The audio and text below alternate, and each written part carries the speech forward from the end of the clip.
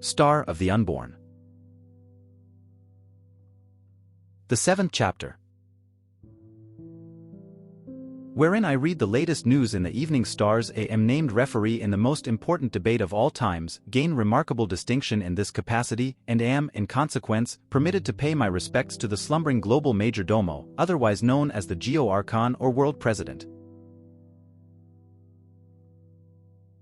This horrible grief, this heart-rending sentimentality, these cosmic blues that drove briny drops into my eyes and gurgling memes into my throat, were fortunately unfounded. I had suffered for the moon without any reason.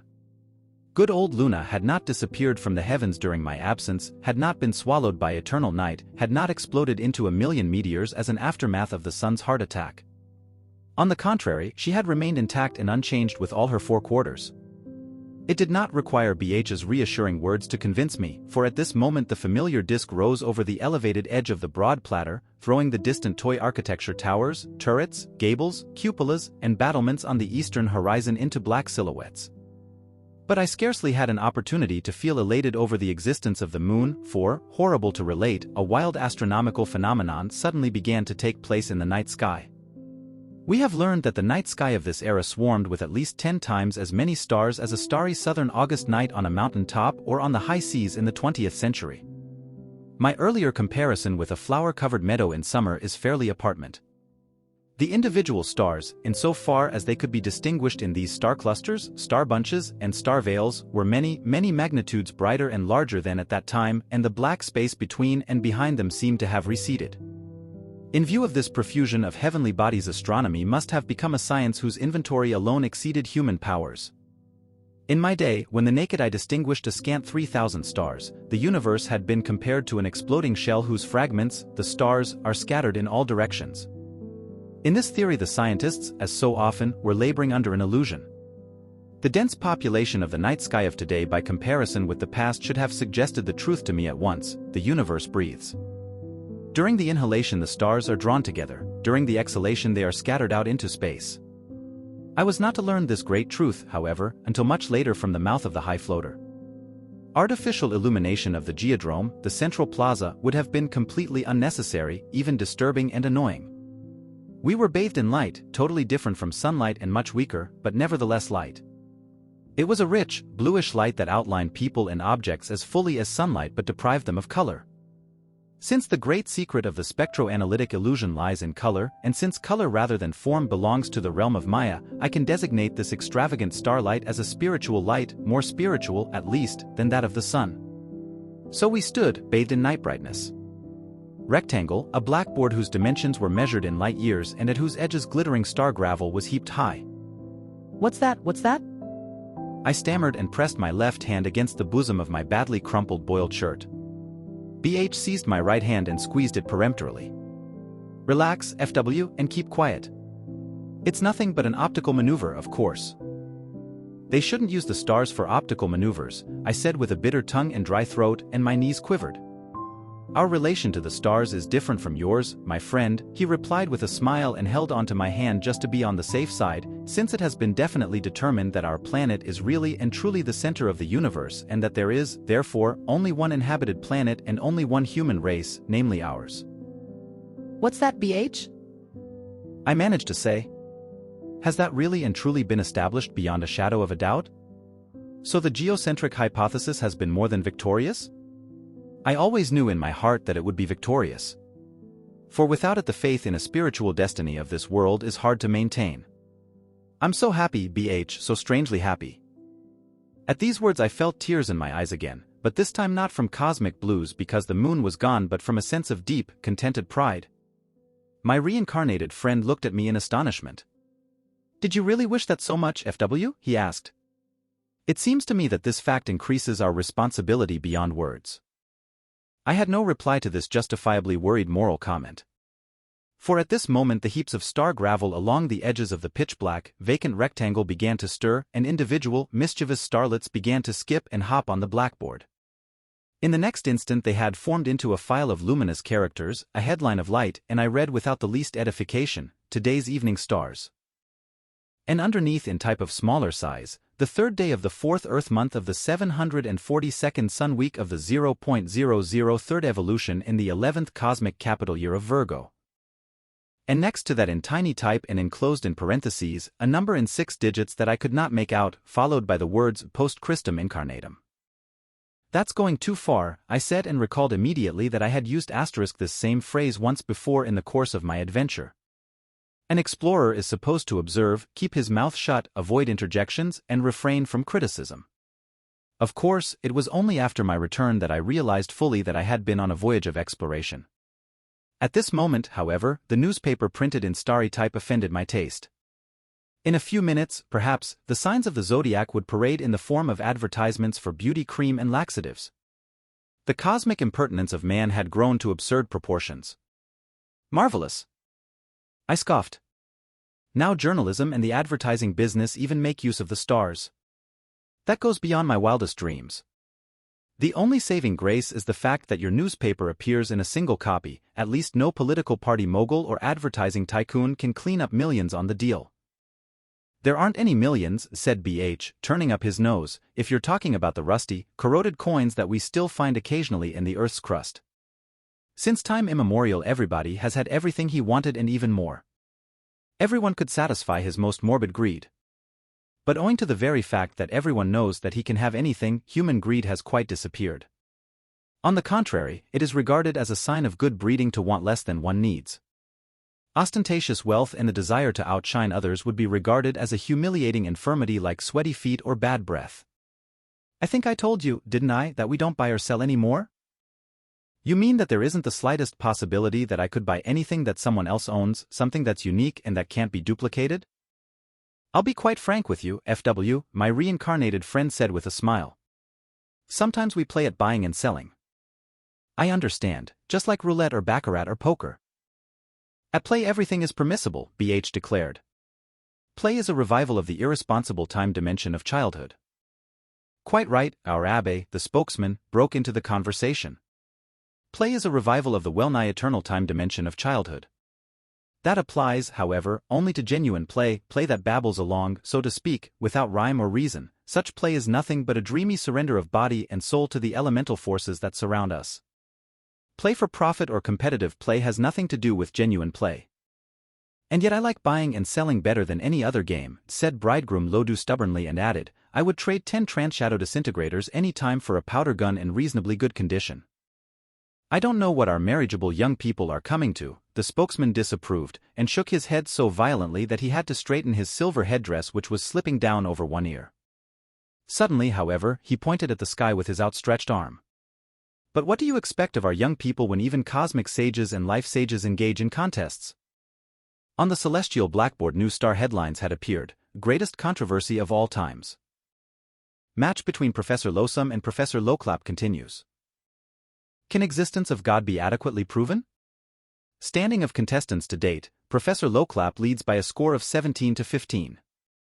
I shall have to make a confession to the reader. The word professor did not actually appear on the firmament, but instead something that looked like and approximated the Greek word sophists. I don't remember much about the monolingua except its strange chirping and twittering phonology that I compared to Aztecan a while ago, but I recall that it contained a lot of Greek derivatives and loanwords which were used to designate institutions of the time.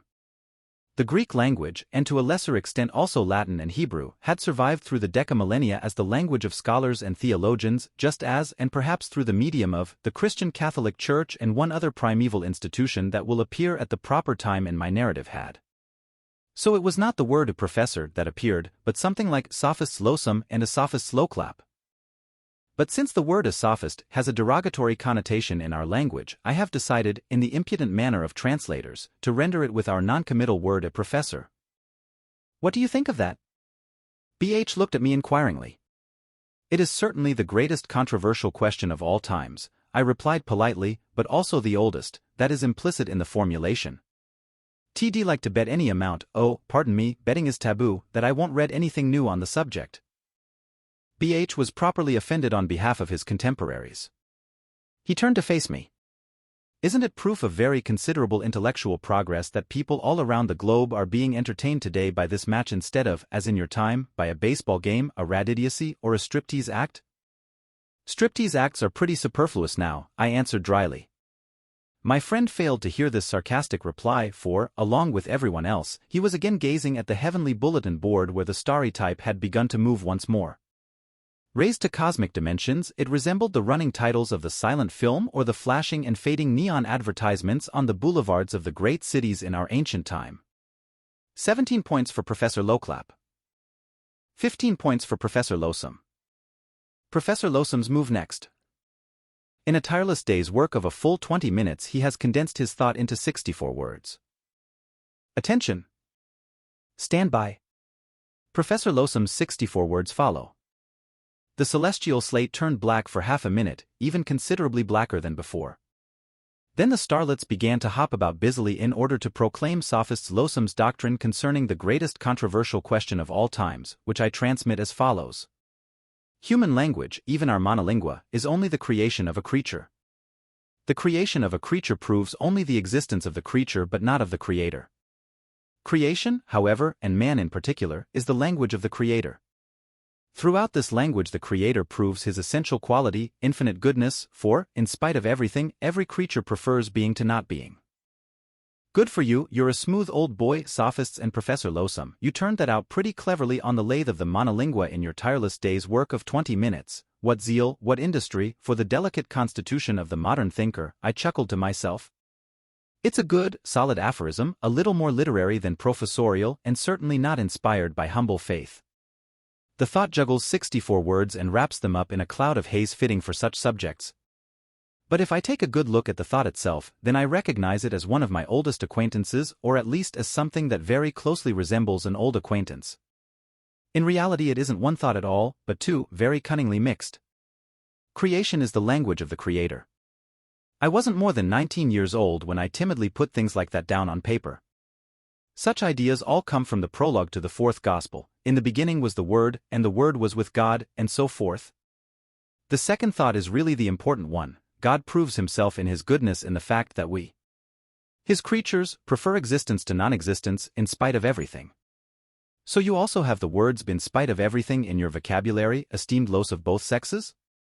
Eternal youth or agelessness, longevity to the point of satiation and even of boredom, security and freedom from care in every aspect of existence, no war, no work, all material goods produced by a first-rate worker with a beard, blonde, I suppose, and delivered right into your houses. The chief aim in life is play, babbling child's play at that, relaxed surrender to the cosmic forces, while a bit of gambling or playing for stakes is illicit friction and against the rules. And at the end, since I assume that even this, mental life must come to an end, I suspect a perfectly miraculous trick, the most interesting detail by far of my present visit, and I am looking forward to my initiation into it. Yet even here I find the words "in spite of everything," and perhaps they do not differ materially from the glorious "in spite of everything" asterisk from which the slaves and martyrs of Rome built the Christian church. Who knows, who knows? At any rate, I'm curious for Sophist Lowclap's countermove. A dusky murmur rustled about me like the sound of distant surf and interrupted my meditation. The crowd of humans in the central plaza had meanwhile increased at least fivefold. Presumably tens of thousands assembled every night in the giant bowl of this agora to promenade in the bluish, black and white, crystalline starlight, read the evening stars, asterisk and exchange opinions about the various mental matches. Hundreds of groups moved about, describing graceful curves on their skates. The figures in their iridescent draperies formed an intricate pattern. Gold and silver headdresses quivered and glistened restlessly. From the circular railing around the pond basin that held the sunken monument of the last war a reddish, martial glow emanated. The official guide of the era had long ago withdrawn to the interior of the earth. The heavenly blackboard, upon which Professor Lowsome's hypothesis had been reproduced several times in succession, stared down again in pristine blackness. I was touched by the fact that the deep concern of all these people around me was not occasioned by the election of some county official of a political party, nor by a strike in an industrial plant, nor by a stock market crash, but by the greatest controversial question of all times, the proof of the existence of God, concerning which, I heard, secret bets were being made. Bridegroom Lodu turned toward me with a regretful shrug. I am very sorry. Seigneur, you're not in luck. Today, on the third day of the week, they always have the dullest program. I asked him what sort of program would be provided tomorrow, for example. He replied that there would be a riddle soirée tomorrow, but there was no time for an explanation of this word, since the black rectangle was again blossoming with starry type. It was now Professor Lowclap's turn to strike a counterblow. 15 points for Professor Lowsome. 17 points for Professor Lowclap. The last round of the contest is underway. Lowclap, the great improviser, is now preparing his reply to Lowsome's new argument. He will successfully complete his tremendous mental exertion in 4 4/10 minutes. He still has 2 2/10 minutes to go. We are about to witness the conclusion of the World's Championship match over the greatest controversial question of all times. Keep your eye on the sky. The committee has already come to an agreement whether the decision is to be made by a general vote or by the verdict of an umpire. Keep your eye on the sky. 3 5/10 minutes of work have now elapsed. That's what I call a very fine job of Americanized journalism and artificial suspense, *, I whispered in BH's ear. My friend looked all around and then whispered back, but don't forget that the object of the suspense isn't a horse race but the proof of the existence of God. Two things haven't changed, BH, I shrugged. Man and his intellectual limits. Again the dusky murmur ran through the crowd, for the stars were writing and writing. Again the slate turned black, much blacker than ever before.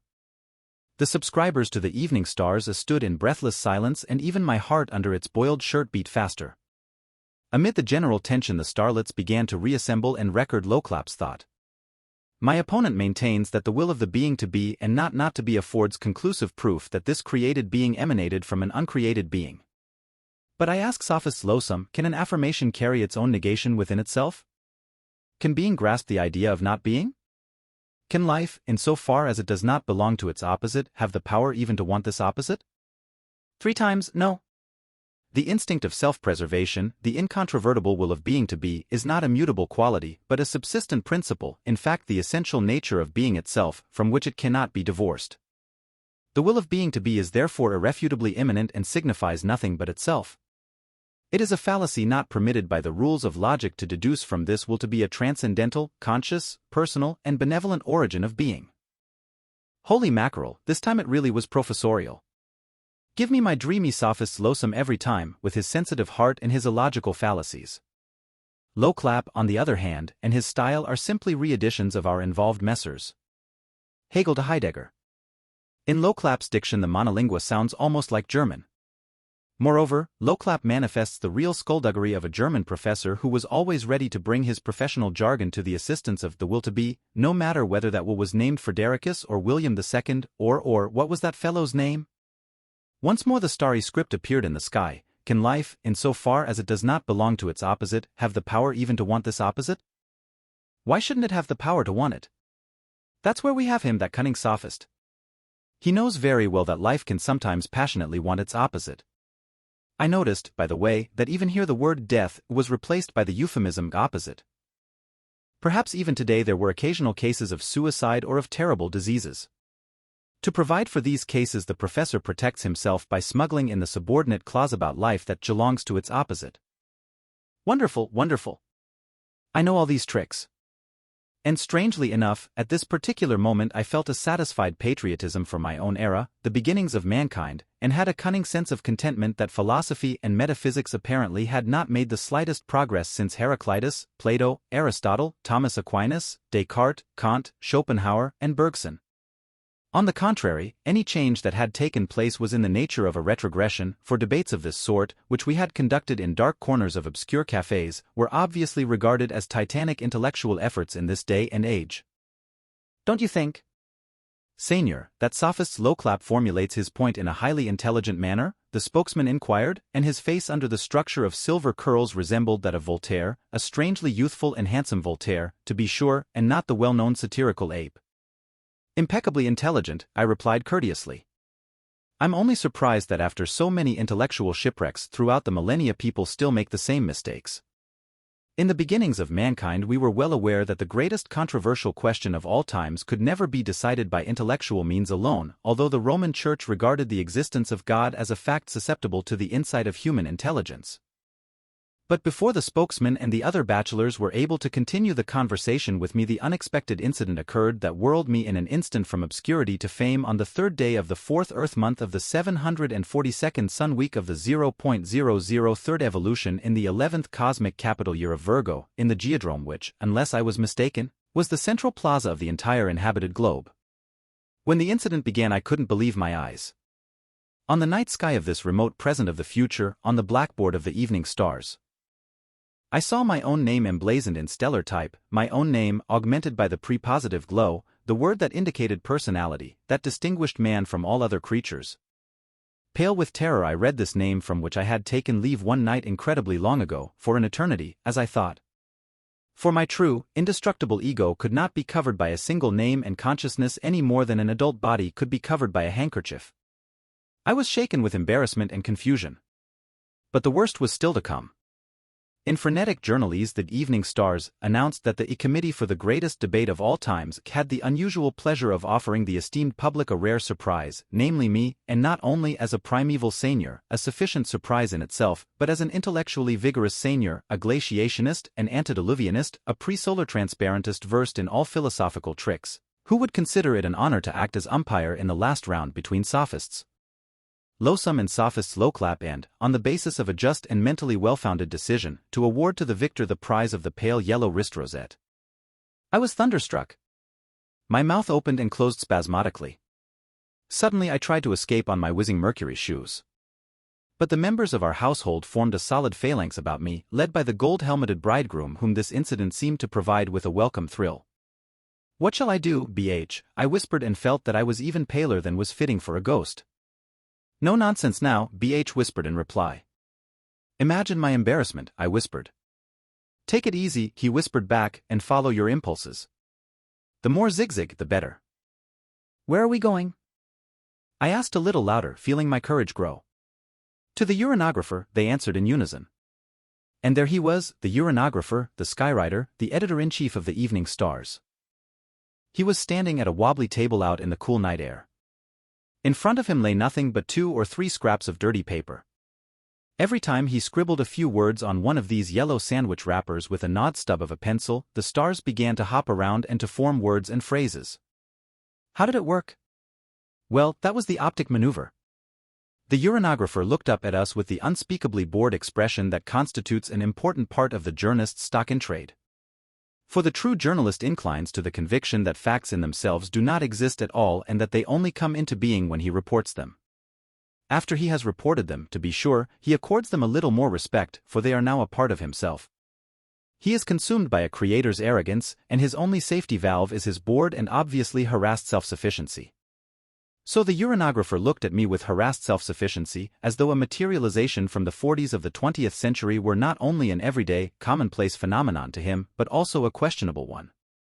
After his eyes had thoroughly impressed me with his professional nil admirari, he asked me in a low, grumbling voice, "Have you made your decision, Seigneur?" The uranographer's bored air and his indifferent voice were probably intended to express his utter disbelief in me as well as in all the other facts that he wrote on the sky with his gnawed stub of a pencil. But this air and this voice, while they offended me, filled me with fresh vigor and energy. "The trains of thought of Losum as well as of Loclap," I said, "are both quite conclusive and both fully defensible." Asterisk. A pale glitter of interest gleamed in the uranographer's eye. Does that mean, "Seigneur," he asked, "that you declare the contest a tie?" "No," I replied with slight emphasis. "I declare the contest decided in favor of Professor Losum." The uranographer yawned. He was the first person of this era whom I caught in the act of a physical reaction to fatigue. "And upon what grounds," he asked, "do you base this unappealable verdict?" "Upon very simple and conclusive grounds," I said slowly, carefully choosing my words, and my heart glowed warmly with the oxidizing consciousness of being right. Sophists Losum employed only 64 words for the formulation of his thought, while Sophists Loclap required 150 words to achieve the same degree of condensation. Loclap's thought, which, moreover, is not an independent hypothesis but a rebuttal, is therefore 86 words weaker than Losum's thought. If we count 10 words as 1 point, then Sophists Losum won 8.5 points in the final round and has accordingly won the match over Sophists Loclap by a score of 23.5 to 17. The urinographer's pencil stub flew over the sandwich wrapper so that the crippled table wobbled even more than before.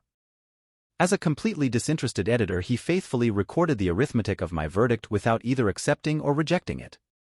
Of course, I was very proud of my decision as umpire. The formula of my judgment sounded in my ear like a Newtonian formula, of two truths serving for the elucidation of the same theme. The one requiring the smaller number of words and syllables for its utterance is to be awarded the prize of the yellow wrist rosette. Today, long after my return from that future present into our present, I find the popular approval of my verdict unintelligible as well as exaggerated. The idea of using the number of words as index to the truth was really a frivolous joke rather than a serious principle of philosophic research, particularly in view of the lofty character of the controversy. Be that as it may, in the bright starlight of that evening I was filled with cheerful satisfaction that I hadn't made a fool of myself, that I had acquitted myself nobly, and, to top it off, I had established a new principle. The strange thing was that this principle, the philosopher who uses too many words is sunk, made a big impression on the crowd in the huge geodrome. Applause and the metal stamping of thousands of skates had an elemental ring. This mental era, that shrank from all violent contact with the intellect and the emotions, approved particularly the pointed, ironic nature, the lightly clad earnestness of my verdict. Furthermore, they had a greater appreciation for the equivalent of Attic salt and Gallic spice than for the Germanic thoroughness that sophists lowclap seem to have inherited over the decamillennia. The applause I received may even have reflected the antipathy for professors in general and for the theme of this everlasting debate. One thing, however, I must reiterate: today's, I mean the time in which I am writing these pages, today the public discussion of such a subject before a worldwide audience would be utterly out of the question. Today only a few exceptional people have the education, vocabulary, freedom from prejudice, and intellectual capacity to follow a philosophical deduction. At that time, I mean the evening that will come around 100,000 years from now, practically everyone possessed this freedom from prejudice and the necessary education. From days immemorial, time and leisure had been identical, and after the conquest of nature mankind would simply have died of boredom without intimate intercourse with the spirit realm and the realm of the spirit. But the matter of this unexpected success of mine was still more complicated. I had been required to choose between two types. Of these two types, Losum represented simplicity, faith, and inspiration. Lowclap represented intellectualism, unbelief, and skepticism. These two types, it soon dawned on me, were the symbols of an ancient feud that was still alive in the present age. I had awarded the crown to Losum, the inspired. Very soon the ill-concealed bad humor of the spokesman, the house sage, and the permanent guest made it evident that the verdict had gone against the wishes of these new friends of mine. The bachelors all belonged to the older and oldest generations. In the course of the dinner, Lophager, the father of the bride, had paid his great-grandmother, the lovely ancestress, a compliment to the effect that only during her youth had people known how to live. At the same time, Lophager had recognized the decadence of modern youth in the fact that they were no longer devoted to pure play but threatened to relapse into long-conquered emotions. Similarly, the sensible iron gray sod covering the globe burst open here and there into those curious jungles with their roosters and clucking hens and with what the age had called the swinish hubbub. Bridegroom Lodu with his martial collection and with his mania for trans-shadow disintegrators and powder guns had furnished me a surprising instance of relapse into long-conquered emotions. So I began to suspect on the very first evening of my visit that the older people were mourning the passing of a sort of rococo, an ancient regime which had preferred pastel shades, the light green and pale blue of the travel globules, while the younger generation now began to smuggle in heavier and darker hues, who knows, perhaps even real blood red. While all these paradoxes flashed through my brain, which was quite clear in spite of all hardships and which proved equal to the demands of the day in spite of the long period of trainingless non-existence, we, the members of our household, and I whizzed back and forth across the central plaza through the applauding, waiting multitude. After a fashion, it was like reviewing a parade, just as distinguished visitors are used to do: kings, presidents, princes, marshals, prime ministers, who with their retinues inspected the guard of honor. Bridegroom Lodu seemed to derive the greatest satisfaction from my success. After all, he was directly responsible for it and could credit it to the account of his wedding days. The master of ceremonies at the moment, however, was not the spokesman, who was still sulking because I had played a dirty trick on skepticism and agnosticism in my verdict, but the permanent guest, the one who looked like a Baroque aristocrat in his plastic silver wig. He sped along at the head of our troop. Now and then he raised his hand and we had to interrupt our flight. In an instant we were then ringed by a curious crowd. One of the novel phenomena of this astromental era for me was the fact that everybody appeared to know everybody else. The human family must have shrunk to a very few millions, no doubt to the exact number that mature judgment deemed necessary for its perpetuation. At any rate, everyone greeted everyone else and was greeted in return. The extremely formal and ceremonious salute reminded me somewhat of the manner in which the Chinese in my age had greeted each other, and also of the greeting of Prussian officers when entering a room, for they inclined their heads, at the same time keeping their torsos rigid, in order to avoid the broken line. B.H. explained the ceremonious intimacy of all with all by the fact that men had learned to treat each other with a higher degree of mutual respect because of the complete awareness that they were not members of an animal race which happened to be the survivors in the struggle for existence, but of the only human race, and therefore the center of the universe. The mere fact that one was human made him an acquaintance. And failure to salute an acquaintance was equivalent to showing him disrespect and hostility. So we stopped now and then whenever the permanent guest gave the order. I inclined my head and kept my torso rigid and accepted similar salutes, although I belonged to this generation only through the vagaries of the time dimension and not in any sense of contemporary space, and I could be recalled at any time, a fact that I felt very clearly and with some amusement at this moment. Again and again I was asked questions that have remained unchanged since the beginnings of mankind and that will remain unchanged until its end. Unless this your first visit to the geodrome, Seigneur? Yes, my first. And were you really as deeply impressed as the evening stars just claimed you were? I'm tremendously impressed. We're delighted. Seigneur. I'm tremendously impressed. We're delighted, Seigneur. Why should they be delighted with my few empty words of praise? Why were they so vain? Were they so very poor? Could it be that even in this day and age they were suffering from an inferiority complex? Tell us frankly, Seigneur, do you notice that we have made any progress? Progress is too weak a word for the mountain heights of development that you have reached. And did anyone in your day, Seigneur, foresee these mountain heights? No. In my time, the complete subjugation of the forces of nature by means of technology was the epitome of all dreams of the future. They also included the struggle for a little social justice. An astromental civilization of the sort you have today lay beyond our powers of imagination and beyond our wishful dreams. You don't say so, Senior. Reciprocal stiff bows concluded the conversation. They were insecure, very insecure. Iosumsk, in spite of everything, gnawed at them. Suddenly puffy little Losalop began to get worried and thoughtful. I have just been called up by my in-law Lofager, he said. I looked at the good-natured little father of the bridegroom to see whether I could discover a tiny telephone or radio receiver in his hands. There was nothing of the sort. How and by what means were you called up? I asked curiously. In order to silence my childish ignorance, BH explained in a disparaging tone, we call each other up mentally, he said. That will have to suffice for you. It takes a considerable amount of education and practice. You have to develop the ability to interrupt the stream of inner ideas and images at will and to evoke the image of the person you want to call with the greatest clarity. I'll practice it with you later. We are to come home at once, said Losalop, betraying a certain nervousness. Lola, the bride, Lofager's lovely daughter, is getting very impatient and annoyed. She wants Senior to be introduced to her. The young lady's wish is my command, I said with old-fashioned courtliness. In reality, I could hardly wait to get home and rest. I was filled with the hope that, after absolving my duties with regard to Lola, or Lala, as the young lady was called, I might be permitted to sit down somewhere, preferably in the amber of the little parlor where BH and I could be fossils again.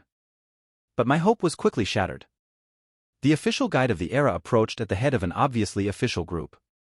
The committee for the greatest controversy of all times had made a decision about me which did not take into account my longing for the broken line. I was to be taken to the global majordomo at once in order to receive a reward for my philosophical verdict. Global majordomo? I asked. Majordomus Mundi? Is this designation to be traced back to the ruling satraps of the time of the Merovingians and Carolingians? Is the global majordomo the head of the state? I asked. He is the Geoarchon, the world president, BH replied. I beg your pardon, I said hesitantly, looking at my friend. But I think that tomorrow, if I am still alive and here, I will be much more presentable than just now. They outdid each other in assuring me that I could not possibly be more presentable than I was at the moment. Not even the argument that the lovely Lala, the day's bride, was impatiently awaiting me had any effect. The chief of the global state had commanded my presence. Gentlemen, I said, you see this moderately honorable decoration here on my breast. The state which awarded it to me was dismissed from world history 3 weeks later until further notice. It's an evil omen. Unreliable people, who work in such imaginary realms as I do, should not be honored with medals and decorations like soldiers, solid government officials, politicians, and industrialists. Adroitness in literary expression is a gift but not an accomplishment, and least of all a virtue. They scolded me for my superstition and tried in all seriousness to allay my worries. Every child knew, they said, that united humanity lived in a state of equipoise that only a cosmic catastrophe could shake. Without attempting to suppress my sigh, I asked, is the government palace nearby? Will I have an opportunity to wash my hands before I appear before His Excellency? BH looked at me angrily. I was terribly sorry to disgrace him again and again. Government palace. He shook his head. The global major domo lives in the sentry booth.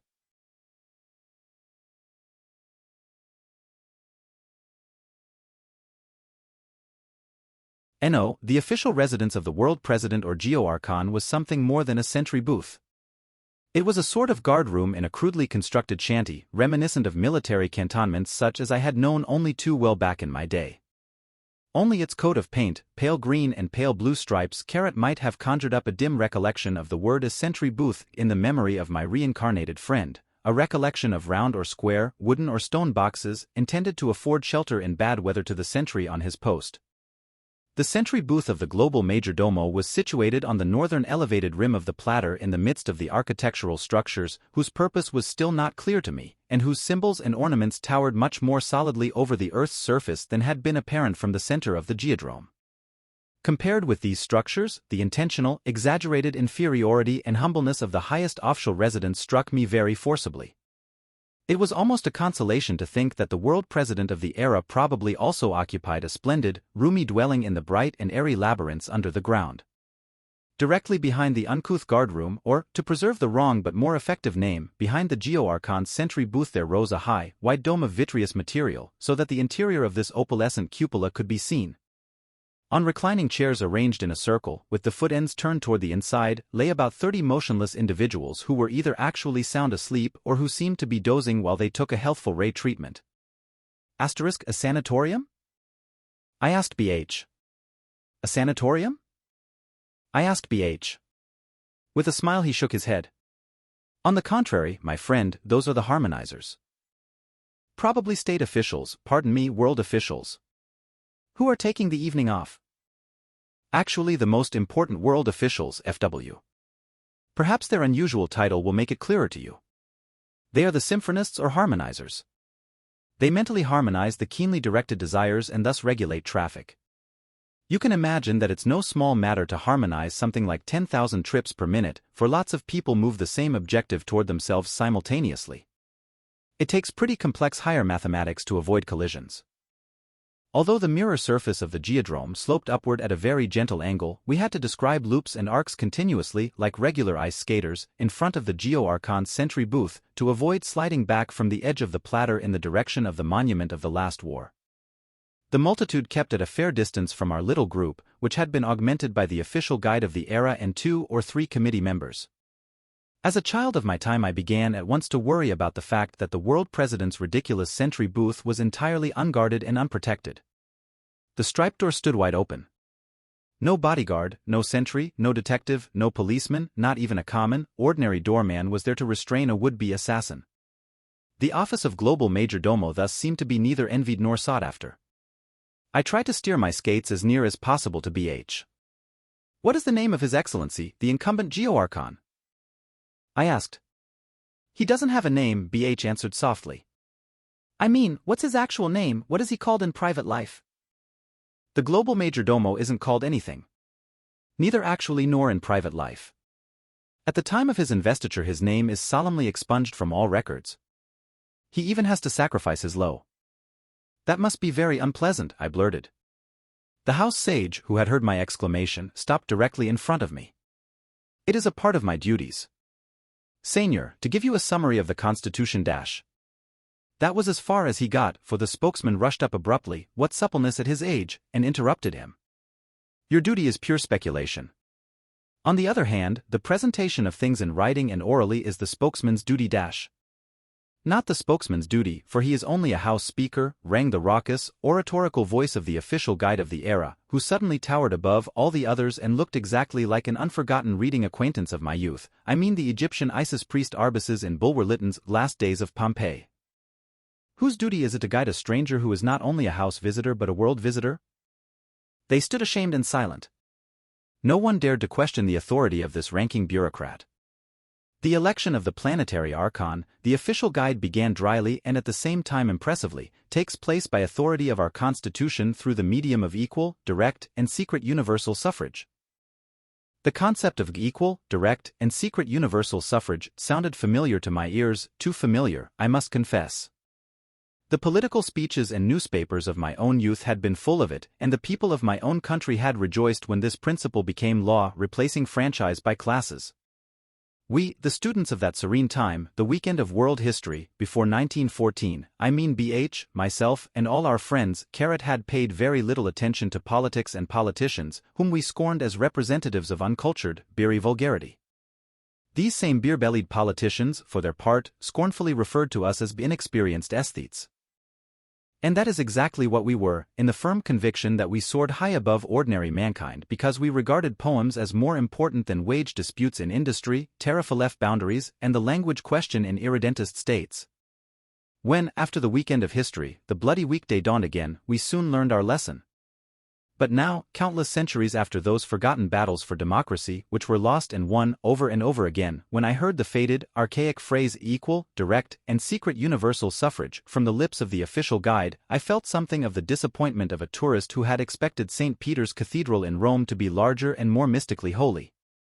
At the same time I relived something of the aestheticized scorn of my youth for the deadly earnestness of politics.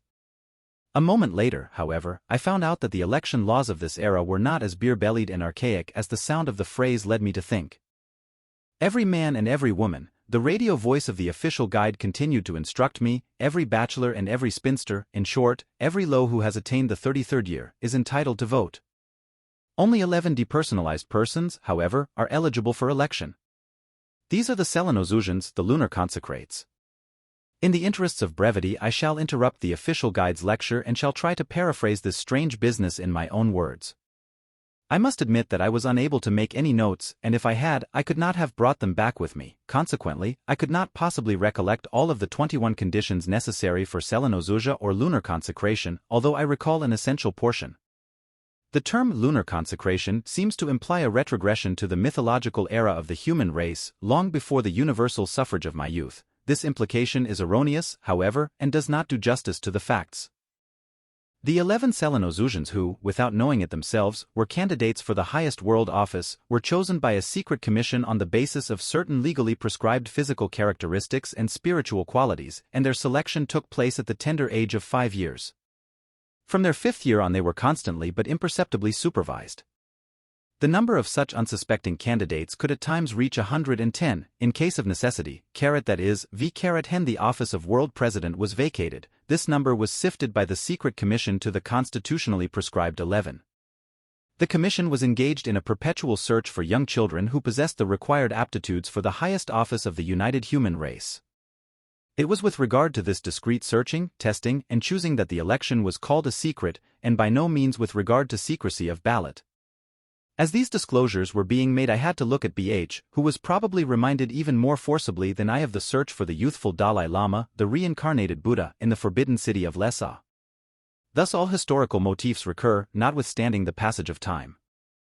But I kept my mouth shut, mindful of BH's ambition to be entirely up to date and without any yesterday. Following are the physical characteristics, as I remember them, by which the Commission, according to traditional precepts, recognized the genuine Selenozuzhans and global precedentables. The ring finger of the left hand had to be more than 1 centimeter longer than the index finger and, if possible, even longer than the middle finger. The thyroid gland had to function at a slower than normal rate, so that many of the precedentables tended toward slight corpulence, without, of course, offending against the normal aesthetic standards. Furthermore, the perfect Selenozuzhan not only had to develop a higher capacity for sleeping than the average man, but he had to sleep with his mouth open. The reason for the latter was said to be a septum deformed by a curvature to the right, hindering the sunbreath that was inhaled through the right nostril, but permitting free passage to the moonbreath through the open left nostril. So much for the physical characteristics. The mental and spiritual qualities that I enumerate here are more than incomplete, slow but, if necessary, penetrating thought processes. An inclination toward daydreaming and absent-mindedness. Bashfulness, timidity, a passion for solitude, a tendency toward broad generalizations and abstractions. All these qualities presupposed a definite deficiency in factual sense and an instinct for power. This particular deficiency was or, more correctly, will one day be required of the chief executive, probably in order to prevent the power-hungry type from attaining power, to spoil the honor for ambitious persons, and to destroy completely any propensity for tyranny and despotism in human nature. As I write this, I recall one more biographical condition required, or at least expected, of the lunar consecrated candidate for the regency. This was not only simple celibacy but a definitely unhappy love affair, a great rarity at that time, as the reader may imagine, which the precedentable had to experience at the civil turning point of his life, a real, old-fashioned, unhappy love with all the trimmings, including a tear-soaked pillow and syrupy lyric poems. Only after this final revelation of a sensitive and vulnerable soul, resulting in celibatarian resignation, was the complete fitness, that is, unfitness, for the highest power established. Now just a few words about the voting procedure itself, as far as the elucidations of the official guide clarified it. The term of office of the incumbent Major Domus Mundi was for the duration of his life. It ended only with his departure from existence. The secret of this departure, in connection with which the word death was always assiduously avoided, cannot be revealed, as I have said, before I come to the end of my visit. The permanent guest, the one with the Baroque physiognomy, had prematurely revealed the fact that this departure was made voluntarily and on foot. I myself will reveal nothing further at this time, and I insistently implore the reader not to turn to the conclusion of the book. The relation between reader and author, too, must be based on mutual confidence. The voluntary nature of the last journey excluded the likelihood of a precipitate and unpredicted exit from it for the average citizen, and of course that was even more true of the world's most prominent citizen. And yet in the case of the most prominent citizen, only the secret commission was informed of his start upon the final journey. The general public found out about it only when the election was announced. In the very hour, however, when the aged but ever-youthful global majordomo departed, the 11 candidates for the succession were thrown into a sort of monastic prison, where they had to await the result of the election in solitary confinement, darkness, and asceticism. It would be a great mistake, however, to assume that the 11 presidentiable Selenozusians complained about their imprisonment and their privations. The only thing they complained about was the misfortune that would soon overtake one of them, namely, to be elected to the highest rank among men. Again and again they implored the wardens and the members of the commission to permit them to escape and to sink back into obscurity, or even to keep them forever in dark, solitary confinement. They sought to escape only a single danger, the danger of becoming the focal point of mundane distinction. For the gentle reader this attitude will be just as unintelligible as it was for me and for the entire world into which I returned from there. Our kings, presidents, vice-presidents, ministers, secretaries of state, governors, undersecretaries, mayors, and village magistrates are glued to their respective thrones and chairs. They cling to the arms of these seating accommodations with such desperate claws that nothing but a swift kick or a revolutionist's bullet can dislodge them. If it is an elective office that they hold, they would be delighted to be elected for 20 successive terms, if only to avoid the disgrace of returning to the ranks of the insignificant and nameless. For the politician is only a parasite of fame. A truly gifted man earns his name by the exceptional nature of his character and accomplishments. The politician gets his name surreptitiously by the most commonplace commonplaces, in caucuses and conventions, in party congresses and meeting halls, in back rooms reeking of intrigue, cheap tobacco, horse trading, and corruption. The possession of power must be depressing, crushing, breathtaking beyond words. Must not a moderately moral human writhe in perspiration and in nightmares of terror before every weighty decision that depends upon his signature? And yet the mighty flourish wonderfully in the civilization of the 20th century. They grow old, they have steady nerves and rosy cheeks, and the best among them dine, wine, and smoke with visible relish. It seems as if they are sustained beyond the measure of ordinary humans by the steel corset of demoniac arrogance, by an orgiastic turgescence which fills the remotest corners of their being with perpetual lust that can only be debilitated by loss of power. And loss of power is indeed a tragedy from which they wither like actors, only faster, for they too live only by the sound and fury that their short-lived names stir up.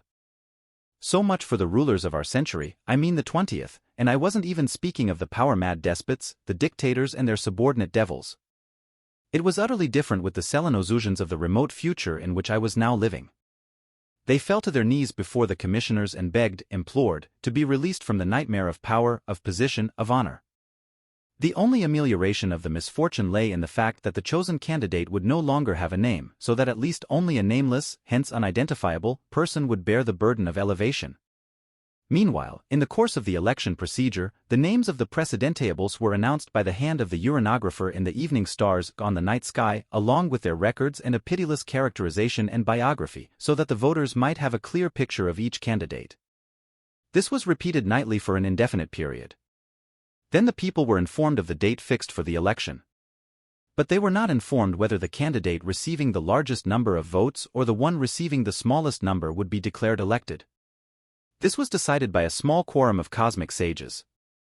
So the voters remained in ignorance as to whether their ballots helped to steer the chosen candidate into the century booth of the world's highest office or excluded him from it. Today, after my return, this frustration of the voters seems incomprehensible to me. At that time, that is, in the most distant future, when I first heard it from the mouth of the official guide, it struck me as the bold answer to a riddle or the clever solution to a difficult mathematical problem.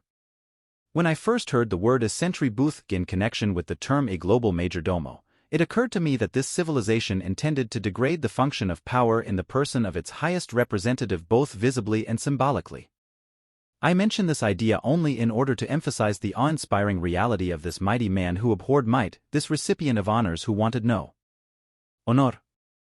The official guide had already disappeared inside the august shanty, and my household group shoved me gently after him through the open door into the brown dusk. The first things I distinguished were two little lamps on the floor, two nightlights, I almost said funeral lights, whose glow barely penetrated the gloom.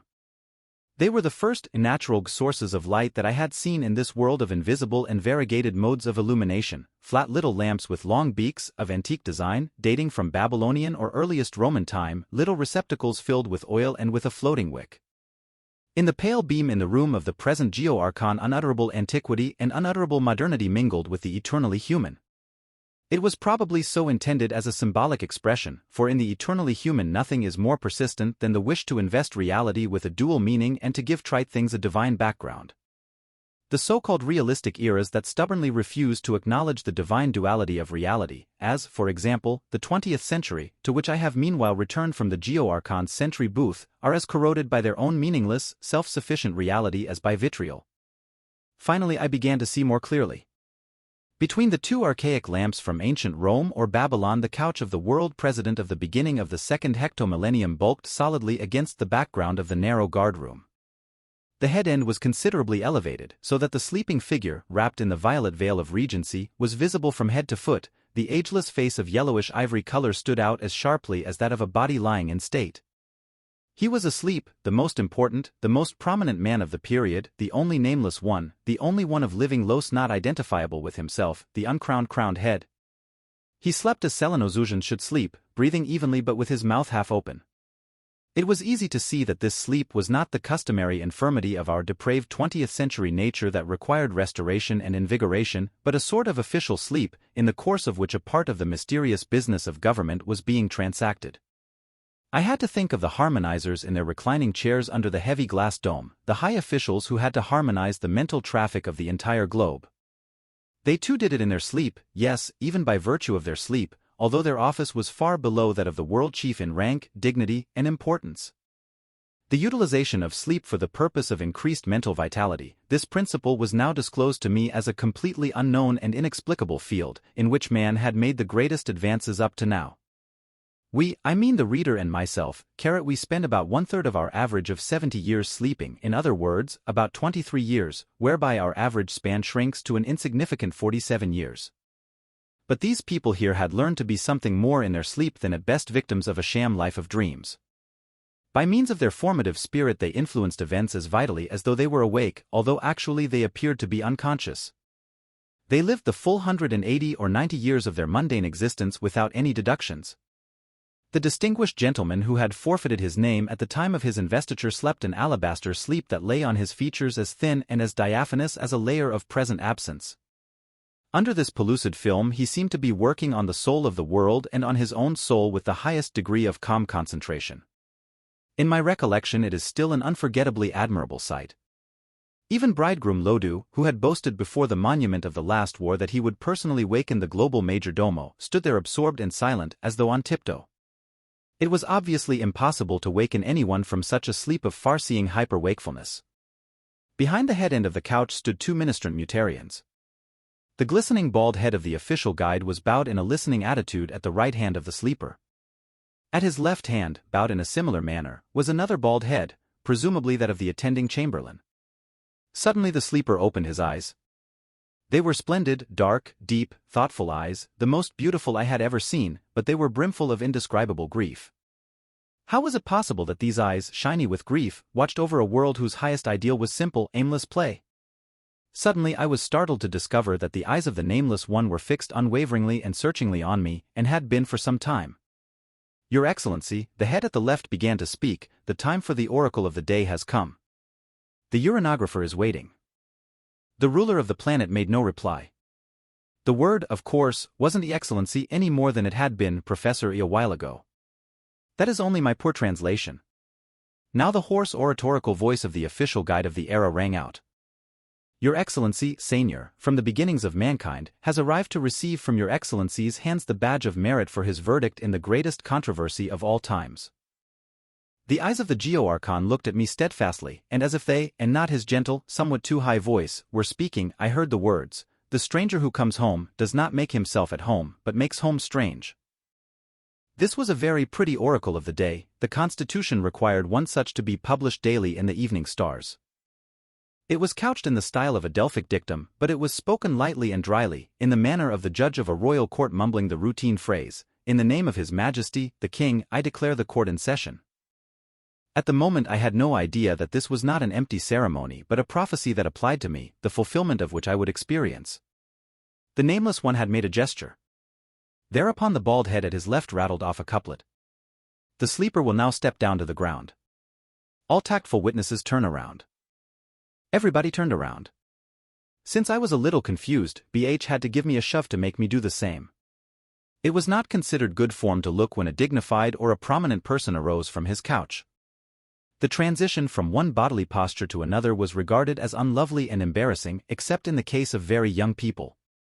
Now the bald head at the left rattled off another couplet that turned us back to His Excellency again. Since I have forgotten this verse, I can't repeat it without inventing one, and I am doing my utmost to avoid any invention in this narrative. Although I had turned around again after the second couplet, I kept my eyes cast down in order not to offend the noble Selenozujan's profound embarrassment and his uneasy touch-me-not attitude that made the air vibrate perceptibly. As I looked up now, his unbelievably sad eyes gazed at me even more intently and more steadily than before. The figure in the violet drapery, elegant in spite of its slight corpulence, now stood directly in front of me. I knew that my gaze had to withstand his without flinching. It was not easy. Gradually, however, I felt and knew that the overfull eyes were speaking to me. This is not the trite fictional phrase. The eyes of the world chief were actually speaking to me in the language of eyes and thoughts. Since everyone understood the monolingua, and the silent language of eyes and thoughts was intelligible only to the person immediately addressed, the latter had, in the course of time, developed into the only means by which discreet information and secrets could be communicated. After a few nervous and anxious moments, even I, archidiot that I was, understood or believed that I understood what the Major Domus Mundi wanted to confide to me. It was pretty distressing for me and, translated into articulate language, ran about as follows. Why did you come here, Seigneur? It's not only unhealthy for you but also for us, as I hinted in the antithesis of my oracle of the day. Man is the creature of only his own century and nothing more. He should devote himself entirely to that which constantly melts away while it continues to exist, that which he calls the present. If he visits the past in the musty medium of documents and epitaphs, he is committing a slight sacrilege, for the past of the historical delver can never be the genuine past. But if he sticks his nose into the future, into the musty medium of an absolute vacuum in which there are no documents and not even graves, then he is committing a very great sacrilege, a sin before God, even though a prophetic dream or death may whisper many true things in his ear. It must be admitted that the things which the language of these sad eyes communicated to me with increasing clarity were indeed more than embarrassing. I was definitely being kicked out. The world head was handing me a summary dismissal from a present into which I had entered by the wrong door. And how right the Geoarchon was. I didn't belong here. But was it my fault? What could I do? Not a thing, for, as the reader already knows, I hadn't learned how to dissolve. Instead I did something downright nasty. By means of vigorous rolling of my eyes as well as urgent motions of my head and fingers, I drew attention to the reincarnated BH and put all the blame on him for my presence at this forbidden time in the 11th cosmic capital year of Virgo. Of course it was his fault, consciously or unconsciously, for he had drawn my name from the alphabet. But BH's fault did not exonerate me. Was it proper for me to commit such a treachery against my old schoolmate and best friend and to squeal to the teacher with rolling eyes and stabbing index finger, even though he was guilty and I had gotten into a jam through his fault? I don't know how much of all this the noble Selenozujan noticed. His eyes had not followed my index finger. They rested on me with charming, ineffable sadness without speaking any more cue. Nor did these eyes waver when the Geoarchon's hands suddenly tore a long rip in his violet veil drapery, as the Orientals do when they are mourning someone's death. I did not understand the significance of this ceremonial act at once. Not until the official guide and my other companions had nodded and blinked at me with appropriate gestures did I extend my left arm with its disgracefully frayed shirt cuff toward the global majordomo. The sad, marvelous eyes released me. Unnaturally slim, slightly trembling ivory hands fastened a strip of the violet veil loosely about my left wrist. I had received a high distinction. The violet badge of honor assured me the best of treatment, even special preference, on the part of my uncontemporaneous contemporaries. The badge was undoubtedly more significant than the provincial medal on my left breast. I had brought the medal here with me. Would it be possible for me to take along the rosette of honor as a piece of evidence to wherever I would have to go from here? During the entire time that I spent in the present of the most distant future, I always had the feeling that I was only a visitor. I never thought for an instant that I would be permitted to settle here permanently. But where would I be going from here? Since I had come from the dead, as I believed, I would have to return to the dead along with my medal and rosette. It was BH's fault that I had to die twice. Serves him right, I thought with a sneer, that I pointed my finger at him before. I looked at the nameless, lunar-consecrated world chief intently, in order to impress the nobility of his features on my memory forever. I regretted that I would never see him again. How could I know that I would see his sublime face once more? In a tragic hour.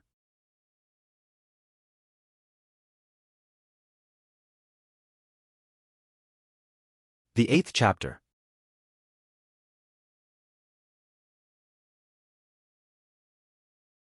Wherein I finally appear before the bride and, in the course of a lengthy conversation, am tempted by the hand of the youthfully beautiful ancestress to commit an act which will have disastrous consequences.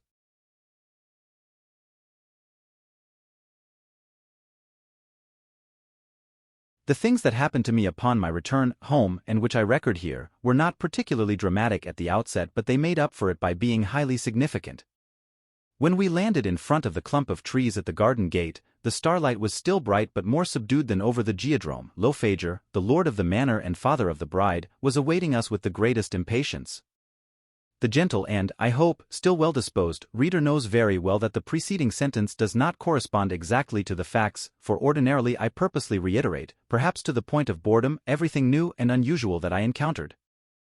The reader knows, therefore, that it was not we who landed at the garden gate but that we moved the gate, along with Lofager's interesting personality, toward us by means of the mentalable puzzle. He also knows that the trip required activation of the kinetic intellects of the sleeping harmonizers, who coordinated our keenly directed desires with those of thousands of other travelers by means of some supermathematics and physics that were far beyond my comprehension but that functioned perfectly.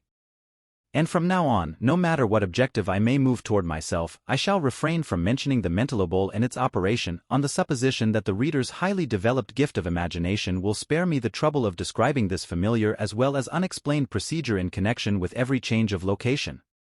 Lofager received us with a gentle reproach to the spokesman for our delay. But when he saw the violet ribbon on my left wrist that the Major Domus Mundi had torn from his own veil garment as a mark of distinction, the father of the bride bowed his golden head approvingly. "You have brought great honor to my house, Seigneur," he said. I followed the course of events in the carrot evening stars with pride. Your verdict was the product of a truly playful spirit and of a fine sense of tact. I congratulate you upon the highest class of wrist rosette that can be awarded by our world executive. Once again I looked down along my figure and noted with disgust the old grease stains on the silk lapel of my evening coat, the wretchedly dangling medal, and the frayed left cuff that I had instinctively pulled down over the violet rosette in order to conceal it. I shrugged my shoulders. It was not a haughty gesture but one of painful embarrassment. "I know, Seigneur," Lofager said and emphasized his words with a smile, "that such distinctions and decorations not only mean nothing to you, but are probably annoying." "Not at all, my dear host," I contradicted him. "Unfortunately that is not the case. Since I have had the vivid experience that not only our human ego, together with its body, is indestructible, but even the worn dress suit that clothes the body, I must now make the disagreeable confession that the vanity of this ego is likewise indestructible. I am much prouder of the veil rosette that I received from His Excellency, the Geo-Archon, for a mediocre joke, than of this metal thing for which I had to work incomparably harder." "It wasn't a mediocre joke at all, Seigneur," said Lofager seriously. "It was the most astounding adaptability, for which all of us respect you highly. Your accomplishment seems all the greater to me when I consider how long you rested and only counted the empty beats and measures of an orchestral part during which the instrument must remain silent." Lofager, a highly gifted man, had used a musical metaphor that lay outside the realm of my experience, although it was quite ingenious. He compared the rest between death and resuscitation with the empty measures of an orchestral instrument, during which it must remain silent because the composer had marked them tacet. The musician, however, who plays this orchestral instrument is required to count out the empty measures so as not to miss his cue. Up to now I had had too little leisure to meditate about the state of my ego between that final, vague night and my appearance on the iron grey sod a few hours ago. But in any case it was not comparable to a musical rest during which one counts measures and stares at the conductor. Timelessness, I strove to explain the unexplainable, is by no means a rest, a void, a gap. In fact it is not the absence of anything that continues to exist without it. It neither stops nor does it pass. It is like frozen lightning, an instant that rushes away incessantly without vanishing. It is. Don't exert yourself, sanier glofagoran teraptid meselicitously.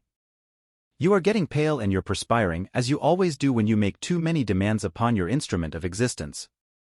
I myself have nibbled around a bit in the marvels of timelessness. Years ago I took the advanced layman's course for chronosophers and starovers. I'll see to it that you are admitted to the elementary lamasery of the chronosophers. Lofeger winked at me significantly. We let the others precede us through the garden gate. The leathery foliage bristled stiffly in the starlight. The sickly giant magnolias hung limply white, robbed of their pale pink or yellowish tints. But my eyes seemed to distinguish far more different kinds of blossoms than before. Around the Stygian flora of the mental world fluttered pale-winged lepidoptera as large as birds, which produced a pleasant twittering sound that sometimes rose to a dry trill or fell to a rustling sob. Its relationship to birdsong was the same as that of a noiseless laugh to genuine laughter. I assumed I was listening to the lay of the nightingale of the mental era. "Did you notice anything?" the father of the bride asked me softly but earnestly. "Why? Was I supposed to notice something?" I whispered in return so that the others would not hear me. "You became acquainted with the Mono Nation out there in the geodrome, didn't you?" What is that, the Mono Nation? "I mean the human race, naturally, the indigenes of our planet." He used the word indigene as a foreign word. That gave me the courage to address him in the same language as a chum. "Oh, you mean the people of this day and age? Compare. I'm sorry my eyes are so bad. But I thought your indigenes of today were perfectly marvelous. A fluttering of veils of changeable pastel shades, and they applaud by clapping and stamping just as they used to do, and the babies in the arms of their mothers or nurses even cry. That's what I liked best. That made me feel right at home." Lofeger stood still and looked at me with strange melancholy. "I didn't ask you, Seigneur, whether you liked the indigenes of our planet. I asked you whether you noticed anything particular about them." "I'm not sure that I understand you." "Did you notice any kind of tension, Seigneur? Any kind of uneasy bitterness or sneering dissatisfaction under the changeable pastel veils?" "None whatever, not a trace of it," I declared to the best of my knowledge and belief. "The spiritualized human race, mental mankind, seems to be in the very best of order. No more chaos of any sort. That is, if TM to be entirely honest, the only strange thing I've observed up to now is your future son-in-law's predilection for old weapons of war." Lofeger sighed deeply and raised his noble, yellowish right hand slightly to silence me. All gestures in the mental era were quite restrained. "That's enough, Seigneur," he whispered. "Not another word about that." I had no time to interpret Lofeger's deep sigh, for at that minute the Mutarian, Lofra, had appeared and in complete silence had communicated something to the bridegroom. Lodu turned to us, obviously upset. "You'd better hurry, Seigneur," he urged. "I've just heard that Lola, my enchanting fiancée, is in tears because you stayed away so long. She's been waiting for you since dinner time. And now the first night vigil is almost ended." "It isn't my fault, fiancée," I protested. "A stranger like Maisuke has to follow the program that his hosts lay out for him." "It's my fault alone," said bridegroom Lodu, "and that's the worst of it."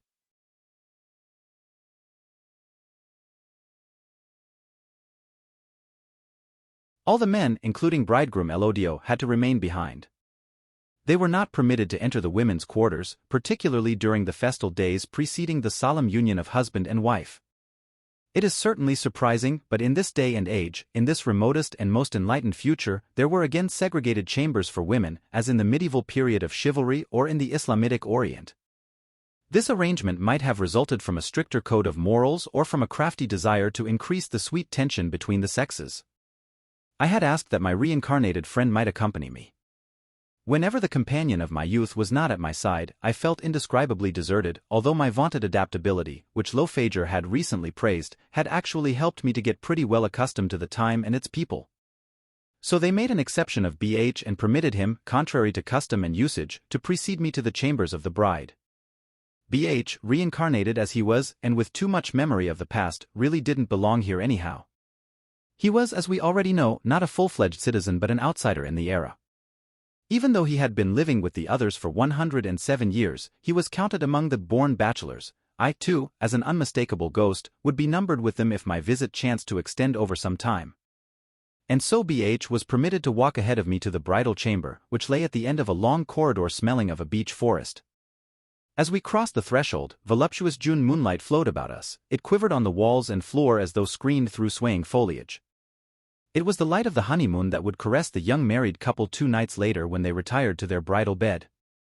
This bridal bed, higher and wider than all the couches in the house, stood in the center of the room.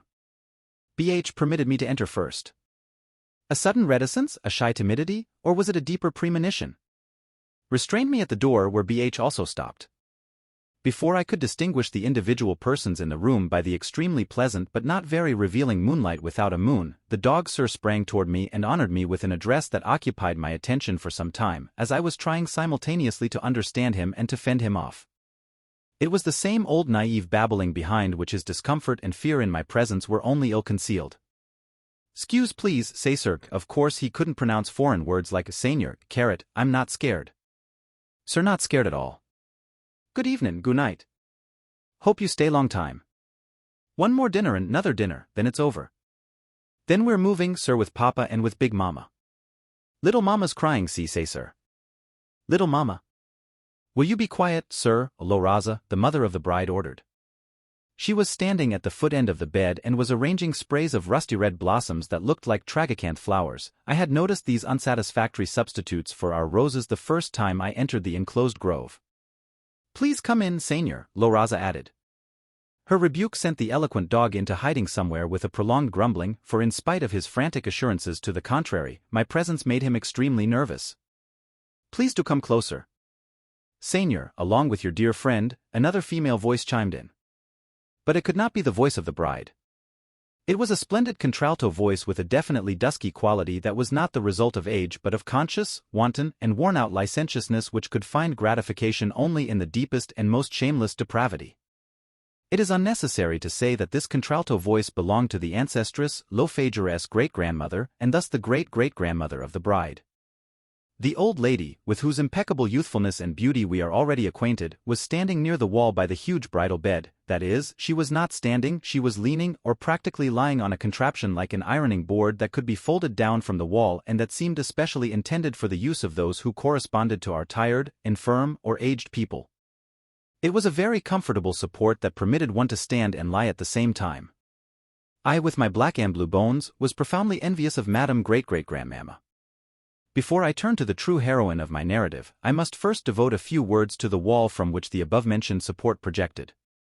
In 3 rooms which I had entered up to now, my attention had been far too exclusively centered on the people to permit close observation of objects and things. Even bridegroom Lodu's wall-filling collection of weapons had not caught my eye. In a fast-moving novel, the hasty reader is frequently inclined to skip the most beautiful descriptions of scenery and rooms, which the author sometimes extends beyond appropriate limits not for the sake of the reader but of his own pedantic honesty. The great dramatists of the past, on the other hand, treat the problem of description, of stage direction, with consummate boldness. Calderon, Lope de Vega, Shakespeare, simply write, "Night. Castleyard." And if it's a stage direction in Macbeth, the author doesn't have to add, "A cloud-racked sky, wind. A hoot owl is shrieking." All that and many outlier things are included in the 2 words night. Castleyard. Every additional syllable would diminish the author's greatness. An author of a book of travels, as I am called upon to be, deserves a certain degree of indulgence. His main business is not action, plot, intrigue, and solution of a conflict, but carrot hideous to contemplate, description and more description. An explorer, for example, who is writing about the Antarctic, is not permitted to confine himself to the subjective impression that the 2 volcanoes Terror and Erebus made on him. He is obliged to report their geographic location, their absolute and relative altitudes, their geological formation, the cycle of their activity, and all that in objective words and exact figures. That is the task of the explorer in space, where everything is more or less permanently fixed and subject to verification. Moreover, he has at his disposal a lot of good atlases that he can consult whenever he doesn't trust his memory. But the reporter sent ahead into time has no such aids and crutches for a lame memory. There are no reference books on Earth about the Elevendi cosmic capital year of Virgo. The snowy wastes of Fridtjof Nansen land below the North Pole are far less untrodden than the Geodrome, the central plaza thronging with tens and hundreds of thousands. That doesn't mean that I feel sorry for myself on account of my hard task, it is merely meant for the nervous reader as an explanation of the reason that I continually relapse into the hated form of description without being capable of painting a Shakespearean picture in 2 words. A picture is intelligible only when it is a copy of a model. Do I have a model, now be honest, that represents the 11th cosmic capital year of Virgo? The moon-daubed walls of the bridal chamber were disturbingly alive. Was it a continually changing, dynamic wallpaper that covered them? Or was an endless film being projected from somewhere, a breath-like film that always showed the same landscape, varied only by perpetual changes of light, wind, and shadow? No. My eyes convinced me that both explanations were erroneous. In the background of the pictures running around all four walls several mountain ranges appeared, distinguishable from each other only by the lighter or darker shade of blue that the moonlight poured over them. But how did the memory of these mountain ranges and of these nocturnal tints get into this subterranean dwelling? Millennia ago the gray-carpeted planet had forgotten that such mountain ranges had ever risen from its surface and that one shade of bayou behind another could fade away in ever hazier layers. And besides that, they were mountains of my own recollection, the mountains in whose shadow I had breathed and worked for 20 years of my relatively short life. How did this landscape come to be on the walls of Lola's bridal chamber in the form of visionary or dynamic wallpaper? Was it a gesture in my honor on the part of the mental era, where everyone knew more of his neighbor's inner life than was good for him? Was it I myself who cast the beloved landscape on the blank wall out of my inner storehouse and at the same time made a despondent gesture in order to express my nostalgic astonishment? In the foreground of the visionary wallpaper, whose perspective was more plastic than any stereoscopic photograph, the shadow designs of the pliant branches of large trees played gently in the faint night wind, and there stood the decaying observation tower of the Kreuzberg. "Do you see the same things that I do, BH?" I whispered. "They're on the wall?" "What do you see, FW?" He smiled. "Each one of us has a different wallpaper, you may be sure." Then I suddenly knew that during the 100,000 years of my death man had acquired the ability to develop, fix, and project his own inner pictures on the wall. The pale confusion of the imaginative faculties of former times had increased infinitely in power, sharpness of definition, and clarity of elaboration. Everyone was his own painter and poet and could read his visions in clearest details on the walls of his subterranean house. The false moonlight and the artificial odor of the forest had awakened powerful memories within me, which were now reflected as complete images on the dynamic wallpaper. "It's hard to see you there, Senior, because you're standing in the shadow," the dark contralto voice said. "Do come closer, still closer. My little great-great-grandchild has been shedding tears about you, haven't you, Lala? They promised you an unusual entertainment, and the unusual entertainment kept you waiting for hours on your evening of honor." The youthfully beautiful ancestress accompanied her words with a strangely golden but toneless laugh. And I stepped shyly toward the huge bridal bed on tiptoe, God knows why. Lo Raza had meanwhile finished her work. The bed was completely covered from top to bottom with the stiff, scentless straw flowers, the ersatz roses of the age. Under them the bride lay, even in mental style I can't find any other description, on her stomach. Her face was buried in her arms, and from time to time her lovely back, gleaming faintly through the traditional dove-gray veil drapery, seemed to be shaken by obstinate sobs. "My stubborn darling," Io Raza cajoled her, "my little Lala, don't torment yourself any longer. Senior is here. Senior is standing right next to you." "Is he really standing next to me?" The voice of the bride sounded muffled and unnatural from between her folded arms. "Is he really here, or are you fooling me again?" "We've never done that, my sweet Lala," the bride's mother rebuked her gently. "We have suffered from your unruliness and nervousness that's quite unfitting for the sacred bridal time. My heart is very sad. Don't be so childish anymore, even though you are still terribly young." "Please don't say that I'm young," Lala's voice grumbled morsely. "You know I can't bear to hear it, I can't bear it." "Much too young," the ancestress criticized pitilessly. "Not even 26 years old. In my day they used to chase the 26-year-olds out to the workers' park to grow, instead of getting married." "Don't be impolite, little Lala," the mother of the bride interrupted, "and do turn around. You can't keep on showing your back to Senior. He kept me waiting so long." Lala's voice sounded from below in an offended tone and with a suppressed sob. "My very dear young lady," I heard myself saying in my most embarrassed and polite manner, "I am entirely new here. You understand that I am a rank newcomer, a greenhorn who finds it very difficult to get along. It's not my fault that I kept you waiting to the end of the first vigil. They drew me out of the alphabet and summoned me here without my knowledge or consent. I am entirely dependent. Your father and your fiancé plan my program, not I myself. I'm sorry that I made you impatient." But I must decline all responsibility here and now, not only for my tardiness, but for everything else that might happen later. This I said in dignified language, but at the same time I could not rid myself of a bitter feeling of discomfort. I felt like a pedantic ass who wants to vindicate himself in the eyes of a woman for all past and future offenses by a dry statement of fact. "So you're really here beside me," said Lala from under her arms, but the tone sounded different. "Yes, he's really here," fluted the mother of the bride with exaggerated delight, and it sounded as childishly coaxing as though she were speaking to a 5-year-old instead of with a 26-year-old. "And now our baby won't hurt our feelings any longer and she'll turn around." "I would consider it an honor," I declared as dryly and stiffly as ever. At the same time I reluctantly felt that Lala had involved me in the battle. "Who says that I'm not afraid to look at you?" the bride exclaimed suddenly and hugged the wooden bolster. She sounded at once honest and meek. The voice of Sir, the dog, whined out of some hiding place. "Afraid, of course, yes, yes, la la la, afraid. Little mama, Sir knows all about it." Lodu, the bridegroom, won't have an easy time, I thought. I was getting tired of this business. Worse than that, I was getting sick of it. On the one hand, I thought, they make the stars hop around and they project their dynamic tapestries on the walls. On the other hand, their women are just about as old-fashionedly hysterical as those of the Mauve decade. At 26 our girls were fully mature. Of course, this age today corresponds to our 15-year-olds or even younger. So I had better be prepared for further childish naughtiness. If the brat had had some duties or anything at all to do, she would have been more reasonable. Apparently their highest accomplishment, the abolition of work, was also their greatest curse. There must be a natural law in accordance with which the coefficient of failure in life, that which religion calls evil, remains constant in quantity and intensity under all conditions and changing circumstances. This important thought began to worry me. My eyes were staring at the wall where the visionary wallpaper grew fainter and fainter. When I looked back toward the couch, the bride had turned around long ago. If it is desirable at any point in this story to call on the muse for assistance, this is the point. Every experienced reader, and this word generally implies the feminine gender, knows perfectly well that the author's printed statement to the effect that someone, man or woman, is remarkably beautiful means very little and makes only a faint impression on the imagination, an impression that becomes fainter in direct ratio to the display of enraptured descriptive words.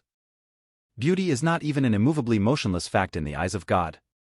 For man it is an animated process that takes place between the beautiful sight and its observer. It is similar to that between the sun and a burning lens. A flame is generated only when the sun's ray finds the focus of the lens. That does not mean, however, that the beauty of the girl Lala set me on fire. I was a temporarily revived ghost, a revenant, whose body had been returned to him thanks to the wicked arts of unbelievably developed spiritualism. This body did not function any worse than formerly, but could I be quite sure of it? I wasn't exactly old, but still I wasn't young enough, rash enough, immoral enough, and tactless enough to feel, along with confused surprise at her beauty, any of the vague, irresponsible desires that any handsome woman tripping down the street arouses in any normal man. As a matter of fact, I can honestly say that the reverse was the case. I was quite indifferent, quite unaffected, and without any sensual aspiration. It should really be unnecessary to state this self-evident fact. I felt no sort of attraction to Lala, neither a paternal one nor one in an avuncular guise. My indifference was tempered only by shocked surprise that in this age of youthfully beautiful ancestresses a girlish face could still contrast with such unbelievable charm. Even though I didn't and couldn't burst into flame, the ray had touched the focal point. A while ago I said that among all the agelessly beautiful people whom I had met so far, there hadn't been a single radiant beauty. Here I had found one. Just as bridegroom Lodu wore a golden helmet, so Lola, the bride, wore a close-fitting, ebony black one that imitated the waves and curls of youthful hair in stylized form. The color of her face was pale and white. She lacked the old ivory pigmentation which had made me suspect that colored races too had been absorbed in the planetary populace. The Major Domus Mundi, the Selenozujan, had had wonderful dark eyes that I couldn't forget. Lala's lovely eyes were blue, and if I would now add a blue as, the muse I almost called on a moment ago would turn up her nose. And these big cornflower eyes had long, genuine, black lashes, while many other faces, in spite of their general beauty, showed albinistic features with painted eyebrows and glued lashes. Lala's ebony helmet, the arched brows, the radiating lashes, a generous, gay mouth, made a delightful contrast with the luminous blue of her eyes that ebbed and flowed like the tide.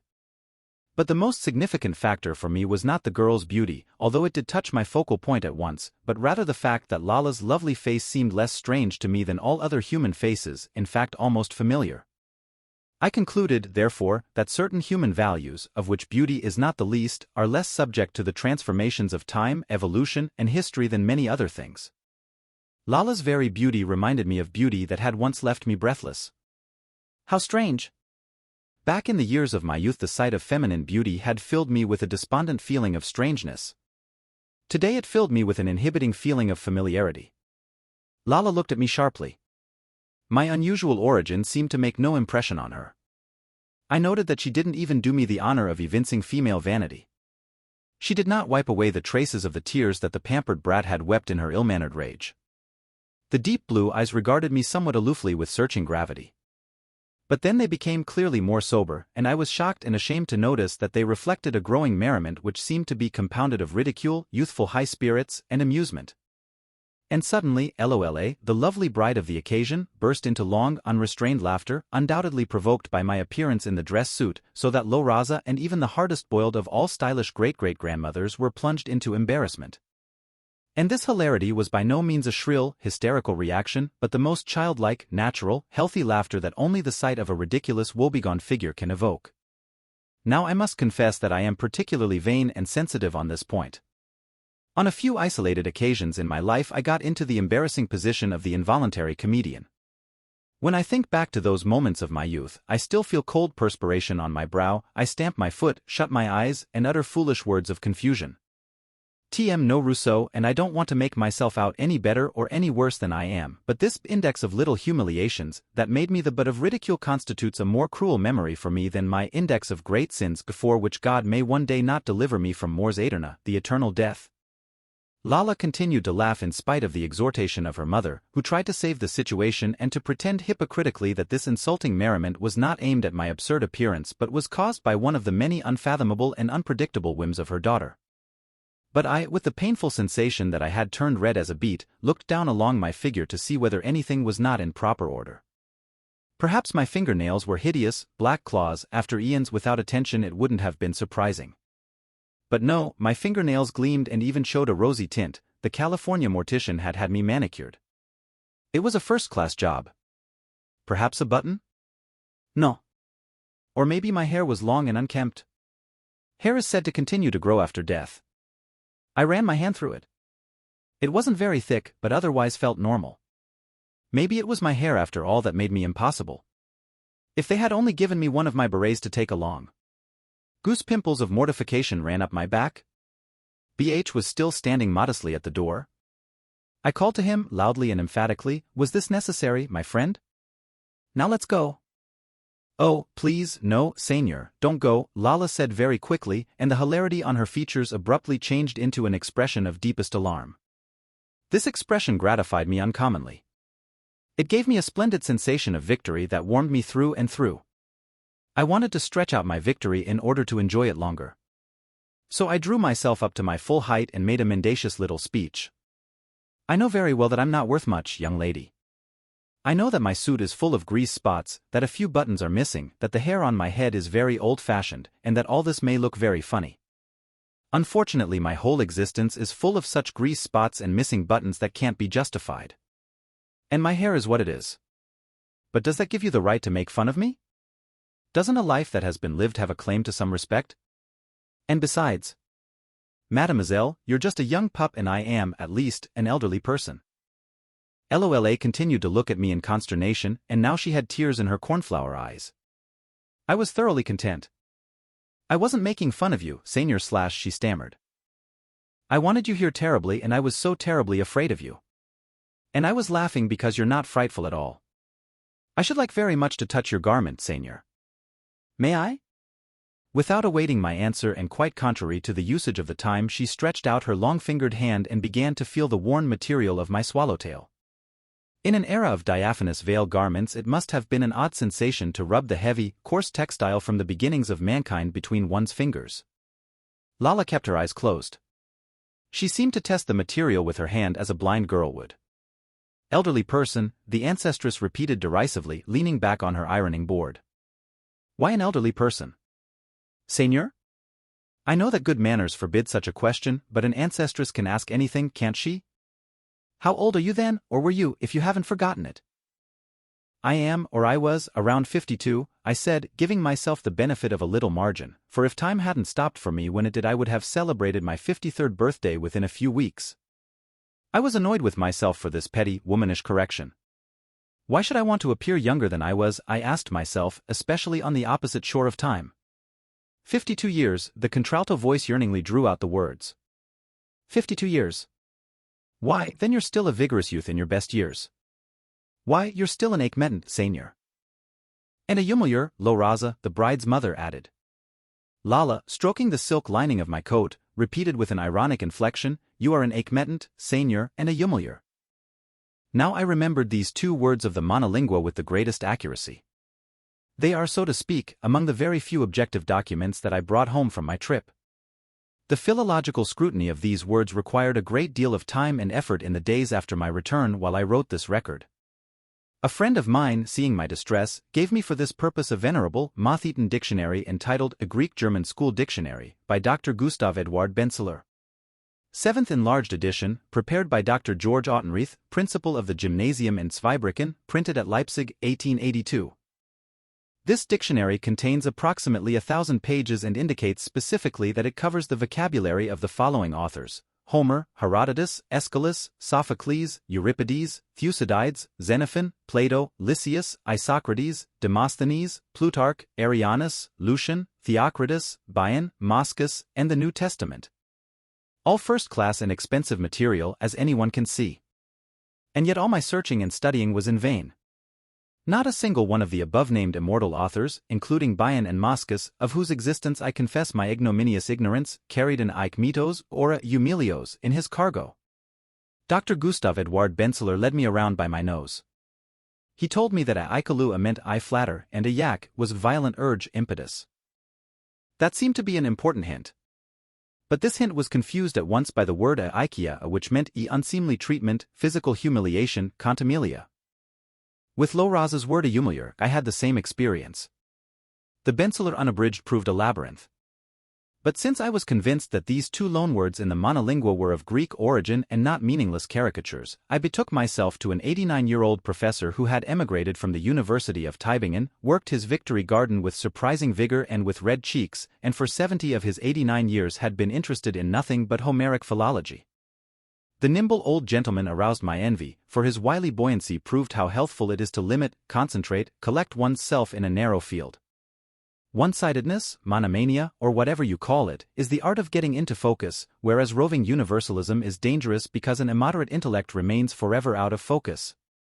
From the garden gate I shouted to the old man, "What is an Aikmetos and a Eumelios?" "Double nonsense," the Homeric graybeard replied. But suddenly he leaned thoughtfully on his spade and began to spell in his high, pinched voice. "Perhaps you mean an alpha iota kappa mu epsilon tau eta sigma, asterisk Aikmeets slash and an epsilon epsilon mu epsilon lambda iota eta rho, which spells Yumlier slash, is that it?" "And there really are two words like that, my dear professor?" "Not only that, but the two are identical."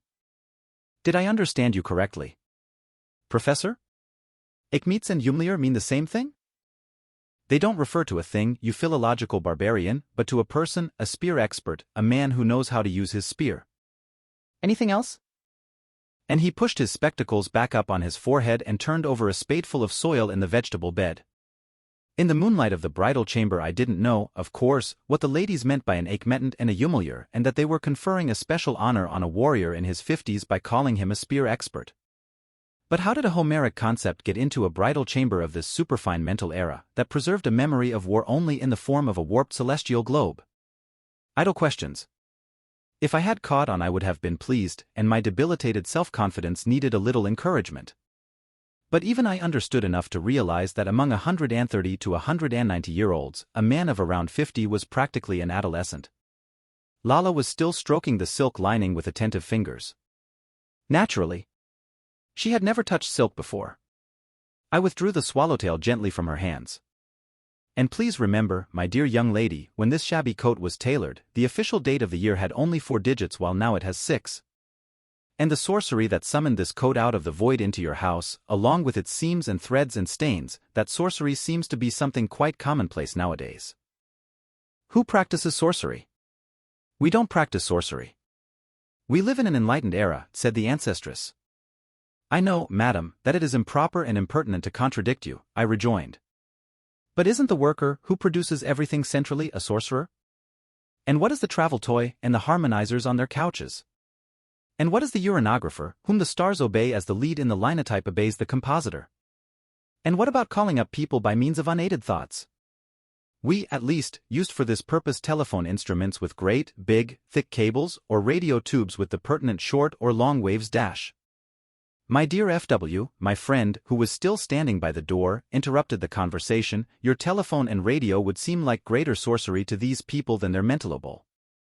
Nothing to which one is accustomed is sorcery. He stopped suddenly and then added with embarrassment, I happen to know something about the radio and telephone from my studies. Stuff and nonsense, said the ancestress with the horrible obstinacy and animosity of old people who will listen to no arguments, not even those in their favor. We don't practice sorcery, we're too progressive, too enlightened, too superior.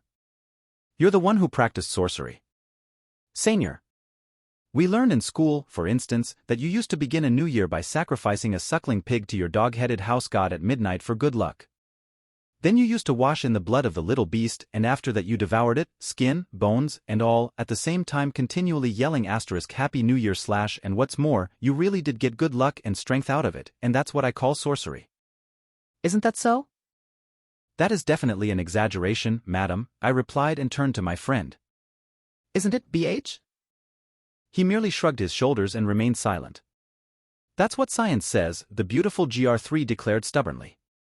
That seems to be a good mathematical designation for Lala's great-great-grandmother, who belonged to an enlightened and scientific generation. And she concluded, if science says so, it must be true. In my time, I said with a bow, science was often nothing but a game of mediocre imagination under the guise of exact dullness.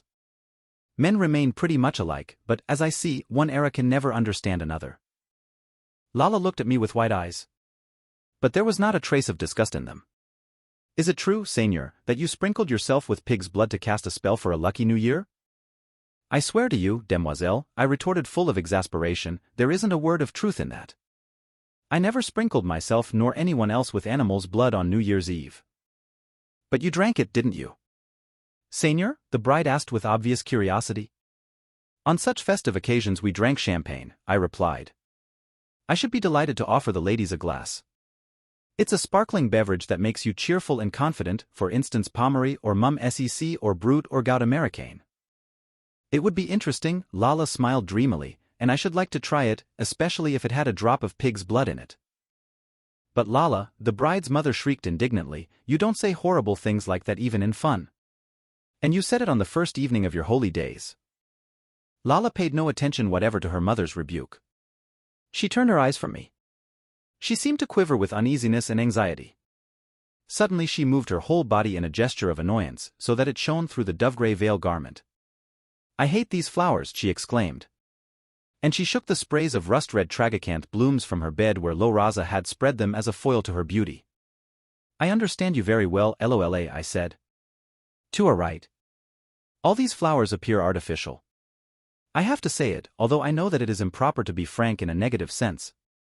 But I do wish, ladies, that you could have seen our roses, a delicate heart-red La France, a marichal Neil, a yellowish tea rose. The latter has the aroma of tea only for dull senses, in reality it is redolent of decaying foliage, the sad essence of sunny autumn days. But what do you know of seasons? I don't know why I got so worked up over the roses that I raised my hands, palms upward, like a preacher. At that point the ironing board, the support of old age, folded back into the wall and the ancestress moved toward me with her triumphantly rhythmic stride. The gait of a goddess, I thought, if you discount the distasteful self-assurance of people who have experienced everything. The ancestress indicated that she wanted to look at my hands. She subjected the palms to a careful scrutiny. By rights she should have produced a lorgnette or perhaps a monocle for the sake of elegance. I don't even dare to mention spectacles. I wondered when and how these clumsy, archaic instruments had disappeared. Even 190-year-old eyes were so keen in the mental era that they required no aid from an oculist. Up to this point I had succeeded in concealing the violet rosette of honor. I hid it, not because I was bashful, but because I was tired of telling or even thinking about the whole story. But now my coat sleeve had slipped back from the frayed shirt cuff and the decoration became visible. Lodu will never win the violet wrist rosette in his life, Lala commented pensively. A bride should never give in to such moods. I beg your pardon, I retorted to her remark, which had been made in the most indifferent tone. What was the matter with me? More pedantic drooling? And I heard my voice continue, your fiancé is an active young man of wide interests and a great connoisseur in bellology and the history of armaments. A bride like you is to be congratulated on such a bridegroom and vice versa. What was wrong with me? What was the matter with me? But with fatal inevitability I became involved further in dry-as-dust eulogies. Furthermore, the bridegroom is responsible for my decoration, for I owe it solely to his energy that I went to the geodrome, gave the verdict, and paid my respects to the Major Domus Mundi Dash. Just take a look at his palms, the ancestress interrupted me when she had completed her examination. What a maze, a labyrinth of lines, back and forth, large and small. Is it different with you people? I asked in surprise. The ancestress, Loraza, and Lala opened their palms and showed them to me. They were as smooth and unmarked as those of wax dummies.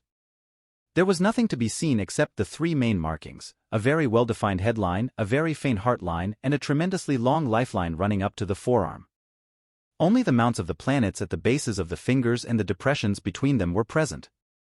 The doll-like emptiness of the palms of these mental people impressed me very strangely. The ancestress asked for my hand once more, and then I also had to show it to the bride's mother and the bride. Why, you have flashes of lightning in your hand. Seigneur, and whiplashes and streets and anagrams and checkers.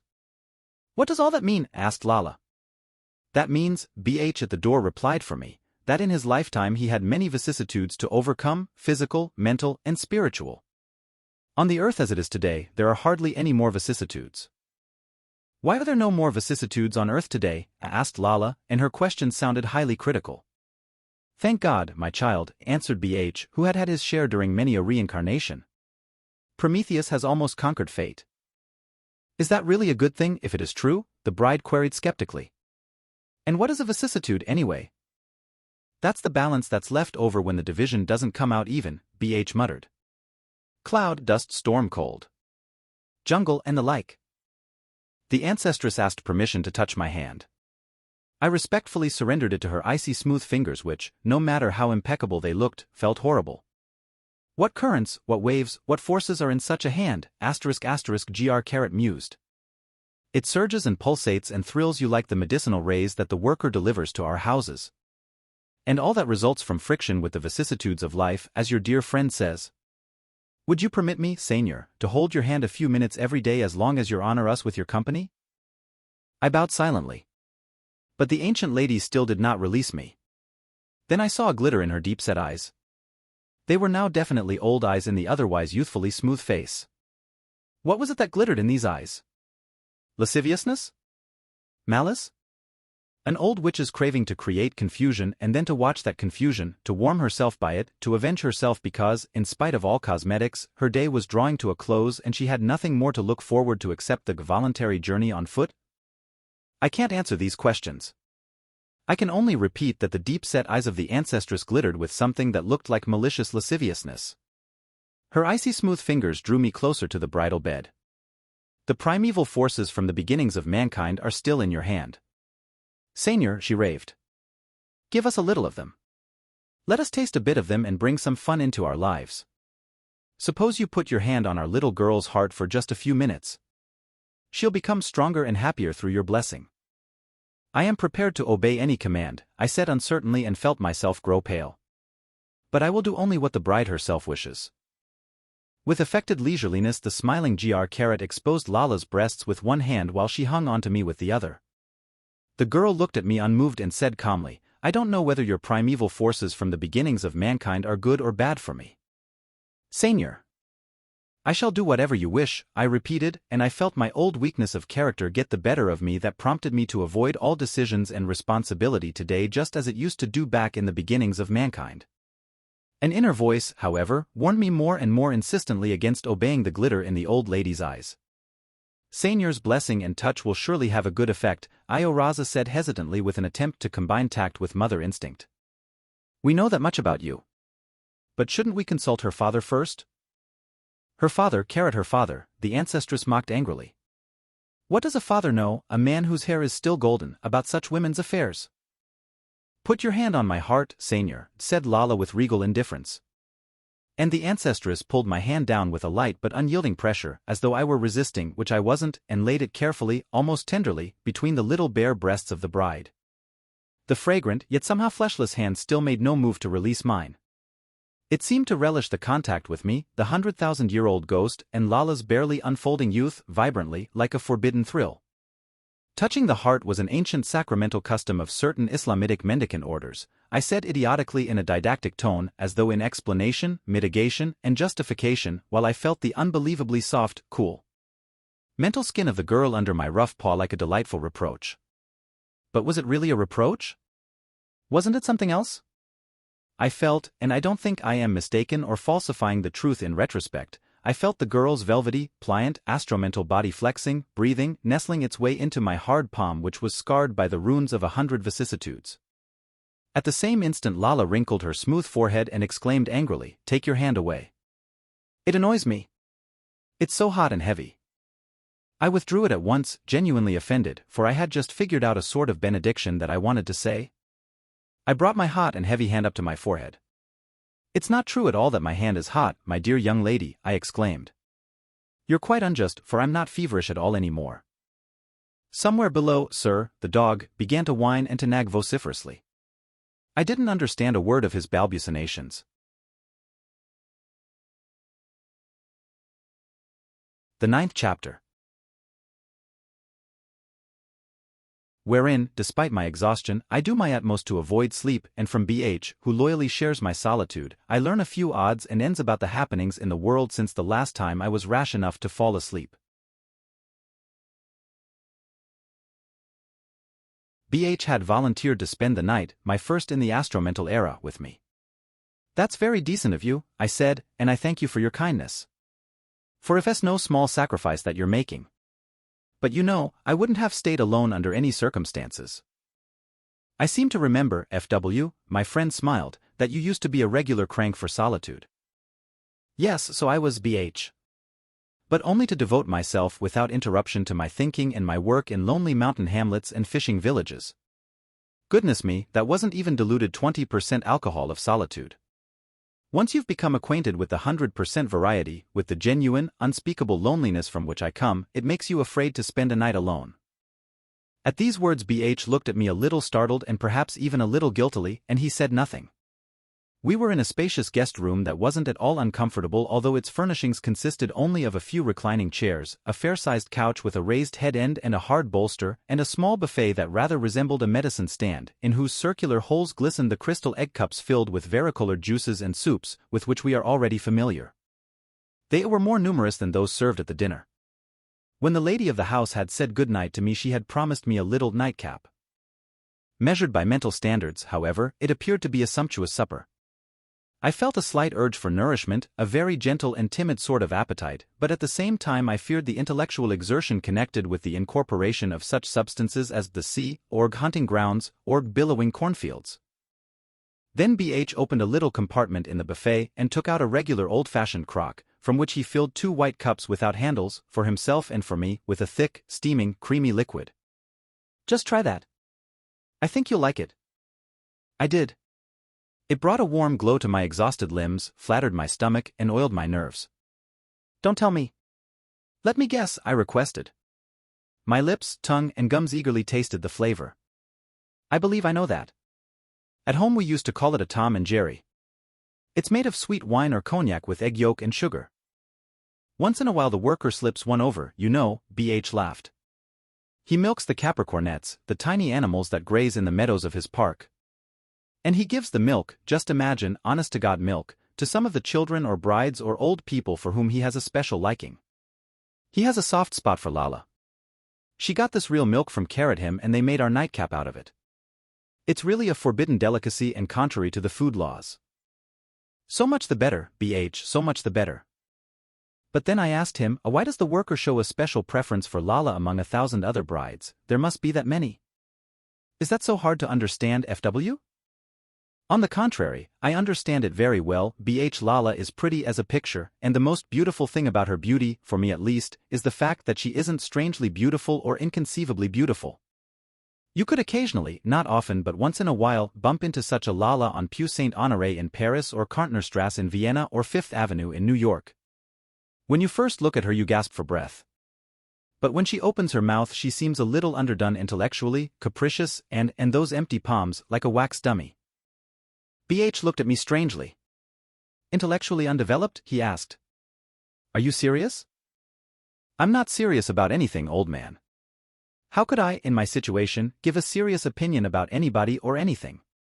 So you claim that Lala is neither capricious nor intellectually undeveloped? BH made an evasive answer. Culture, he said, is the tricky art of understatement and of avoiding the issue. Remember that, FW, in your intercourse with our mental society. Would you be so good as to pour me another half a cupful, BH? I requested. As you wish, FW, he complied. But it's very filling. I pushed the refilled cup aside after the first swallow. You're right, BH, I confessed. Being what I am, I have to be temperate and careful in my pleasures. Incidentally, it's strange that in my present condition I still distinguish the flavors of food so clearly, and not only that, but I derive a distinct satiation from the food. Back in my lifetime, whenever I used to dream at night about sitting down at table with a huge appetite, I always woke up at the instant that I put a bite in my mouth.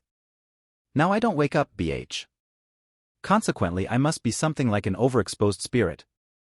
You exposed me too long to the light, like a photographic plate, so that my picture has become very dense and very black. So don't be surprised if I ask a very delicate question. Where do I go if I feel the call of nature? Do you feel the call of nature, FW? No, old-timer, thank goodness, no. Not yet. But I've been worrying for some time about this anti-mental possibility. Well, don't worry, you won't feel anything, BH laughed. We take care of that once every 5 days. You don't say so? What a wonderful shortcut. What a saving of time when you have practically no work to do.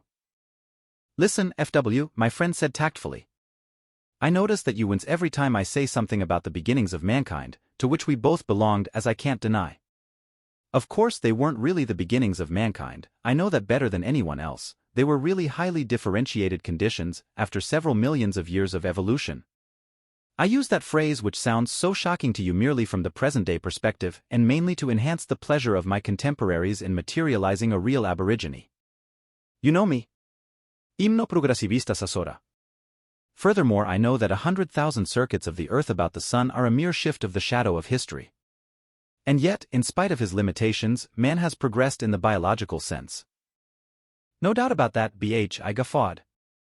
Using the toilet once every 5 days is really something in the way of biological progress.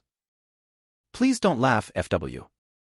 It's not a smutty joke, BH reprimanded me. Dirty stories aren't as funny anymore as they used to be in your time. In my time there were various kinds of medium-sized snakes that used to gulp down a mouse once a month and pass it.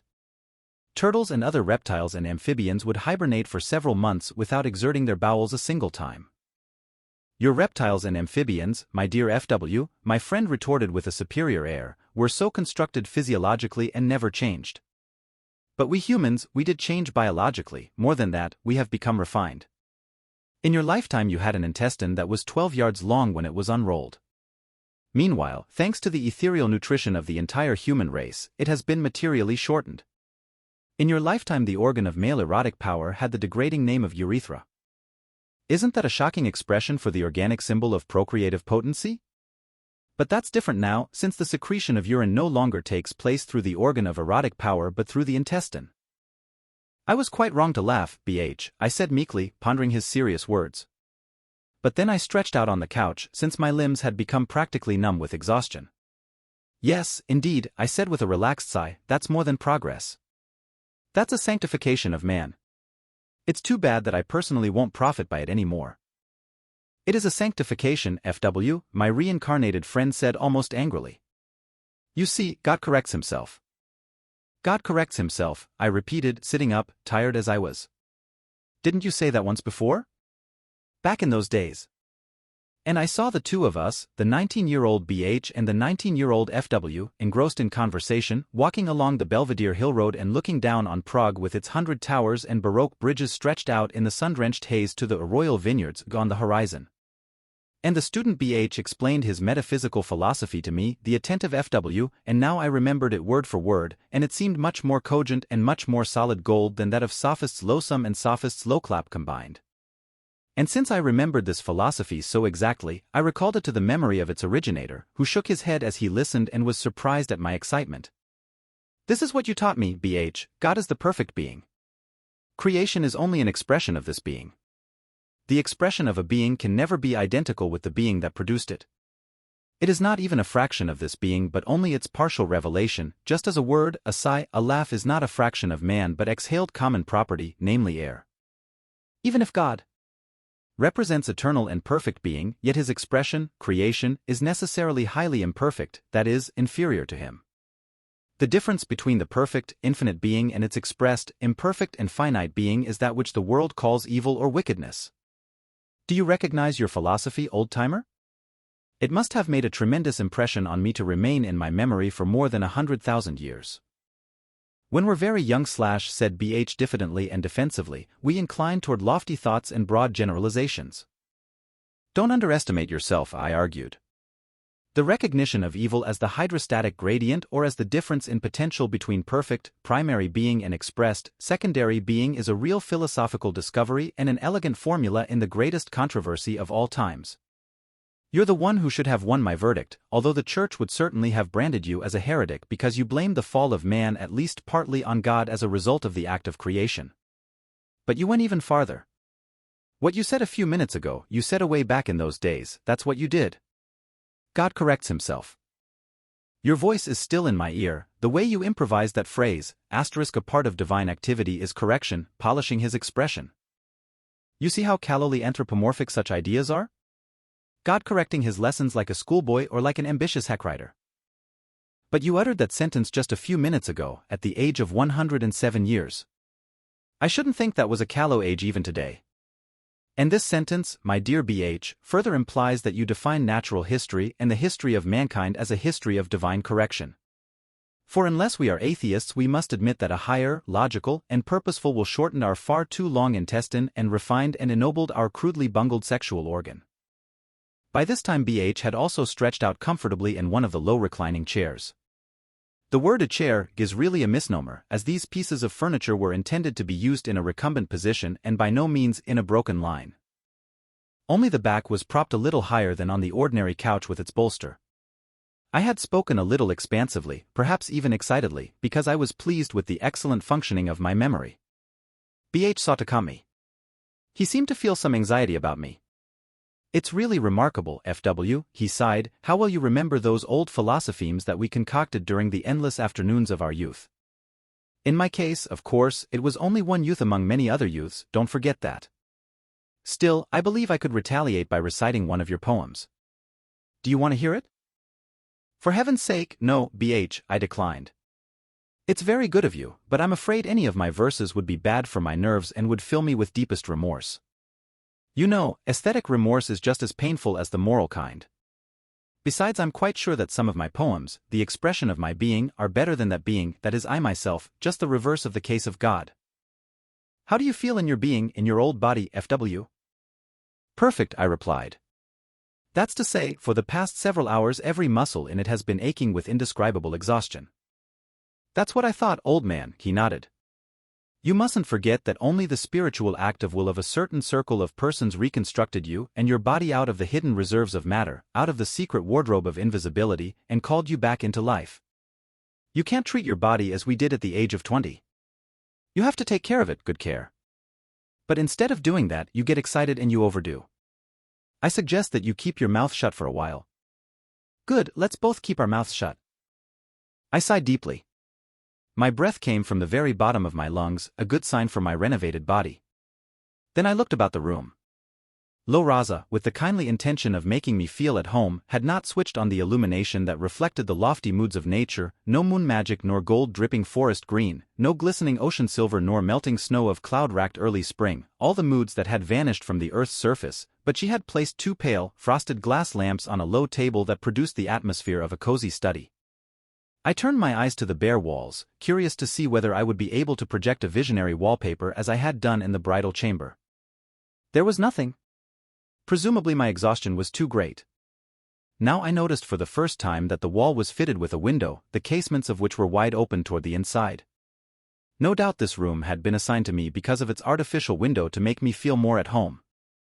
And truly, it seemed to me as if a grandiose Sierra or Carpathian night were peering into the window like a pitch-black she-bear. A faint breath of ozonous mountain air fanned my face. What more can a person ask for, I thought to myself. Then I heard BH say, "How about a little barcarolle?" What sort of barcarolle? Don't be silly. I think a little sleep in 6/8 time would do us good. Don't you want to try it? Electrified with terror, I jumped to my feet. Sleep? Out of the question, BH, entirely out of the question. I'll never risk sleeping again, I'll never dare to fall asleep. Startled by my wild reaction, BH also arose. What's the matter with you, FW? Why don't you dare ever to fall asleep again? My heart was pounding in my throat. I grasped for words. Do I have to explain that to you? No, FW, now I don't understand you at all. My lord, I groaned, if you had only thought it over before you brought me into this situation that even you can't understand. He took my hand and pushed me gently down on the couch. Calm yourself, my friend, he implored. I'll do everything possible for you. You even do the impossible. But why are you afraid to fall asleep? Every normal person sleeps and needs sleep. It took quite a while before I could actually hear the words that tumbled out of my mouth. Certainly, a normal person, I know. When a normal person falls asleep, he sinks down into his body, he is submerged in his vegetative base. Now don't tell me that the Selenozuzhan hovers above his base as he sleeps. He is a conqueror, a chosen individual. The happy, normal sleeper turns to Earth, turns to a planet. But the planet revolves around a higher order, around the sunstar. Moreover, it revolves about itself. Thus it has a day side and a night side, which the sun does not have. The night side is to the planet as sleep is to man. The sleeper stands in his own shadow in order to rest from the light of the spirit. But why does he do that? Because he can depend on his vegetative base, his body, his planet-likeness. But I can't do that, BH, no, horrible as it sounds, I can't. Only a few hours ago my body was thin air, thinner than air. It wasn't even a shadow, not even an ectoplasmic phenomenon, it was like a brutally murdered person whom the murderers buried in the cement of a basement, and after a few years the police stopped looking for him because nothing recognizably characteristic of him remains, and the murder of FW is expunged from the PC records and forgotten until doomsday. Just try to visualize that completely, BH, that vanishedness, that lostness, that forgottenness. Right now, of course, my body seems to be normal. But who will guarantee that that's no illusion? You yourself warned me against exertion, even against the moderate exertion of talking. You yourself said that they reconstructed me out of the hidden reserves of matter, out of the secret wardrobe of invisibility. I think that's altogether terrible. You don't experiment with things like that. No, I won't complain. What's done is done, and I won't reproach you for it. Besides, why should I reproach you when you've given me something to enjoy? For, you know, in keeping with my unprincipled character, I'm really enjoying even this absurd form of existence in the fullest measure. And that proves Losom's hypothesis that God's love is expressed in the preference of his creatures to be rather than not to be. I don't know whether I can consider myself a genuine creature today, but the will to be, which is God's love, is in my heart. That's the reason for my terror, my fright. Can I depend upon my basis, which, horrible to contemplate, I owe merely to a spiritualistic circle? Where will I sink, where will I be submerged, if I fall asleep? Do you finally understand me, BH? If I don't succeed in staying awake I will lose myself. That's not strong enough. If I fall asleep I shall lose myself in the wilderness of an unexampled and nameless lostness. That's what I feel. That's what I fear. That has nothing to do with real death. That's death raised to an unheard of power. I'm familiar with real death. It's simple and plain and solid, and death shouldn't be pictured as a bony specter with a scythe but as an old peasant gazing speculatively at the sunset. But to give up one's ego a second time because one falls into the trap of sleep, that's too much, far too much. Asterisk watch and pray, I breathed. At least, let's watch. Can I have another swallow of the Tom and Jerry? I wouldn't advise it. It's definitely a soporific. He had sat down on my bed. For a long time we were silent. Then he made a suggestion. People still play chess nowadays. Shall I get a board in chess, men? Awful, I replied. In my existence I had a perfect antipathy to chess. Well, maybe you'll think of something else. Swing low, sweet chariot, coming for to carry me, I chanted to myself. Coming for to carry me, he repeated my sing-song dutifully, as though he were obliged to remember a little old song but didn't know which one. What I mean is, that I want you to tell me a few things and perhaps even answer a few questions. In the course of your various existences you must have experienced, seen, heard, learned many things that I ought to know. Swing low, sweet chariot. Now you've got me, he laughed bitterly and two sharp creases framed his mouth. You, my boy, don't have any trouble remembering, for you possess only a single inventory. Please consider how different it is in my case. I'm not always such a literal-minded snob as you think whenever our common recollections don't click with me at the first try. I looked across Jordan and what did I see? Well, I'll try it, FW, I'll do the best I can. Where shall my chariot carry you? Where do you want to start the interview? Let's see. When was it that I fell asleep? It must have been in the spring of 1943. And what about you? I imagine you outlived me by quite a while. Just a moment, my friend, he interrupted me. You still haven't the slightest idea how difficult it is for me to focus my sense of continuity sharply on a particular one of my past existences. It's a lopsided comparison, but every one of my tie-ins, that is, every concluded existence from A to Z, is a dust-covered volume of an encyclopedia in a dark library. Even the best system of mnemonics doesn't alter the situation. The empirical part of every soul that has experienced various reincarnations consists of many such dust-covered and faded volumes. But mark well, I said the empirical and not the essential part. It is the task of my imperfect collective consciousness to find the right volume in the dark, to brush off the dust, to open it, and to find the proper section without becoming addled by the odor of spiritual decomposition of inconceivably old books. That requires great concentration. Please remember that I now have to fetch the first and most faded volume from the shelf. Remember also that the transparency of the sun runs through the memory of mankind like a dividing line. You and your time lie far on the other side of the transparency. I beg you, therefore, to ask your question slowly. I asked you, I repeated distinctly as one speaks to a deaf person, how many more years you lived after 1943, post Christum natum? He closed his eyes and lowered his head. I could see how pale the effort of reopening his old life made him. Perhaps my presence was of some help to him. It seems to me that I lived to a fairly ripe old age at that time. He finally began haltingly. It was a pretty good accomplishment for that generation, I believe, especially if you consider that I served in two armies, the old Imperial Austrian and the Royal British Army. What? How could you serve in the English Army? Asterisk. I did, that's all there is to it, asterisk, he said, and added with a deep breath, of course I don't remember the exact date, but it's quite likely that I was still alive in the first half of the 1970s. Almost 30 years longer than I.H. Asterisk, I nodded approvingly, and in a most interesting period historically. That certainly puts you under some obligations to me. So please pull yourself together and do your best. Are you ready for question 2? Question 2, he repeated after me and added, very well, I'm ready. But slowly and patiently, if you please. Did you live to see the Third World War? I drew the words out. I believe, he replied, paler than ever from concentration, I believe that I never saw any more peace in those days.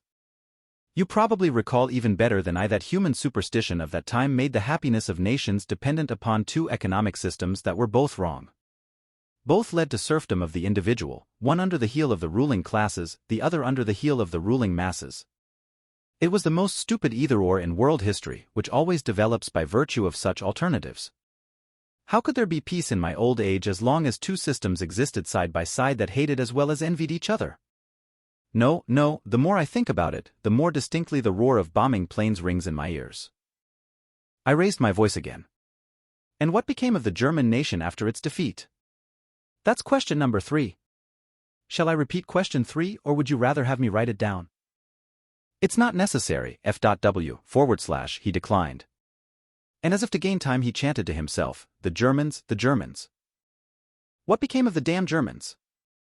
Suddenly a sly grin spread over his pale face and with sardonic exaggeration he began to recite headlines from the newspapers of those days. Listen, this is going to be good, he said, for this really happened. World Friendship Day in Kassel. All Hearts Sympathy Week at Gera. Universal German Festival for the Propitiation of the Jews at Halle an der Saale. Union of German Pantheist Women for Surrender to Love and Life in Every Form.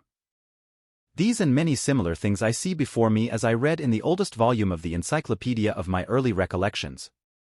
Between World Wars II and III the Germans took the lead in humanitarianism and goodwill. The combination of the words "humanitarian" and "nonsense" was forbidden under penalty of 2 days in jail or a corresponding fine. And most of the Germans were really quite serious about their concept of humanitarianism and goodwill. For centuries they had tried with blood and iron to become the world's pet. Humanitarianism and goodwill now seemed the best way to this end. They even found it far more convenient than heroism and racial science. BH kept his eyes closed. I felt that the stream of memory produced by his adjuration of the past was constantly becoming broader and swifter. Now and then I threw in a brief remark in order to stimulate him, as one does with a medium. The dim, distant past was now rising to the surface so forcibly that at times he seemed to forget my presence entirely. I remember, he continued, a famous book by a German-hating German, a familiar alibi type of that time.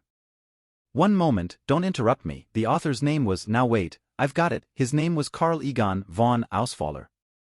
With a little more effort I might even recall the title of the book, but I had better save my strength for more important things. I'm sure the book was published before 1960. Ausfaller claimed that there were 2 kinds of Germans, the brownies and the imps. Translator S. Note, in German these 2 breeds of fairies are known as Hänselmännchen and Wichtelmännchen, respectively. The former are good-natured goblins, supposed often to perform important services around the house by night, such as threshing, churning, sweeping. The latter are young or inferior devils, little malignant spirits, petty demons. While their English-speaking cousins have less sonorous names, they have comparable qualities. The brownies were good, helpful, tireless, industrious workers who stubbornly appeared everywhere, whether they were wanted or not, to atone for their guilt. If, for example, the workers had walked out of a factory anywhere in Europe, the brownies arrived on the scene at night and drudged unobserved until the dawn, even though the labor unions of the country in question stormed with rage. They helped everyone in every way and they demanded no other reward except a little forgiveness of what was regarded as the eternal disgrace of the German people. I personally met a lot of these brownies in many different places and I felt very sorry for them, although I didn't forgive them.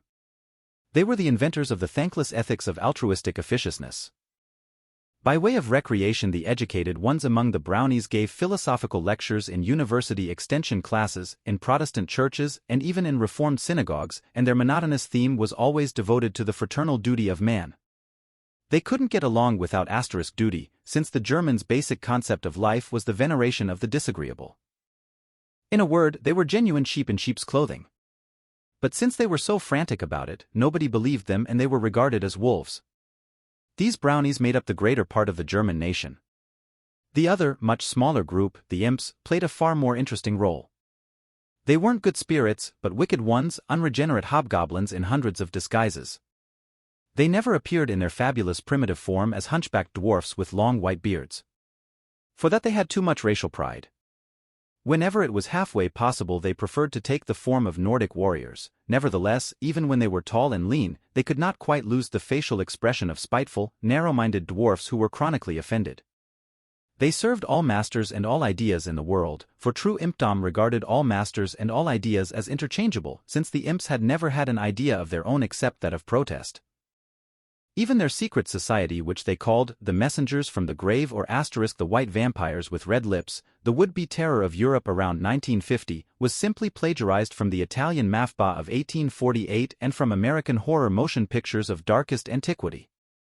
But even here, as in all other regards, the imps made up in excessiveness what they lacked in originality. To become a messenger from the grave, the neophyte had to chop off his left arm and substitute for it an artificial limb equipped with a built-in electric battery capable of producing fatal shocks.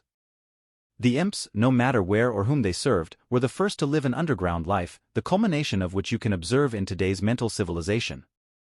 By virtue of their frenetic energy and their meaningless self-immolation, they undermined the capitals and large cities of all nations with their scientifically contrived labyrinths. And they did that while the victorious powers had disarmed and occupied their country, and while they, the imps, were not to be distinguished from the brownies on the surface. Moreover, the brownies had such weak characters that they frequently could not resist the temptation to become imps. The imps were also the inventors of the subterranean monuments, one of which you saw today. In their weird labyrinths they erected hundreds of such monuments to an idol by the name of Heiltier, a wretch who wasn't even a real German imp, but was said to be a low-down mixed breed and a dirty border product of some sort. The name isn't right, BH. I was constrained to interject. What is the right name, FW? Too bad, I had it on the tip of my tongue just now. It may be, BH mused, that his name was Wilter. They longed to return to their Toke community, an automatic form of high which this Wilter had introduced, in which everyone was permitted to be accuser and accused, torturer and tortured, executioner and executed, all at the same time. Anyway, they not only erected monuments to this Wilter, but for decades after his disappearance they wrote Heil Wilter on the walls of their public latrines. This was a magic act of repetition. For it was by this same practice of scribbling Heil Wilter on the ammonia-scented urinal walls that the imps had previously gained dominance over the brownies and had almost achieved world dominion. And were the imps successful the third time, BH? That's question number 4. That I can't answer from personal experience, came the ready answer. Whether they did or not really doesn't make a damn bit of difference, for the next time I returned to life on the planet there weren't any more Germans. Only the German language still existed and was spoken here and there, especially among the colored races. But it was called the Modling language and not German. Modling was said to have been a suburb of Vienna. Translators note, as a philologist I cannot refrain from commenting on this curious fact. Modling, a suburb of Vienna, as I recall it, was a missionary center, the headquarters of the Brothers of St. Gabriel, the most powerful and most active Roman Catholic missionary organization. Obviously, it was through the agency of the missionaries of the church that the German language, the Modling dialect, was preserved among the colored races for centuries after its extinction in Europe. Those are really aspects that I never dreamed of, I commented. And what happened to all the little nations, BH? That's question number 5, if you can stand it. The little nations, he replied without hesitation, disturbed the scene for a little while longer, and then they were absorbed by the so-called primary nations. It's too bad, because some of the little nations were more congenial and more useful than the primary nations. And what was the fate of the primary nations? I insinuated a subordinate question into the interview. The European primary nations were fused with each other and vanished. Not only the Germans, but also the French, the Slavs, and finally even the English. Strange to say, the British Empire still existed long after the last real Englishman had disappeared. The last national remnant was an enclave of the Italian people, and that resulted from the fact that Rome, as the seat of the Roman Catholic hierarchy, proved to be imperishable. But the primary nations of Europe suffered the same fate as the nomadic tribes of their ancestors, from which they had sprung in Roman antiquity. They fused into a greater unit, the oldest continental nation in the Old World. The nationalistic world wars that preceded this fusion were nothing but the final convulsions of an outmoded provincial tribal system. The united continental nation of Europe, however, declined into a long period of sterility, while the cultural sun rose over entirely new eastern nations, of whom scarcely anything had been heard so far. And which one of the primary nations do you think it was that first applied to the Central Psychosurgical Bureau for extraction of the national feeling? Well, maybe the French, I guessed, since they were the ones who introduced nationalism, with the aid of Joan of Arc and of the English. You're wrong, he laughed, the Germans were the ones. The ultimate extermination of the pestilence of nationalism goes to the credit of the Germans, after they failed something like 7 to 14 times to become the world's #1 darling by blood and thunder. I should have guessed that, BH, I said abashed. Obviously, it could only have been the Germans who finally protested against protest. The simplest answers are usually the most difficult, he consoled me. And the Jews? I asked. I assume that's question number 6. The Jews, he answered, tried desperately at that time to be a small nation among small nations, but in keeping with the divine plan of salvation they were not permitted to be absorbed. So the Jews continue to exist, I said, just like the Catholic Church? He looked at me sharply and then replied briefly, let's not go into that. You will probably have an opportunity to examine these phenomena and you'll find them incredible. BH had stretched out on one of the deck chairs again and had folded his hands under his head. I wanted to keep him from falling asleep. I could stay awake only if I succeeded in keeping him awake. I know it's terribly selfish of me, I said, Carrot, but would you permit me to continue the interview? I have 2 or 3 more questions. This will be number 7, he murmured and opened his dark eyes good-naturedly. Swing low, sweet chariot. Swing over to Russia. My friend's forehead puckered with concentration. When I was a very old man, he began, I passed through Russia several times, from east to west and from west to east. I have never seen more intoxicating religious pomp anywhere than in Moscow toward the end of the 20th century. It was in the Red Square. No mistake, it was still called the Red Square, and the old party, hoary with age, and as conservative to the core as London Tories, had control of the state. But the bells pealed from all the cathedrals. The Orthodox clergy paraded in Byzantine splendor. In their midst, the ancient metropolitan walked behind the sacred icon of the Black Mother of God. Of course, in these Russian mass demonstrations at the time, it was always hard to tell whether or not they were making a historical film, since the state was willing to spend untold millions on this form of national glorification. The Marxist clergy, too, whether they liked it or not, had donned their red dalmatics and their balloon-shaped mitres, adorned in antique letters with the words, the welfare of the greatest number of microorganisms is the purpose of the cosmos. But although the rival procession from the Kremlin was magnificent and the young Marxist administrators swung censers of disinfectant vapor, formaldehyde, and intoned hymns of rhyme statistics, it still could not touch the splendor of the other procession that had issued from an unpretentious frame church in Sokolniki that had weathered the storms of the godless era. They were celebrating the so-called East Roman Compages, a compromise of the schism, a practical and dogmatic rapprochement of the Greek Orthodox and the Roman Catholic churches. It was a clever trick that the Metropolitan had played on the Muscovite Grand Boyard, which was the official title of the socialist dictator during the period of Romantic reaction. But it was only the beginning of the great chaotic unification that I personally didn't live to see. In the closing years of my life, however, it became more and more evident that the results of the Reformation and the Renaissance were declining.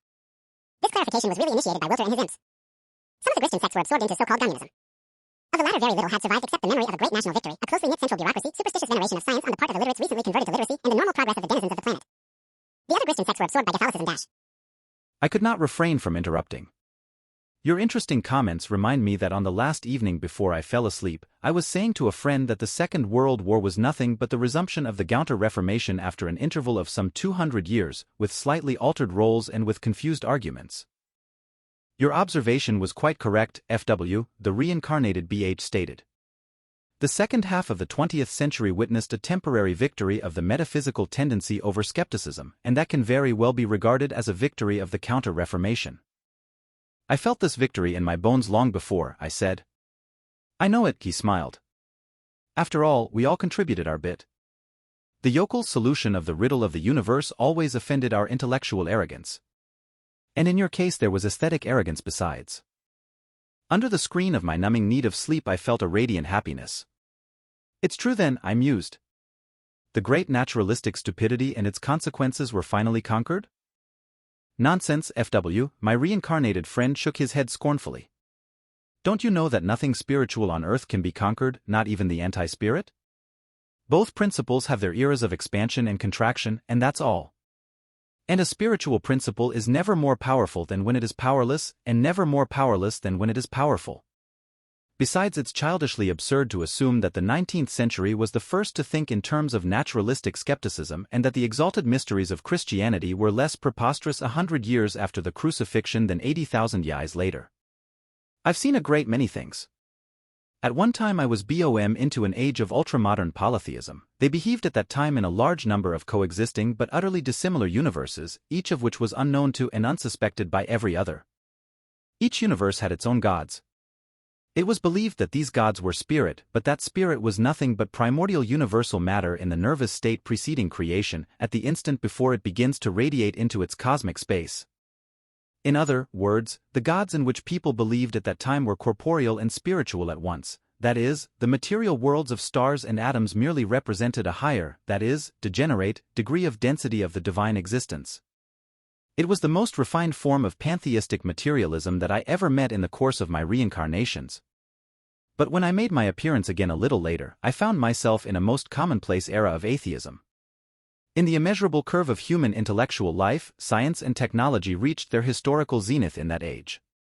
Even the sequence of popes, which had never been interrupted since the time of Peter, was broken for several generations. The Pope merely reverted to a plain Roman bishop and presided over a mendicant sect of physical and spiritual paupers. The Church wasn't even persecuted, it was nothing but a laughingstock. But this in itself sufficed to make it great again and to usher in an era of new triumphs.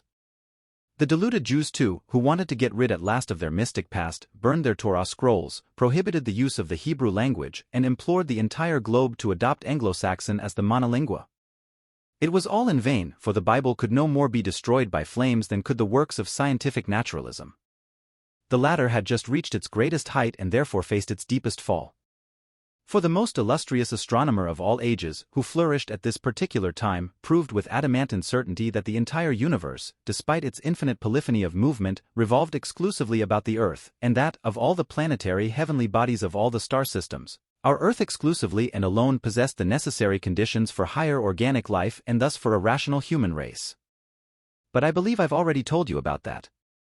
The consequences of this theory of Ursler's, entitled The Infinitely Mobile Central Point of All Conceivable Orbits, were without historical precedent. Wasn't this theory, I interrupted him, devised by Pascal, who defined the universe as a sphere, the center of which was everywhere and the perimeter nowhere? Not at all, he indignantly spurned my question. The naive individual you quote conceived of the universe as infinite. Ursler's theorem of the infinitely mobile central point, however, refers to a necessarily finite universe.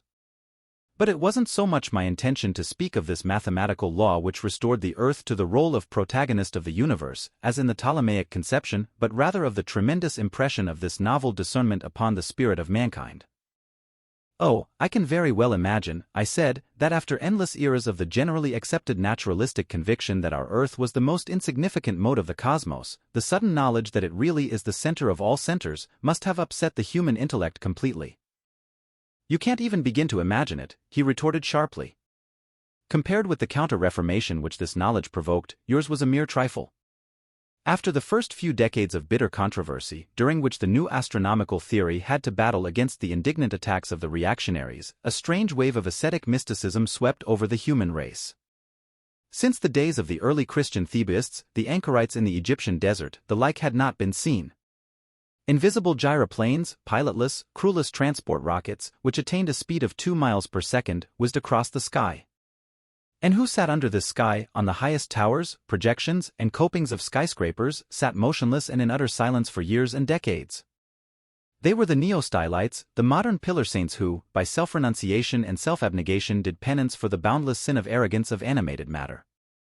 For the trip to the 300th floor and higher they had used the express suction lift. For the return trip, however, they needed no elevator. When these neo-stylites, who subsisted solely by ingeniously inhaling atmospheric vitamins, were shaken from their perches by the winter's blizzard or the summer's hurricane and tumbled to the pavement, they were as desiccated as dried prunes and shed scarcely a teacupful of smiling blood. Just a moment, BH, I broke into his flow of words. I can see your neo-stylites distinctly. But for some reason they don't have the features of penitents from the Egyptian desert. Somehow they seem to have bold, almost Indian lineaments with wrinkles fanning out from the eyes. You're not bad at riddles, T laughed. The home of this new mysticism, believe it or not, was North America.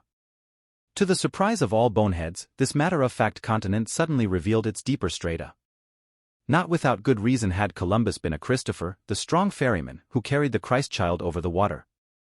The Christian revival began in America, the revival that was rooted in the theorem of the infinitely mobile central point, in other words, in the victory over antiquated science that regarded man only as an animal and the Earth planet as a mote.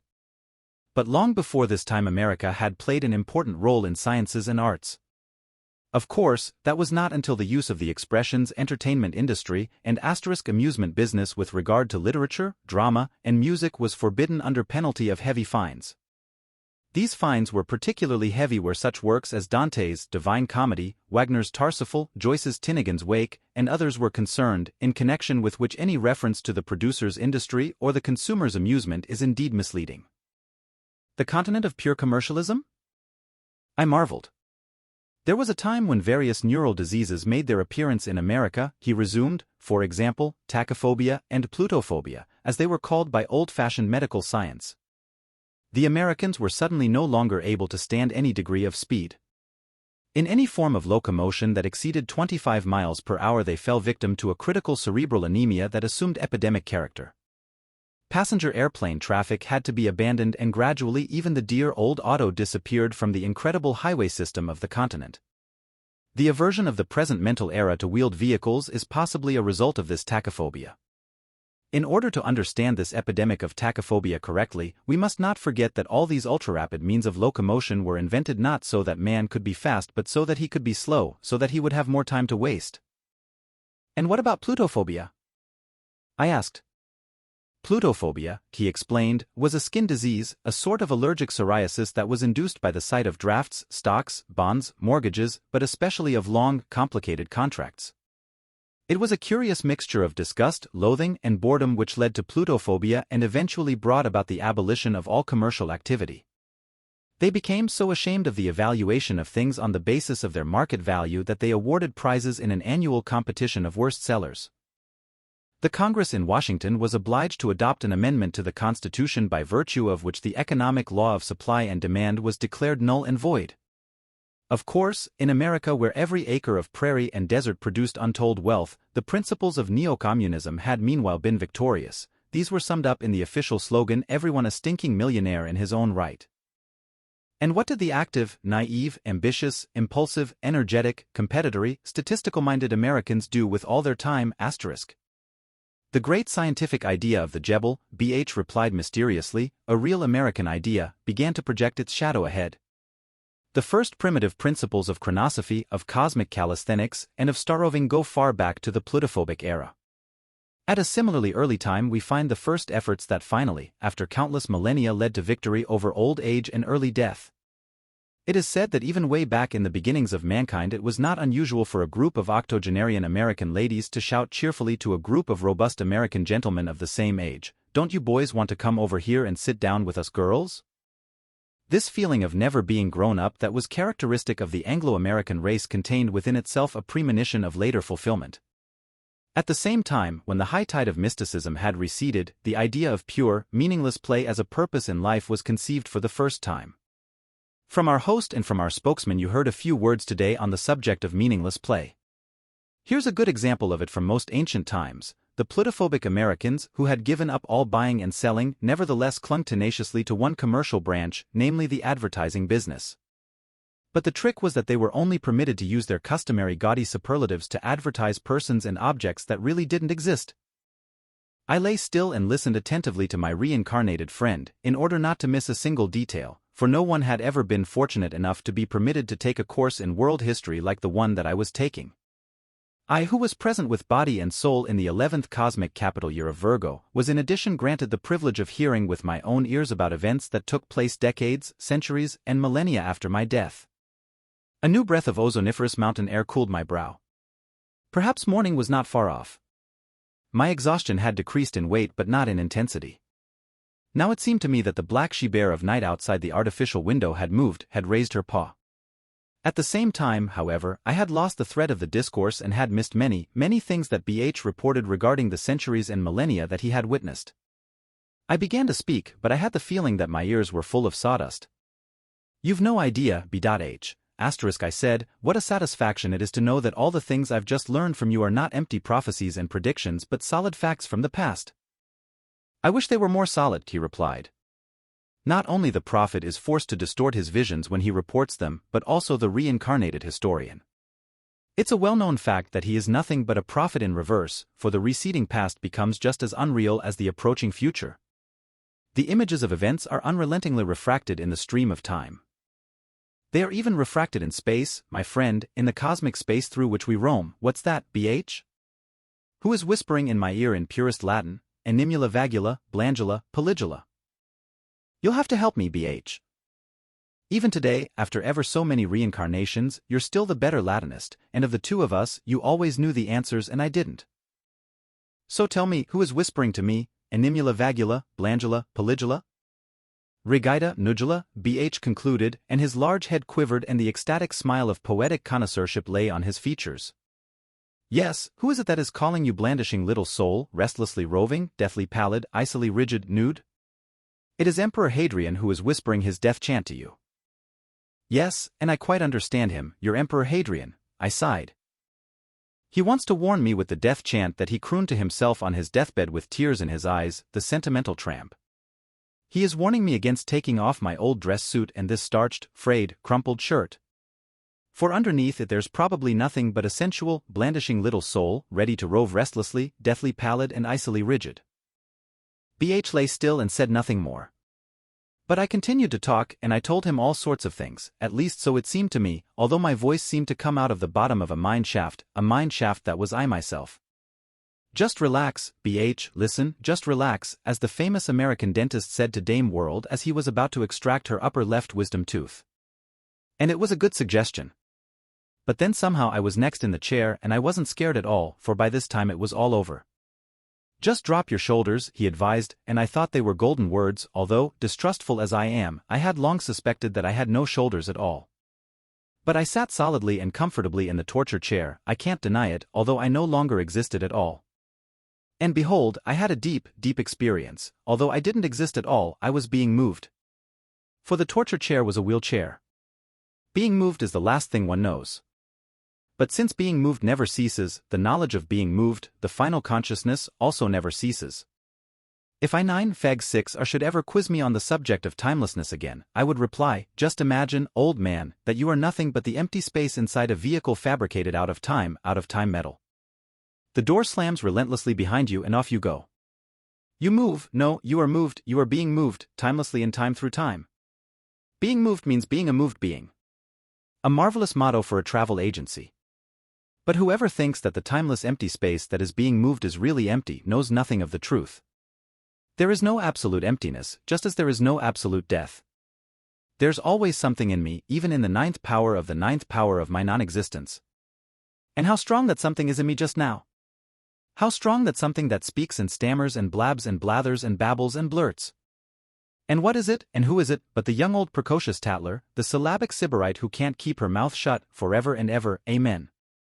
And is that the animula vagula, blandula, the rigidly, frigidly immortal soul? And isn't it simply too absurd that Caesarean butchers in the hour of their death become lyric asses who feel terribly sorry for themselves and for their blandishing, wheedling little souls? Why feel sorry? Just drop your shoulders, but don't drop yourself. As long as the eternally garrulous is being moved through space by the eternally mobile, everything is all right. And that's the congenital situation in our family, in the Sun family. Where are we going, pray tell? We're going to visit Grandma, my dear child. Is Grandma the ancestress? Shame on you, you bonehead. Grandma isn't a youthfully beautiful pervert, she's a wrinkled old lady full of crotchets and funny stories. Does Grandma still have her goiter? Shame on you, don't you know any better than to speak so bluntly? No, this is the older Grandma, the oldest Grandma. Well, what do you know, there she is, with her hair slicked back and parted in the middle, and with her jolly martyr's eyes, and with her pinched mouth. Grandma, what jolly martyr's eyes you have! The better to weep for you. Grandma, what a pinched mouth you have! The better for you to understand man's last language. What's happening to me? This is awful. Now I've learned man's last language, which is also his first. It certainly isn't the monolingua, that hodgepodge, that Esperanto from the mental attic. No, no, just raise up the bells of your ear trumpets, I'm speaking the protoglossa, the language of the first day of creation, that still echoes in the ears of the hydrogen atoms. I understood the protoglossa, don't think I didn't, the day the midwife slapped me on my back. And I understood the protoglossa again when they were preparing me for my last, involuntary final journey, a journey on which I didn't move but on which I was moved. What a wonderful language it is, this protoglossa of ours. It lies far back of the tipple language and the nipple language and the soak diaper idiom. It lies beyond all swoon babbling and all narcosis blabbing and beyond the fast-fading death cry. It is the red thread that Grandma embroiders into her tapestry of organdy, yes, of organdy. But now I have to be careful not to slip too far back into the protoglossa, like old immigrants who keep on backsliding because they can't become accustomed to the language of their new environment. Use your head, old man, and stay with the monolingua, that's your duty right now. All right, I won't step into any snares or on any trapdoors. And now, let's move on please. Or rather, let's be moved on please. This mental traveling is a terribly poor excuse for our traffic. What we really need is a conductor with gold braid on his cap and a locomotive with a bell and a whistle and a porter who yells, all aboard. For we're children of the railroad, world without end, and we'll never get over it. Just look at me, the 3-year-old over there, staring up at the viaduct and rapturously shouting at the steaming locomotive in nipple language, engine. The children of the railroad know that all darkness in the world is caused by a tunnel and therefore it passes. And whoever is a Lovejoy, as I, a Christian I Lovejoy, he begins to see the light in the middle of the tunnel. But beyond the tunnel lies the park of the worker. And that's where I'm going the first thing in the morning. And even if I'm lying far below the surface of the earth and staring into the dark, yet I know that the sun has risen. For where could the sun rise, but within me? Our wakening drink awaits us, BH's cheery voice rang clearly. It's only a morning drink, I replied, for you see, I held out and I don't have to be wakened.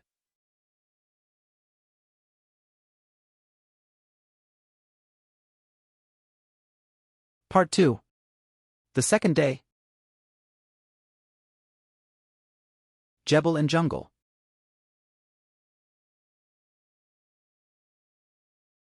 Motto. Why should I worry about missing something? Is not eternity mine? God hold Ephraim Lessing in paragraph 100 of the Education of the Human Race, 1778. The 10th chapter. Wherein I visit the park of the worker, am entertained by him in the valley of springs and forces and take part in the dance of the dove-grey brides until a dark figure comes to call me away. Only a person who has for a long time been deprived of the sight of nature's color, green, knows what it means to the human psyche. Although my sojourn in the mental era had so far been a scant half-day and a full night, still the notion that I would be surrounded everywhere only by the iron-gray sod of the present age along with the black, leathery trees, the tragacanth roses and wax magnolias, had plunged me into a mood of depression. Despite all the artificial moonlight, meadow brightness, and forest gloom, the illuminating art of the subterranean apartments did not make up for the absence of natural green. Although I had been something of a house plant all my life and had climbed mountains and roamed the woods only on rare occasions, although I had loved the landscapes of my life with my eyes rather than with my feet, yet the awareness of a nature still untamed had circulated in my bloodstream day and night. The highly advanced, that is, desolated, nature of the astromental world filled me with a sensation of desiccation and atrophy, and while my living contemporaries of the future appeared to feel no privation, I, the ghost from darkest antiquity. And so I don't need to describe my relief, my exuberance, my satisfaction, in short, my spiritual and physical delight, when I stepped through a narrow gate in a dilapidated wooden fence into the park of the worker, which lay before me as a unified, green landscape. This time I was alone. It was fun to move about freely in the mental world for the first time and to elope from BH by means of the travel puzzle. Over the decaying fence a sign was affixed with the words, "The Park of the Worker," and beneath it, in small letters, "Whoso touches his back will carry away the virtue that goes out of him." The quotation seemed vaguely familiar to me, still I assumed it came from some later author of whom I knew nothing. A few days after my return into the 20th century, however, when I chanced to pick up the Gospels again, my Testament opened to the 8th chapter of Luke, and my eye fell on the passage where the woman having an issue of blood touched the border of Jesus' garment and was healed. I read, "And Jesus said, 'Who touched me?' When all denied, Peter and they that were with him said, 'Master, the multitude throng thee and press thee.'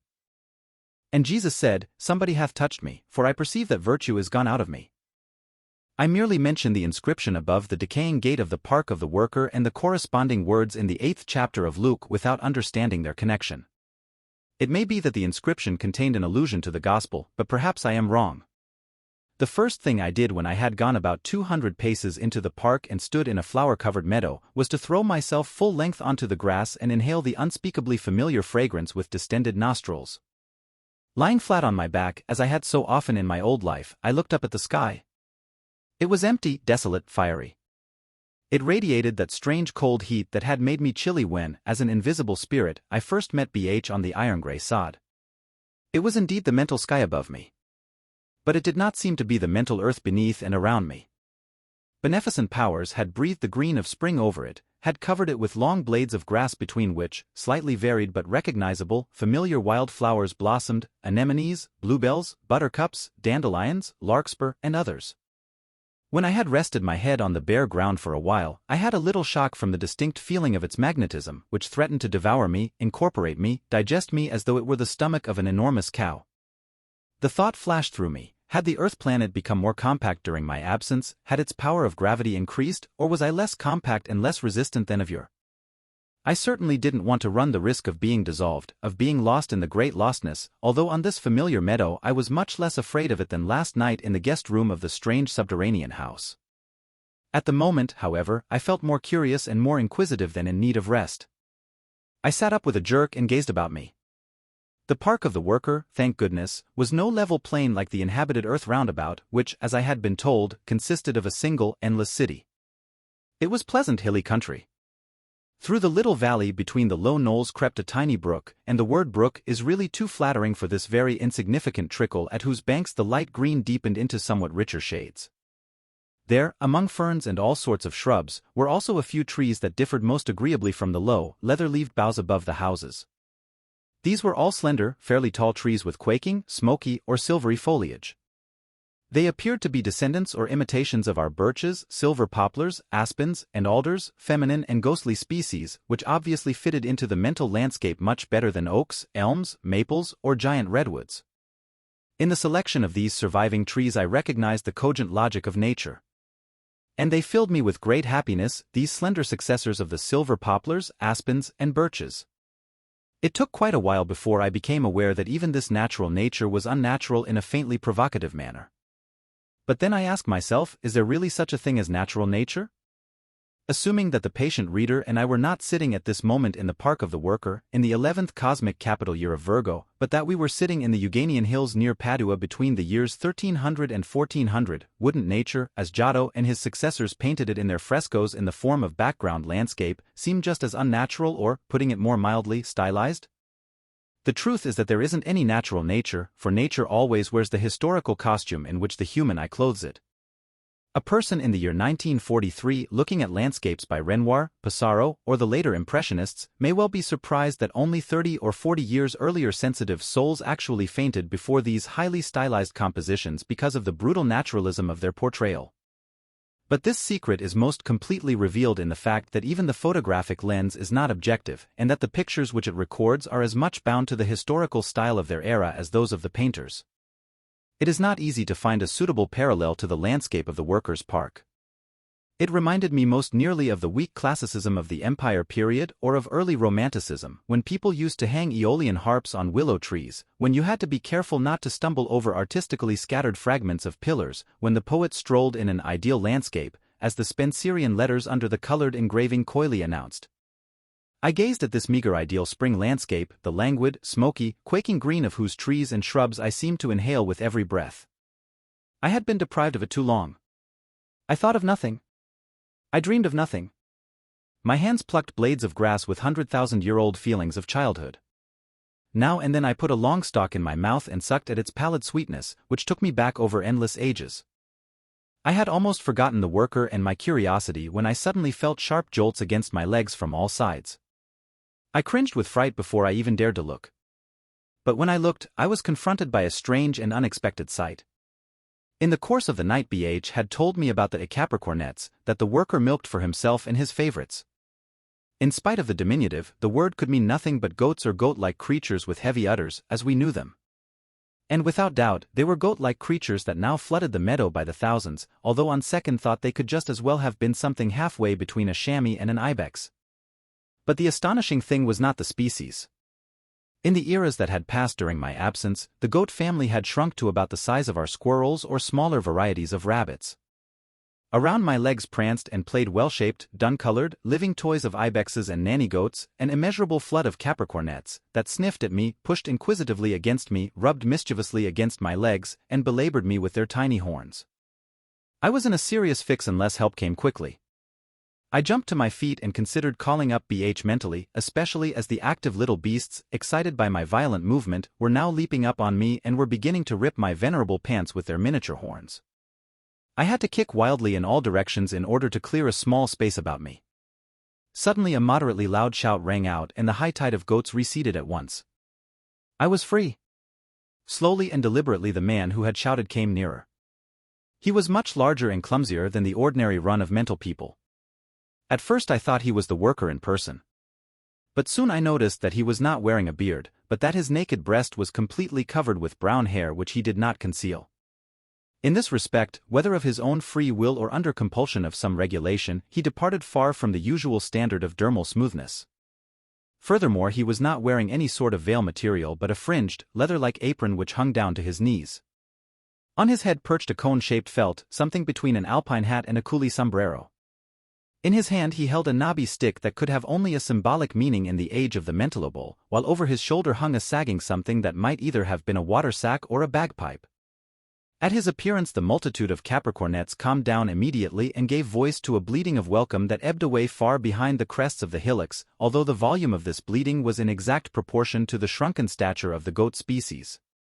It was not quite bleating, but rather a bleating squeal, and from the opposite hillside a baaing squeal replied, for there the so-called ovets were grazing, the surviving race of lambs, ewes, and rams, which had suffered the same diminution as the billy goats and nanny goats.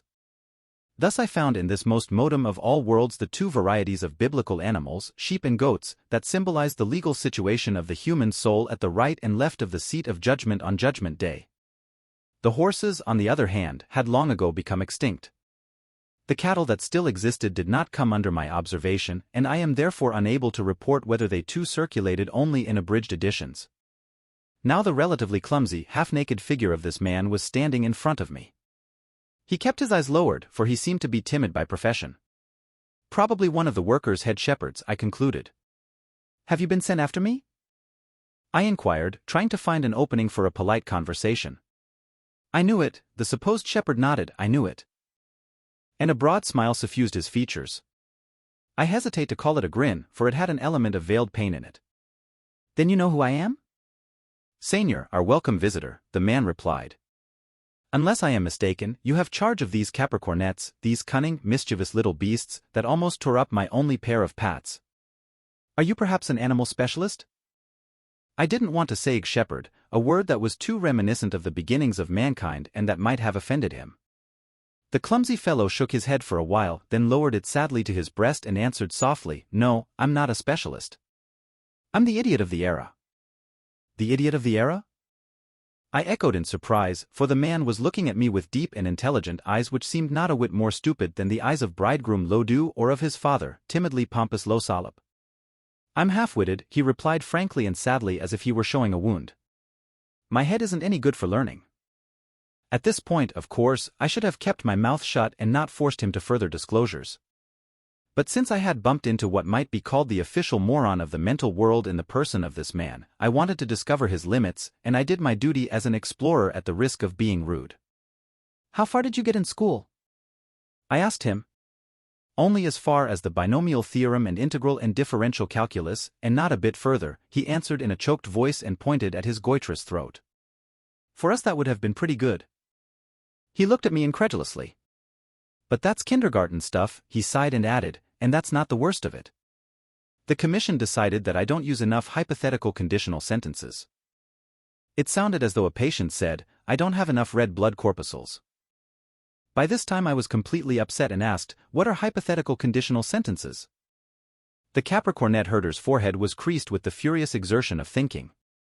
After a while he blurted, if the idiot of the era were not so idiotic, he too might dance with one of the brides today. Yes, it was a genuine hypothetical conditional sentence, and besides it was a lyrical eruption that demanded silence. I motioned to the idiot to precede me and show the way. He started.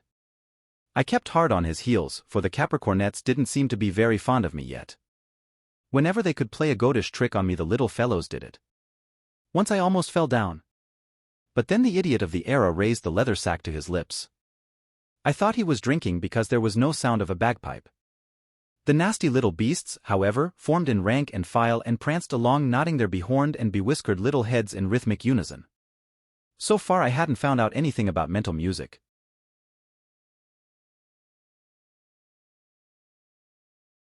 The worker, whom I now faced amid surroundings of greenest green, was a real giant and not of this time at all. He was close to 7 feet, but his radiant stature had nothing in common with that of the miserable giants that we used to see in the cities of deepest antiquity as doormen of movie and vaudeville theaters and sideshows. Those hypertrophic statures usually resulted from a diseased pineal gland, and their bearers looked as unhappy and uncouth as if nature's checkroom girl had given them the wrong body for the right check and they hadn't noticed it until too late. Not so the worker. All of his 7 feet were genuine and healthy and downright jolly. The reason for his exuberant well-being was his extremely salubrious profession, the tending of the mysterious sprinkling system on which the economy of the mental era was based. Everything in the vicinity of this system was green and park-like, flourished and burgeoned. That this was not the case with the Capricornets and Ovettes, and that they remained stunted, was no contradiction at all but had evolutionary reasons of its own. Other animals, however, and particularly the most typical species of mental fauna, the insects, had grown alarmingly in size. I am not speaking of Lepidoptera, butterflies and huge silver moths and dragonfly-like biplanes which played the role of songbirds in the now familiar house gardens. I am speaking of the bees in the park of the worker. They were as large as hummingbirds, and I was told that they not only buzzed about the wild flowers in the valley and on the hills, but that they also sucked the insipid sweetness from the wax and candy blossoms in the vicinity to make their honey. Man, to be sure, had no use for this honey. The children in the workers' park were not afraid of the stingless giant bees but pointed at them with enthusiastic fingers and crowed in a mixture of ancient Greek and nipple dialect, Melissalae dada Melissalae. Well, the secret is out, the worker was surrounded by children. They were mostly tiny children, hundreds of them. And they were being pushed in regular go-karts, the only wheeled vehicles that had survived, as the billiard table had, but with better reason. I can't express the deep gratitude I felt in my heart, the tender satisfaction at the sight of so many perambulators that moved in loops and circles about the worker. The young mothers pushed them over the worn, light green lawn, and a babble of voices rose that was composed of a hodgepodge of squalling, squawking, enraged squealing, stubborn screaming, prattling, and prating, punctuated by feminine scolding and comforting. The worker, who looked exactly as I had imagined the first time he was mentioned, appeared to play the part of a biological Helios, a sun god in overalls, who unfailingly radiated health, strength, and well-being all over the neighborhood. They all thronged about him, they all wanted to touch him, heedless of the elegant mental custom that made all physical contact taboo. As I expected, he wore a short, dark blonde beard which was beginning to show a few strands of white. His good-natured, roundish face was very sunburned and wind-tanned, as though he were a sailor or fisherman, a worker of the sea rather than of the soil. Fun and laughter were hidden in the wrinkles and crow's feet about his eyes, eyes of the same cornflower blue as Lala's. And the workers' laughter missed no opportunity to erupt. It was never a laugh, however, that released a witty tension, but simply the resounding symbol of physical super-well-being and spiritual balance. If the Major Domus Mundi was the epitome of delicate and sorrowful selenity, the worker was the epitome of powerful and benevolent solarity. At sight of him I realized the wisdom of the astromental constitution in assigning rule and government to the gentle man of night, while it left work and husbandry to the vigorous man of day, even though by this assignment of duties it reversed the old order of things. Both the man of day and the man of night, however, far excelled the present standard of mankind, the one physically, the other spiritually. Together they formed the poles of the axis that ran through the age. At the same time the worker had not lost the characteristics that his name expressed. He was jovial and condescending as befitted his gigantic growth that forced him to stoop down to everything and everyone. But he was not jovial in the manner of a prince or a commander, but jovial as an experienced foreman, a locomotive engineer, or a master miner, in short, as a successful proletarian of the remote past, who on Sundays was dressed exactly like the industrialist, his employer, and yet stepped aside and tipped his hat to him when they met. The worker was without any doubt a superman, yet he succeeded in expressing in every gesture the fact that he had come up from below, and that he knew it. The idiot with his capricornets had left me alone. Now I was standing in the midst of the go-karts, babies, and young mothers who were crowding about the worker, and I was ashamed of myself. How should I call the giant's attention to my person? I heard his mighty voice out laughing the jagged up and down of feminine chatter in a leonine yellow key of C major. What I referred to before as his overalls was really a big blue apron tied around his waist in the manner of shoemakers and carpenters of former days. I expected my extraordinary figure in the black evening suit to frighten one or another of the women. They were, however, so engrossed in the salutary sight of the worker that he had wind of my presence before they. Suddenly he made an expansive gesture with his right arm above the golden heads of the young mothers and beckoned to me. He is coming, his voice rang out. He's long overdue. Take care how you treat him, he's different from you. That was undoubtedly a little verse in which he commended me to the kind treatment of the women and children. After a few excited exclamations, a little caterwauling of babies, and the wordy remonstrances of several dogs that happened to be present, everyone was silent and stared at me. The worker's habit of lapsing occasionally into rhymed speech was merely the result of the increased joy of living that filled him especially in the morning hours and that expressed itself not only in primitive verse but also in humorous proverbs, spoonerisms, and puns. As I stood on tiptoe next to him, I felt repulsively small beside his towering height and unspeakably frail and feeble beside his resounding soundness. Never during my sojourn in the mental world did I feel more hopelessly like a cheap, underdone, half-baked materialization than at this moment when I stood next to the worker. He, however, whose laughing blue eyes became attentively serious for a fraction of a second, seemed to feel and to know what went on inside me. He embraced me with his tremendous left arm and pressed my head gently against his breast. At the same time he spoke to me softly, or rather, he growled something golden, and it was in verse again. Think calmly, draw your breath deep and slow. Your creator would have you do it so. Red sun is your blood from crown to toe.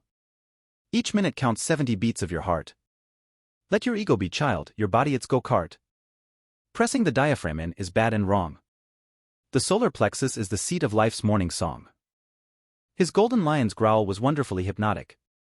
I felt my body relax from the cramp that so often seized me on account of my excitability. After a few deep breaths I felt wonderful. If it weren't so absurd in my case, I should say that I felt reborn. I felt reborn with a new, unspeakably satisfactory constitution. My nerves no longer tormented me by alternately overexpanding and overcontracting my blood vessels in successive emotional thrills. With my head resting against the worker's enormous chest, his huge reddish-brown hand on my hip, I suddenly experienced an equilibration of my being such as I had never felt before. I relived the long-forgotten bliss of childhood when we rolled in the grass or looked at the sky from between our legs. My physical comfort was so overpowering that I scarcely noticed that we had been walking for some time and that we had left the playground with its babies, go-karts, and young mothers far behind us. So you're the worker, I said, just to be saying something, and pressed close to his force-radiating person. The worker works from dawn the whole day through, he rhymed in reply. But only shoddy work makes tired and blue. Of course, anyone as big and strong as you, I declared with enthusiasm, couldn't ever get blue and tired. I'm not so big and strong at all, the worker finally dropped into prose. You ought to see my sons. They're much bigger and stronger and stigger and bronger. What's that? I marveled. You, as an official of the mental world, have sons? Certainly, 22 sons, all told and tall old. I have 22, he said. So I have? And the 22 have 242 sons, all told and tall old. And the 242, they have, let's see, they have all told 1,310 sons, and they're my great-grandsons. And all your sons, I ventured to inquire farther, and your grandsons and great-grandsons, they're all workers like you? All of us together are the worker, he explained briefly. Now I understood. The worker was the exact reverse of that which the grammarians call a plurali tantum. They were a plural that linguistically appears only in the singular. The situations of the official guide and of the idiot of the era were probably similar. The worker, against whose chest I was peacefully leaning, was the head of a tribe in which certain physical and spiritual powers and virtues were propagated by means of selective breeding, and this tribe or clan was thus qualified for specific services that the average mental man was no longer capable of rendering. I should have liked to ask the worker how many parks like the one under our feet, tended by his sons, grandsons, and great-grandsons, existed on the planet. But since he was loudly singing the morning song of his solar plexus at the moment, I didn't dare to interrupt. I was in a position, however, to draw the definite conclusion on the basis of my research that the distant future not only linked certain occupations and callings to castes, but to specific clans and tribes with particular, highly bred, organic, almost magic characteristics. Moreover, the wives of the worker, despite the general infrequency and the lengthening of pregnancy, appeared to have been given a continuous fertility that settled apart from the rest of humanity without, at the same time, degrading them. Incidentally, the wealth of children was another proletarian and peasant element of antiquity that had been preserved in the worker. In him elements of primordiality combined in a most natural manner with elements of highest evolutionary advancement. So remarkable was the cosmic contentment which flowed through my veins from the physical contact with this giant that I uttered a little cry of pain when he released me in order to open another lattice gate above which a worm-eaten wooden sign announced, "The Valley of Springs and Forces." We entered a broad hollow in which the tall grass, interwoven with flowers, was almost malachite green. This hollow, quite different from the bowl of the geodrome, was fairly deep, and I assumed that the malachite color resulted not only from exalted fertility but was in keeping with the strange daylight down here. The farther we descended into the hollow, the paler and more transparent the sky became, until finally, even with the sun nearing the zenith, a few stars became visible. Considering the relentlessly burning, dry sky of the era, this Valley of Springs and Forces was the most pleasant outdoor spot that mental nature had to offer. "And here's the first spring," I heard myself exclaiming in a completely strange, boyish voice, and I wouldn't have been a bit surprised if I had discovered that instead of my old dress suit I was wearing one of my even older sailor suits with short pants and stockings. My legs developed an irresistible desire to skip, and now and then I yielded to it without the least consideration of my dignity. What not only I, but anyone else, would have taken for a spring, a medicinal fountain in a health resort, was nothing but a fine, large alabaster bowl that stood at about the height of my chest on a thin glass-like column fixed in a stone pedestal. I stepped up to it quickly in order to examine the bowl and was surprised to find it quite smooth inside without either inlet or outlet for water. "Please, Mr. Worker, won't you turn on the fountain?" I heard my excited boyish voice asking. "My boy, your wits must have gone awry," the blue apron giant rhymed cheerfully. "Nothing springs from below, it comes from on high." The concept of a medicinal spring, a bubbling fountain, as I had often seen, was so strong in my mind that I completely failed to understand the worker, and I began to get annoyed at the light and shallow nature of his pert jingles. After all, they were only the silly after-dinner verses of a damn fool, even if this damn fool had at his disposal the magic powers and the deep nature instincts of a pagan demigod. Meanwhile the worker had walked over to the fountain, had rather solemnly bared his arms, and now began to rub his powerful paws just above the bowl, gently at first, then more and more vigorously, and finally as a surgeon who scrubs his hands for dear life. And while he washed himself without water in the subdued light of the hollow, his tremendous hands suddenly began to phosphoresce and then to glow in a steady ghostly light, and when he finally raised them, the ghostly glow did not leave them but faded toward the sky in the form of a pale greenish ray. "I too, please, I want to do it too," my boyish voice exulted, but my intellect was still mature and understood that this was not a planetary spring but a stellar one that was not derived from below but was brought down from above to serve man. Man had transferred his industries into cosmic space and employed the forces of the stars on a piecework basis for the satisfaction of his needs. And in so doing he had realized only one of his primordial perceptions that is engraved in cuneiform characters on the famous Sumerian stele of Bab-el-Nasr: everything that is below is also above.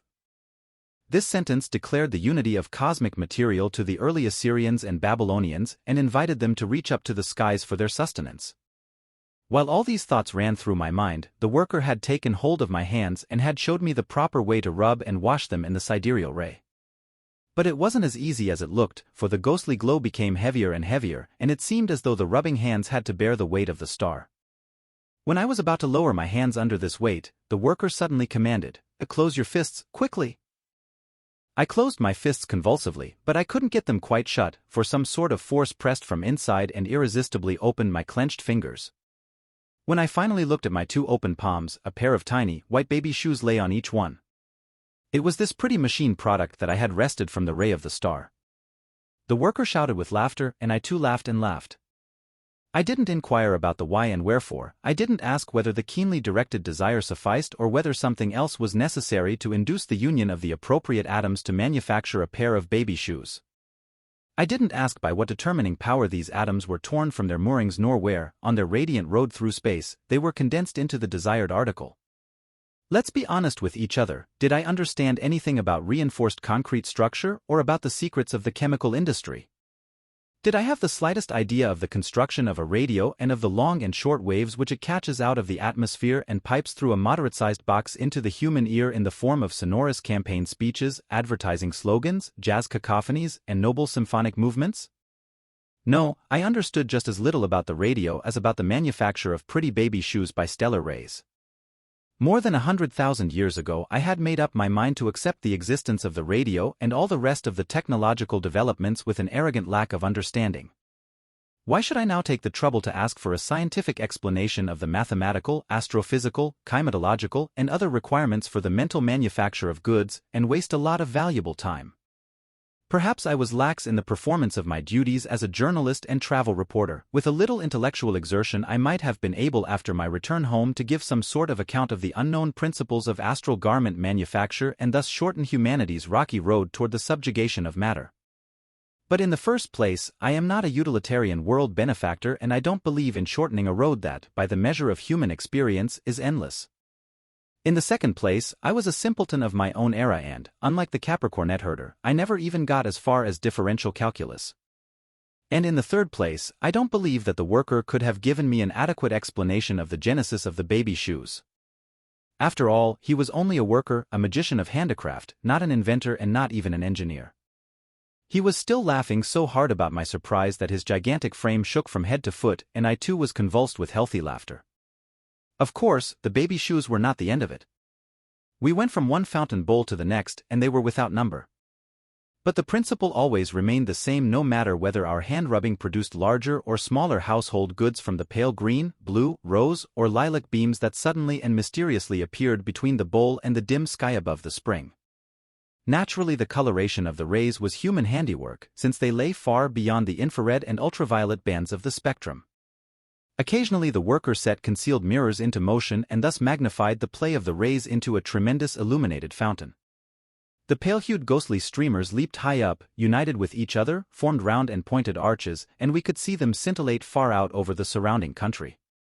I assumed that at the same instant all the necessary supplies were trickling into cupboards and larders through the roof gardens of countless underground homes in Panopolis.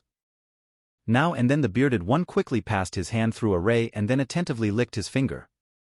I imagined he was tasting some of the soups that were being prepared for people, for the better families, even according to private recipes.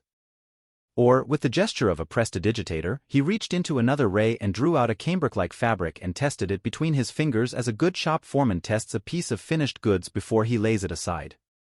Yes, his name fitted him. He was really the worker. Finally, when all the bowls were in synchronous operation, he grunted with satisfaction, sat down in the grass, and drew me down beside him. I could not turn my eyes from the indescribably glorious spectacle of the stellar rays working in broad daylight. He, however, reached into the pocket of his apron and pulled out an old-fashioned lunch package.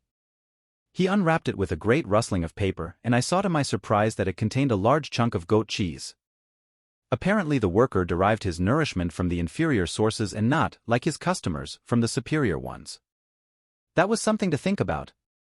He, who was more intimate with the sidereal rays than anyone else, was more deeply rooted in the planet than his mental fellowmen. Now he broke the Capricornet cheese in half and handed me a big piece. I bit into it joyously and began to eat fervently, for I too, being still an inferior human, had been deprived too long of solid food from below. After we had chewed in silence for a while, the worker slapped the ground beside him lazily. At once 2 thin streams of water gushed forth. I needed only to open my mouth to drink the sweetest icy mountain water that I had tasted since the mountain climbing tours of my youth. Goat cheese and spring water, that was the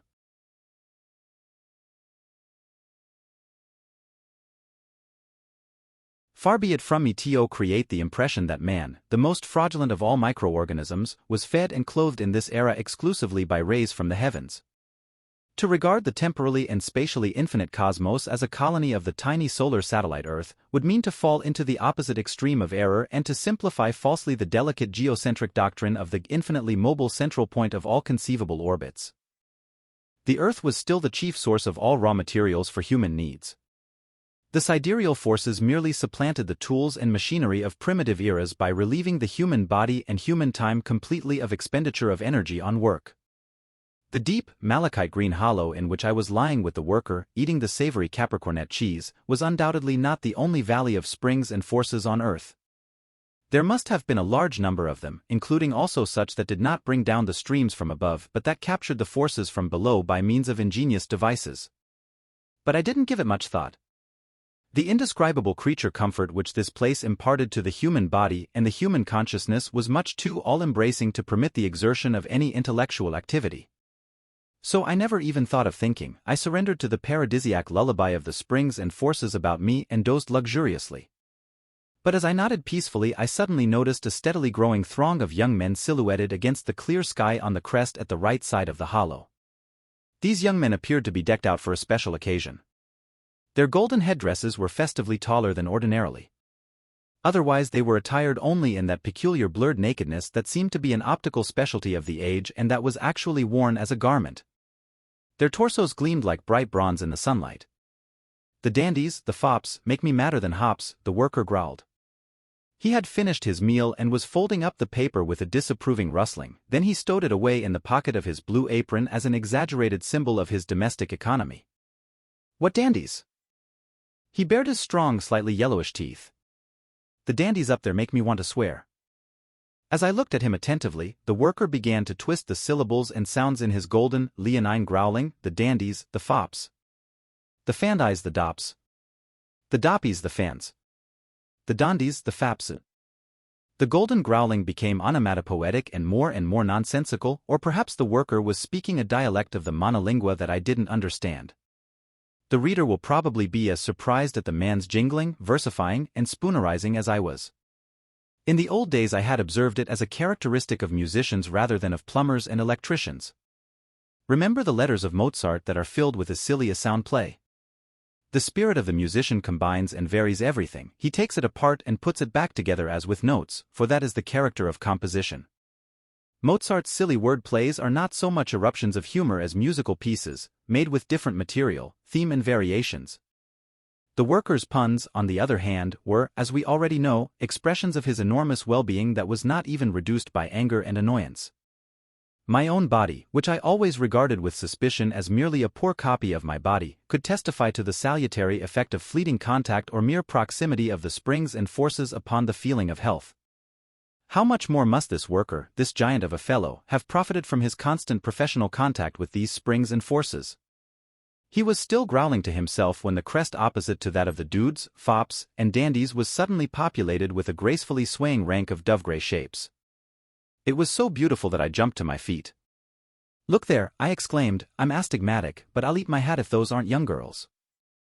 "Sit down, son," the worker ordered, and continued in a fluent rhyme, "Today is the day, as you may suspect, of the dance of the 100 brides-elect." No further explanation was necessary. In spite of the dubious nature of my existence, I was by no means so stupid as not to understand at once that the 100 preferred brides-elect of the city, the county, the state, or whatever this administrative unit of California was called, assembled in the park of the worker and in the valley of springs and forces on the eve of their matrimonial union in order to partake of the salubrious virtues and impulses that emanated from the pale, starry sky and the malachite green floor of this Valley. And whether it was a question of a real blessing or of a mere symbolic ceremony, I fully understood it. What I did not understand, however, was the presence of the dudes, fops, and dandies. Maybe the worker had given them these derogatory names only out of envy, and they were probably thoroughly respectable young men, who knows. Meanwhile they streamed down the hill and lined up expectantly in a semicircle near us. What do these gentlemen want? I asked, and why are they lined up here? Dance and ladies' choice, the worker growled, and I had the feeling that in spite of the sublime monogamy of the mental era he was jealous of every woman, every girl, and particularly of every bride-elect. With his tremendous physique, his explosive health, and the biological impulses necessarily resulting from these factors, it certainly wouldn't have been surprising. The worker, with his 22 sons, number of daughters unknown, his 242 grandsons, number of granddaughters unknown, and his 1,310 great-grandsons, number of great-granddaughters unknown, along with his entire clan, was an exciting exception in this regard too, and he wasn't a bit ashamed of it. Little by little I learned the following: it was the legally prescribed privilege of every bride-elect, a privilege which, in recent generations, had developed into a ceremonial duty, to choose a young man as a dancing partner and escort in the park of the worker on the second day, the preparatory day, of her wedding festival. This young man, chosen from the chorus of dudes and dandies, had to be her cavalier of honor for 2 hours, that is, for the duration of the dance and the picnic following it, which was held at the source from which all good things came. The chosen cavalier could be anyone except the bridegroom. All prospective bridegrooms were legally expressly barred from this ceremony, which dated back to archaic times and was regarded by some historians as having originated even before the time of the suntransparency. This fine, frank practice must have had its beginning at the conclusion of a polyandrous era, when women, who had had a male harem, considered the return to strict monogamy a serious hardship. To preserve the illusion of a free choice just once after the socially correct decision had already been made, that was what they wanted. To pretend just once more that the way was still clear for chance, for the god of love himself, the way that, after the first successful kiss, would prove to be the eternal road of destiny of soulmates. Ladies' choice at a dance, the last shadow cast by the unquenchable longing for freedom. The gracefully swaying rank of brides had come nearer. The dove-gray veil garments billowed with the tiny advancing and receding dance steps. Under them the bright maidenly bodies gleamed in the chastely subdued light. It was the famous dance of the 100 brides. I wondered whether the lovely Lala from our household was among the chosen dancers. To my unpracticed eye, however, the girls all looked so much alike that I couldn't tell one from another. I sensed the tight nervousness that gradually took possession of the young men. Since there were twice as many of them as of the brides, 100 unwanted cavaliers would either have to look on as disgraced wallflowers or retire with feigned mockery. The vain fright, the frightened vanity, of the dudes lay like a bank of fog over the transparent air of the malachite green hollow. To what sort of music, I wondered, were these brides dancing their ballet, which was strangely reminiscent of highly refined primitive dances? With all this mental progress, how much primitivism kept eternally bobbing up. What was that? I heard no music of any sort. But presently I spied, at a great distance from my position, a sort of a melancholy gypsy lad with a hand organ. Don't forget the billiard table in Lodou's anteroom, which seemed to be authentic 19th century but which, in spite of most assiduous grinding, didn't emit the slightest sound. But in the great silence, in the absence of music, I gradually began to feel the music that lent rhythm to the limbs of the young girls. Next to the hurdy-gurdy man stood the idiot of the era, now surrounded only by a small cluster of capricornets, and blew into his toneless bagpipes with flushed and puffed cheeks. Occasionally he lowered his leather sack, stared with tearful eyes at the dancing rank of brides, and stretched out his arms toward the girls without restraint so that I could feel his unbridled, eternally unquenched desire. The worker had left me alone after a few more disgruntled puns and rhymes about the dudes and fops. Evidently, in addition to his normal duties, a good deal of extra work was demanded of him today. He had to use all his skill to raise the output of the terrestrial springs and sidereal forces to their utmost capacity, and at the same time he had to prepare the festive picnic for the 100 brides and their 100 cavaliers of honor. Soon the network of luminous fountains on all sides grew higher, and I stood in the darkened daylight under a complex arch of ineffably delicate, colored rays that came from above and rose again from below to lose themselves in the infinite. By virtue of the springs and forces, so it seemed to me, my body lost as much of its ordinary gravity as in water, my lungs expanded more freely than ever, my blood coursed more easily through my veins, and as a result of the reduced organic strictures and frictions, an imponderable spiritual cheeriness unfolded within me, the very memory of which brings tears to my eyes. Now the crank of the silent hurdy-gurdy stopped turning, the ballet of the brides dissolved. On the other hand, the ranks of dudes and dandies froze into a solid wall. The signal for ladies' choice had evidently been given. And, in fact, the brides began to walk along the line of young men, first in one direction, then in the opposite. They made up their minds very circumspectly, and only after lengthy consideration. I stepped closer, for it was a pleasing, a stimulating spectacle. I was so engrossed in the charming scene that it took some time before I noticed that one of the shining, dove-gray brides was standing timidly beside me. The intuitively alert reader needs no hint as to her identity. For heaven's sake, Lala, you do me too much honor by greeting me here. The cornflower eyes looked at me earnestly and searchingly. Then Lola bowed her head gracefully and ceremoniously so that I could admire her ebony black helmet under the bridal veil. A faintly perceptible, sweet, living fragrance, I can find no other name for Lala's perfume, shyly insinuated itself into my senses. I didn't come here to greet you, Seigneur, said Lola, but to choose you for the dance. I thought I had misunderstood her. Whom are you choosing for the dance? You, Seigneur, that is, if you don't mind. You're joking, Lala, I protested, shocked down to my solar plexus, which was no longer the seat of a morning song. You know who and what I am and where I come from. Why should I be joking, Seigneur? She asked, and her eyes were genuinely puzzled at the question. But my heart was beating so violently that the words tumbled jerkily over my lips. My dear bride, I said, there are 200 young athletes. 200 choice male specimens of your generation, even though the worker may call them dudes and fops and dandies. And tomorrow, Lola, you start upon your true and loyal married life with Lodu, who will then no longer be your fiancé but your husband.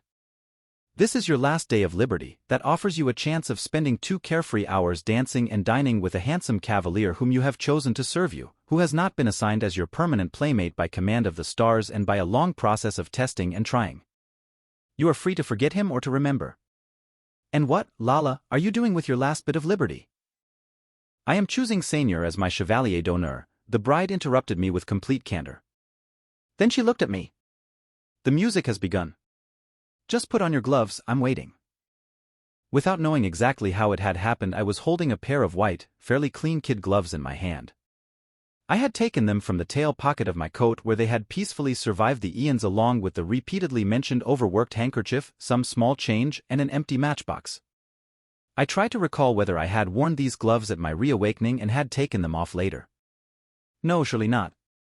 They, like the handkerchief, were relics of the sloppiness of the ancient mortician who had neglected to empty the pockets of my coat before he dressed me. But as I reflected, I suddenly remembered when I had worn these white kid gloves for the last time. It was at the church wedding of a couple of my acquaintance who had done me the honor of asking me to stand up with them. My services as best man had unfortunately not proved a boon for their married life, as they were promptly divorced at the end of a disagreeable year. This recollection of my failure as best man struck me as an unfavorable omen with regard to the lovely bride at my side. At any rate, I possessed the white kid gloves prescribed for a formal dance so that I would not need to touch my partner with my bare hand. As I nervously pulled on the kids, I was suddenly shocked at the memory that yesterday, tempted by the ancestress, I had let my hand rest between Lala's naked little breasts, for the express purpose of transmitting some of the primordial virtues of the 20th century to this beautiful child of a late age who had no vicissitudes in her nor lines in her palms. I felt myself grow red, disgracefully, considering my years, and perspire at the roots of my hair. I was paralyzed with confusion. Suddenly I knew that I had reached for my gloves only to avoid touching the girl's naked body once more. The ancestress was right. The contact of such disparate elements could not be without consequences. And upon my honor, I wasn't thinking of myself, I was only thinking of Lala, whom I wanted to protect from my ancient, fateful, crisscrossed hand. At the same time I knew in my unspeakable confusion that Lala was aware of everything that went on in me. Even without the clairvoyant powers of mental man she would have guessed everything, for neither the brides nor the dudes and dandies were wearing any sort of gloves of veil material or cambric. I bit my lips with embarrassment. Lala looked attentively at my hands but gave no hint of knowing my thoughts. At that instant the seams of my gloves split apart. You really can't blame them, considering the enormous longevity they had attained. And now I hoped to God that Lala would laugh as she had done yesterday, the more mockingly the better. Her laughter would have angered me and relieved me. But she didn't laugh, she remained calm and dignified. Which dance do you like best? Seigneur, she asked. emphasizing the distance between us by a girlishly sly deference. Please, please, I implored, consider what you're doing. No man could do that, even if he were another 100,000 years older than I. How I suffered from these words that offended me even more by their trite compliment than my pedantic dryness had done last night. That was the reason I now became abused toward Lala. I only hope, I declared with excessive bitterness, that your snobbishness or bluestockingism isn't going to cheat you out of 2 pleasant hours of your life. Even though I may be a rare museum piece for your friends, I'm not worth such snobbery. Which dance would you like, Senior? Lala repeated, paying no attention to my tactless words and placing the indescribably light fingertips of her right hand on my almost insensitive left kid glove, while she rested her left hand on the right shoulder of my dress coat with a trace of more intimate pressure, ready for the dance. I was never much of a dancer, my child, I stammered. When I was your age, the world that came to an end during my lifetime was chiefly addicted to a dance that was called a asterisk waltz. Even at that time, it was definitely an old-fashioned dance, since the couples had to whirl an alternating step that pumped the air out of their lungs and drove the water from their pores. And what sort of dances did they dance later on? Senior, Lala inquired, as serious as ever. Later on, let's see, I mused aloud, later on they didn't really dance at all anymore. It was a sort of a walking up and down in couples, a kind of an indolent promenade of the sexes on an overcrowded dance floor. I'm not saying anything against it. It served its purpose. And it was accompanied by a persistent carpet beating and by moaning, groaning music, the illegitimate offspring of the African jungle memories of civilized Negroes and Anglo-American languid crooning technique. In that case, Senior, decided Lala, smiling at me for the first time, we shall dance a waltz. But how? I argued. And where's the music? The music is about to begin, said Lala. You only need to listen closely to yourself. Senior. Obediently, I closed my eyes in order to listen closely to myself. And sure enough, Lala was right. The music had begun inside me. It was a very tenuous, infinitely old, music box waltz melody, which developed more and more distinctly in me without any recognizable source, for the silent hurdy-gurdy and the silent bagpipes were obviously only props. Until its 3/4 time communicated itself irresistibly to my legs. And my partner had the same experience, for without being particularly aware of it, we began to whirl in waltz time. But the best of it was that the whirling, whether to the right or to the left, was no strain at all, since the springs and forces of the malachite hollow had reduced the specific gravity of my body. It was by far the most satisfying dance of my conscious existence, including the almost 53 years of my past life. The word dance is too weak. It was really floating, the epitome of light floating, mingled with a still lighter floating, a dual floating. I hardly noticed the other couples and foursomes who moved about us in various rhythms. How strange that all these different rhythms seemed to originate in the same hurdy-gurdy, and that at the same time this polyrhythm did not produce a disorganized effect. But why bother about the others? Passively floating, I understood what I had never known in my lifetime, the seriousness, the solemnity of real dancing. After a few minutes, Lala stopped without, however, releasing me. With the characteristic sensitiveness of elderly gentlemen, I suspected that the girl did not wish to overtax my feeble strength. But she appeared to have something else in mind, for she made the following confession. I made a nasty remark about your hand yesterday, Senior. But I didn't mean it. I was only so terribly mad about great-great-grandma. Madam is a very distinguished person, I commented with admirable nonchalance, for I had to control myself in order not to press a burning kiss on Lala's hand. Her words proved that she knew why I had put on my gloves, that she held the ancestress responsible rather than me, and that the memory of the incident of last night was not repulsive to her. I was inordinately happy when we resumed the dance.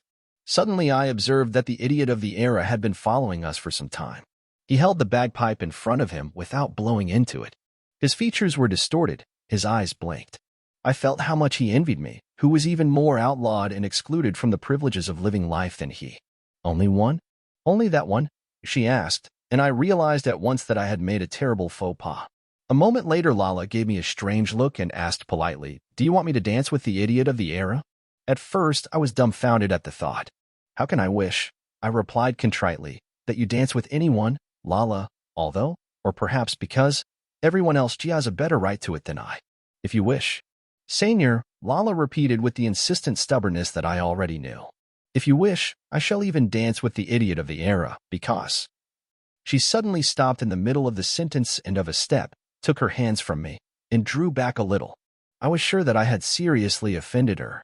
I was overcome with a desperate feeling of guilt, as always when I had done something to a lady without knowing exactly what it was. What difference did it make whether I was right or not? When a woman stepped away from me, turned her head away violently, bit her lips, and choked down the tears. No matter whether woman was the primeval temptress, for me she was always the touchstone of male guilt, for the sake of the natural suffering that man causes her. Had I offended Lale because I had mentioned her in connection with the idiot, who was a pariah because of his boorish deficiency of hypothetical conditional sentences and his goiter? Or was my crime even deeper and more complex? Forgive me, Lala, I implored. What a brute I am, rewarding all your kindness and indulgence with stupid blunders. I tried to put my gloved hand reverently about her waist and to resume the waltz step. The dance is over, she declined with a very serious mien, for we have been interrupted. So you've reconsidered after all, Lala, I said with spuriously accented bitterness. Too bad it's a little late. You will have to choose among the dudes that were left over. Lola shook her head and stared past me as though she were watching someone who was still concealed from me. No, I haven't reconsidered. Senior. And I won't choose anyone else either. Well, I misunderstood. So I didn't pass the test, my child. She raised her hand a little as though she wanted to keep me from speaking. The test, Senior, that you will have to pass, is still ahead of you, to see whether you are on the right or wrong side. Although I didn't get it at all, I felt the horror that lay in her words. And if I'm on the wrong side? I asked her with suddenly rising defiance. Then you'll not return. Senior, she said, but, as though frightened by her own thoughts, she added quickly and gently, of course you'll return. I won't even go away. I sulked. I want to go on dancing with you, Lala. After all, you selected me as your chevalier d'honneur. But now the priest is sending for you, the Grand Bishop, Lala reffed in a soft voice that sounded sad. I don't give a tinker's damn who is sending for me, the Grand Bishop or the global majordomo, or the official guide or the police, in case you have anything like that. You don't seem to realize, my dear girl, the extent of my liberty, independence, and sovereignty in this miserable world. My will has never so completely been my law. Shall we dance? Lala did not react to these words, but continued to stare past me. Then I couldn't resist any longer and turned around toward the person whose presence behind me I had felt for some time. It was a little man in a black cowl, a monk or a lay brother. His head was bowed so low that I could not see his face, but only his glassy smooth skull on which a wreath of hair had been painted with black paint about a tonsure, and in the center of this tonsure were the intertwined Greek letters X and R, the name of Christ. Don't be in a hurry, please, I said to the little man in the cowl. Life is short, and I've been invited to dance. The Grand Bishop's messenger did not raise his head from its humble posture, evidently to indicate that he had not received permission not to hurry. When I turned around irresolutely toward Lala, she was already gone.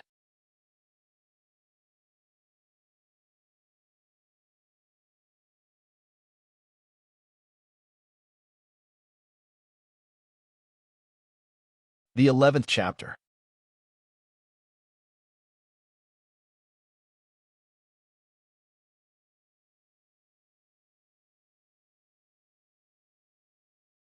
Wherein the priest performs a powerful exorcism upon me which leaves my physical and spiritual state unchanged and clearly proves that I am no cacodemon, nor am I harboring one.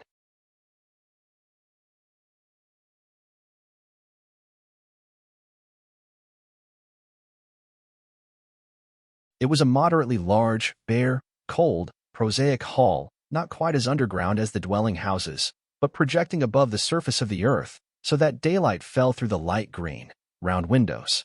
We would have said the chapel lay below the street level. But since there were no streets in Panopolis, only the gray universal sod, this expression would be meaningless.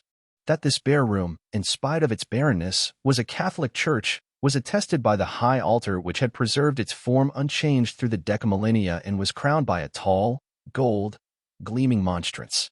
It was only my first personal impression that this was merely a large chapel, the private chapel of the Grand Bishop. It may be that the metropolitan cathedral of the prelate was just as unadorned as his private chapel. At any rate, I, who had grown up in Baroque surroundings, found it difficult to become accustomed to the complete absence of images in this mental church. Today, that is today, as I write these lines, I incline to the view that the clergy, in their dogmatic defense of the divine likeness of man, preferred to forego all imagery rather than permit any form of abstract or analytic *** art to cross the threshold of the church. The cruciform ground plan as architectural symbol had remained the same as in the time of Romanesque, Gothic, and Baroque churches. What struck me as strange was the absence of all pews or other furnishings to accommodate the kneeling worshippers at Mass. The moderately large nave of this chapel was merely an empty space, divided in about the middle into two sections by a tall, ornate railing of some dark metal like old silver. I had no idea of the reason for this division. It reminded me of the time of the primitive church when the Christian congregations consisted in part of people already baptized and in part of catechumens who were being prepared for acceptance in Christ, but who were still heathen. Both groups, converts and catechumens, took part in the service in a room divided by a rail similar to this one. Led by my little cowled guide, I approached a narrow open gate in the railing. Before I had reached it, however, I felt myself restrained gently. And now the scales fell from my astigmatic eyes. The raised platform upon which the altar stood was not empty, as it had appeared to me at my entrance. In the choir benches on both sides of the Holy of Holies sat black-robed padres who, no doubt, belonged to the same order as the lay brother who had interrupted my dance with Lala, had disrupted the festival of the brides, and had brought me here at the command of the Grand Bishop. I said the monks were sitting. That is neither a lapsus memoriae nor a lapsus calami. I didn't write it absent-mindedly or in error. I really saw the fathers sitting. The priests of the Catholic Christian Church that had survived all eons took no exception to the broken line as prescribed by the affectation of mental manners. In the midst of the monks, on a raised throne, sat the Grand Bishop in pale green vestments that did not differ from those I had known. His features beamed plainly and placidly in the sober daylight of the church. It was a smooth face but an old one, and the sight of age nobly acknowledged filled me with peculiar satisfaction. 3 of the fathers had now approached the little gate at which I stood. Their figures were much taller than those of the average contemporaries, but extremely slender. They almost equaled the worker in height, although they contrasted sharply with him in all other respects. The one in the middle was the tallest of the 3 and also the oldest, but by no means advanced in years. It seems to me now that I have never seen narrower, more spiritualized faces. In the features of these clerics, the high degree of asceticism that their saintly life had attained in this quite unascetic astro-mental world was evident. The 2 younger monks, to the right and left of the one with the tallest stature and the finest, most ascetic features, each carried a burning taper in his hand. But I was much too strangely excited to greet these burning candles with the friendly sentiments that I felt toward all old familiar objects that had somehow found their way into the 11th cosmic capital year of Virgo. The oldest of the 3 priests, the one in the surplice, had a tiny book, no larger than a postage stamp, in the palm of his left hand. In his right hand, however, he carried the aspergillum. He looked at me sadly and penetratingly before he rather softly chanted the Gloria. Gloria Patri et Filio et Spiritui Sancto. After he had solemnly made the sign of the cross, he addressed me in an ordinary and polite tone. If you are able, please make the sign of the cross. Obediently I did so, although I was very much surprised at the form of the request. Why shouldn't I be able to make the sign of the cross? The monk observed keenly while I touched my forehead, breast, and both shoulders with my right index finger. It seemed to astonish him more than a little that I succeeded in making the gesture without unfortunate consequence for myself. From the bishop's dais there sounded a long-drawn Oremus. This was followed by the soft intoning of prayers. In nomine Patris et Filii et Spiritus Sancti / the speaker began anew, and then he asked me in a solemn, liturgical cadence, "Cas tu es? Who are you?" I answered loudly and distinctly as I had so often in my life answered this inquisitorial, albeit less liturgically stylized question, in schoolrooms, in barracks, in public offices, in police stations, on witness stands, in consulates and at border control posts when one country had thrown me out and the next was in no hurry to take me in. The 2 younger monks stepped slowly through the gate, took their posts at my right and left, and held their tapers close to my face so that it could be more clearly seen, at the same time increasing my agitation. The priest in charge was now standing in the very center of the gate, his head touching its top, not more than 3 feet from me. "Quod venus? Whence do you come?" he asked, this time lowering his head. Although I did not feel the slightest constraint to answer any personal questions, and although I was sensible of a growing anger with this unexpected clerical tribunal that had cheated me out of my dance with Lala in the Park of the Worker, still I found it quite impossible to remain silent, as I had, for a moment, intended to do. And so I replied not only truthfully but also in detail. I appeared in this world yesterday afternoon at about the 4th hour. I have no memory and no idea of the manner of my appearance. It seems most likely that I stepped out of some dark, medieval gateway, that I traveled a fairly long distance in a somnolent condition, in order finally to meet my old friend BH somewhere on an utterly strange, iron-gray lawn. I recognized my friend at once, and he recognized me, although I was totally invisible for at least half an hour, even to myself. That is the truth, the whole truth, and nothing but the truth. Regarding the mode of operation of this technically advanced necromancy, the Reverend Fathers can no doubt give me more accurate information than I can give them. A certain amount of ironically bitter, even impertinent defiance must have vibrated in my words. I felt it in the silence of the clerical assemblage. Their heads seemed to droop lower, as though the hope for a happy ending of this affair were fading. In the deep silence roundabout, the priest who had questioned me strode back to the altar where he remained on his knees for a long time. Again the long-drawn Oremus resounded, followed by the intonation of Gregorian prayers, Deus Celi, Deus Terrae, Deus Angelorum, Deus Caput Statum Havstanar Vitam, Humiliter Supplico, per Christum Dominum Nostrum. At the conclusion of the prayer the speaker arose, came slowly toward me, stopped at the gate in the railing, and called to me. I don't want to say yelled at me in a loud, admonitory voice, putting a staccato accent on every single syllable, as if he had to make himself clear not only to me, but even more to the being that was concealed inside of me. In the name of the Father, the Son, the Holy Ghost. If you belong to the demon, to the corrupter from the beginning, to the corrupter of humankind, if there resides in you a spirit of the evil spirit, then I command him in the name of Jesus Christ, our Lord, begone, come thou out of him. Get thee behind him, betake thyself hence, so that he in whom thou clothest thyself may again be what, by the will of God, he was. Discede seductor, seed Deo. Let me assure the astonished reader who has never experienced the like of this procedure, that it is no small matter even for the most enlightened and most liberal person to become the unwilling and unexpected object of an exorcism, a casting out of the devil. I was fairly conscious of my innocence. But what is innocence? And what is consciousness? Does the soul know exactly whether it is aligned on the side of good or the side of evil? Everyone, including the devil himself, nurses the sincere conviction that at the very spot where he stands, the good resides, or, at least, the just cause, the only good that the wicked understand. Self-consciousness cannot regard itself as entirely base, any more than the will to live can entirely negate itself. That is, the will to live can entirely negate itself only in the act of self-destruction, suicide. And in the same way self-consciousness can negate itself only by perpetual, penitent sanctification, whereby, as this word indicates, it ceases to be an expression of evil. In general, however, self-consciousness is to a large extent identical with self-pity. Self-pity, like everything sweet-sour, has a spicy taste. Of course, my self-pity came as a much later reaction. At the beginning I felt as though the floor were heaving under my feet like burning cardboard. Cold shivers ran down my spine. A sweeping consciousness of guilt began to vibrate within me, and the possibility that I was a spirit of the evil spirit seemed to become more definite certainty from moment to moment.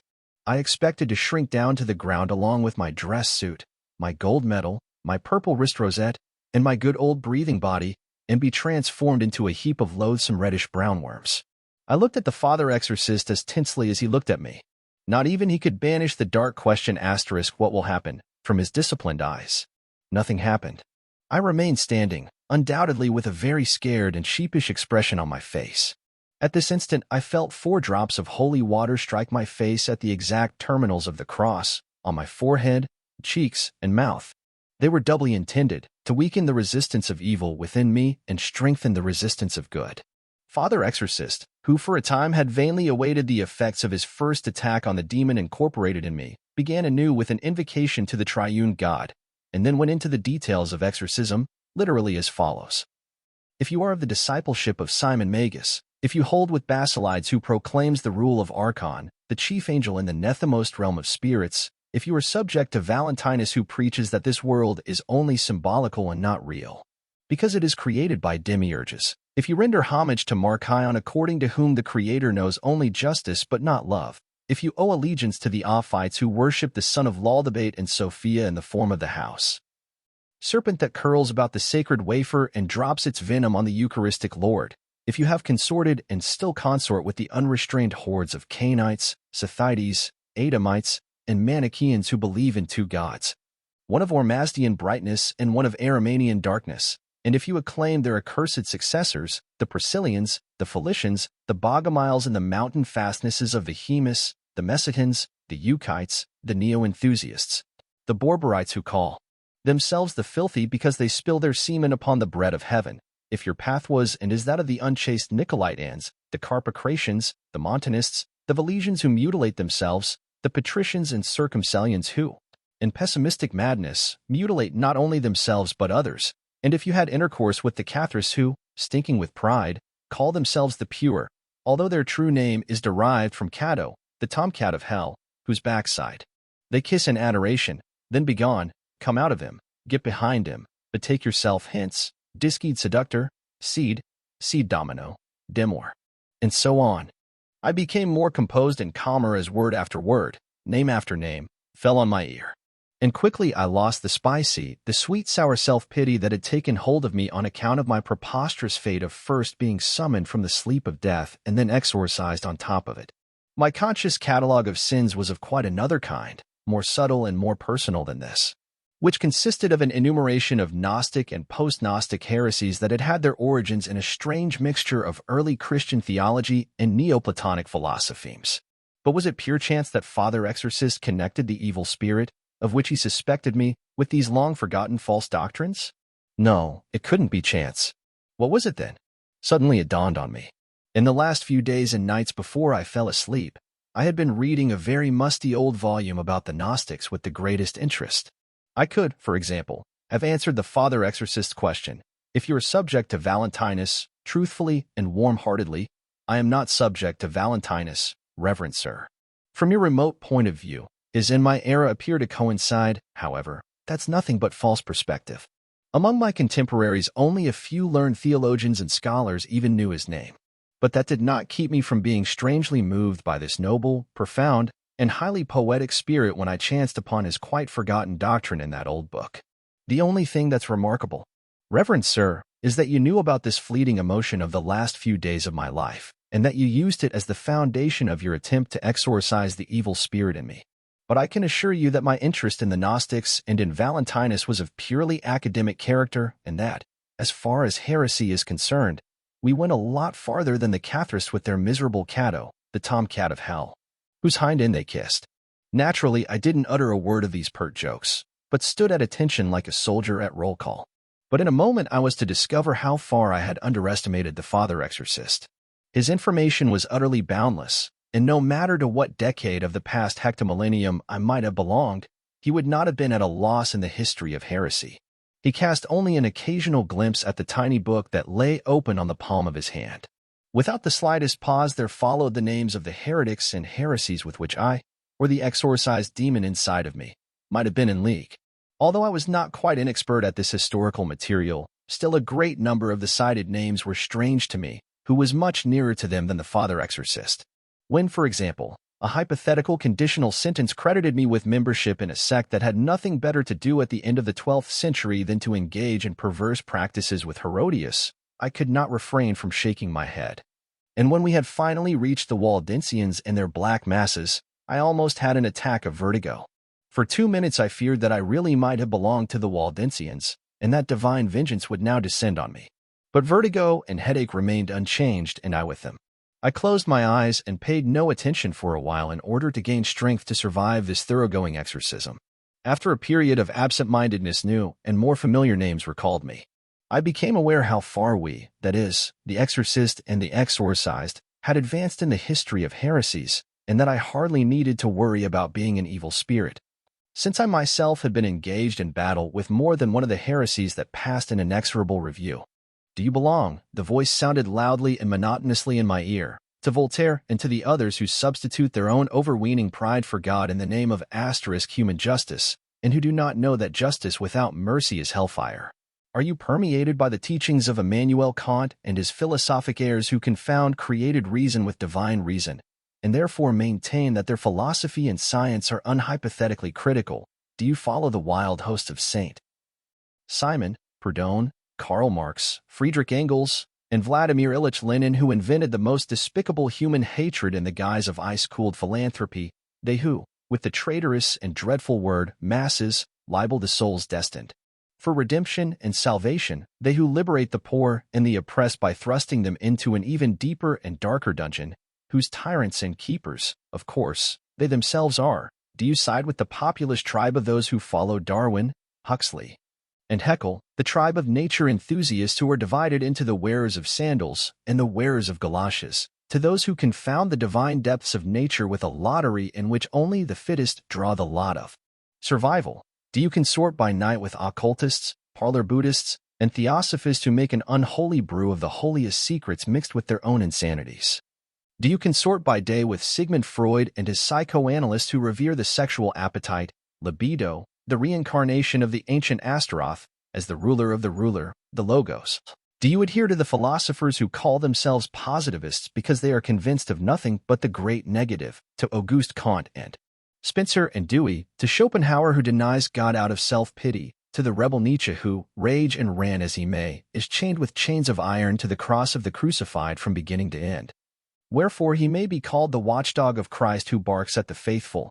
Or do you even worship that Stephen George, may his name stand for all domineering calligraphers, or others of his ilk, who wear modishly cut coats instead of sackcloth and ashes, who parade in flowing ascot cravats, in pseudodonian locks, who swing their shoulders and their hips while they publicly proclaim a sick homosexual youth as the holy savior and hand brassy spiritual poverty around in costly containers until their dupes finally fall into the net of the most brutal and most bloody of all devils? And do you join the cause of Reinhold Ebermann Kotitsky, the orthobiotician, who came long after all these and who preached that life itself was the only purpose of life and that paradise meant nothing but harmonious metabolism?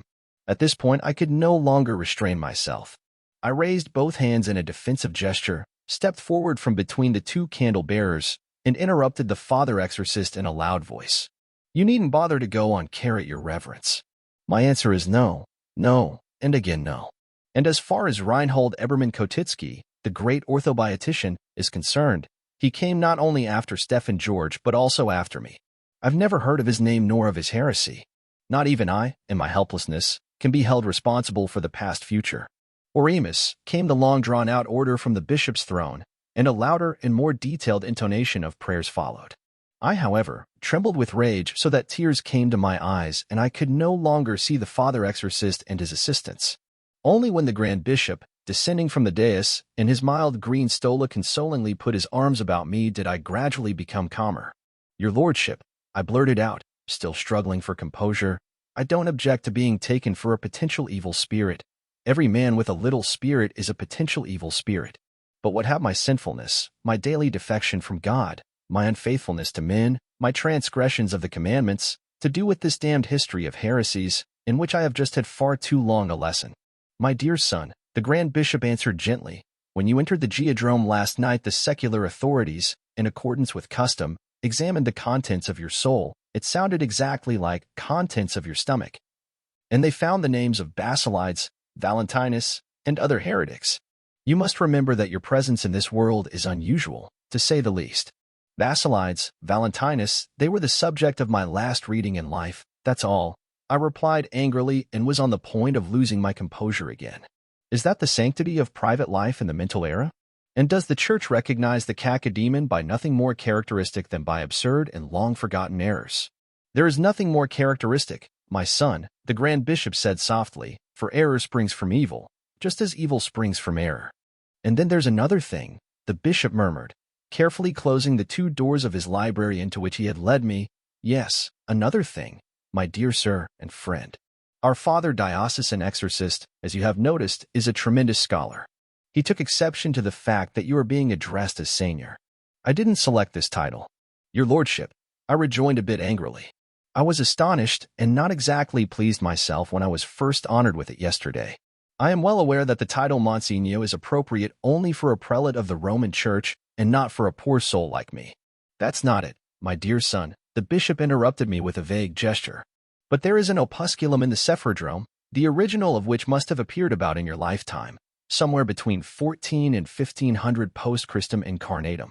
The little book is entitled *Fortalicium Fidei, And in the chapter on Deception of Women by the Demon, the author, Alphonse de Spina, describes the atrocious worship of the great billy goat, El Boche de Beach, on dark new moon nights.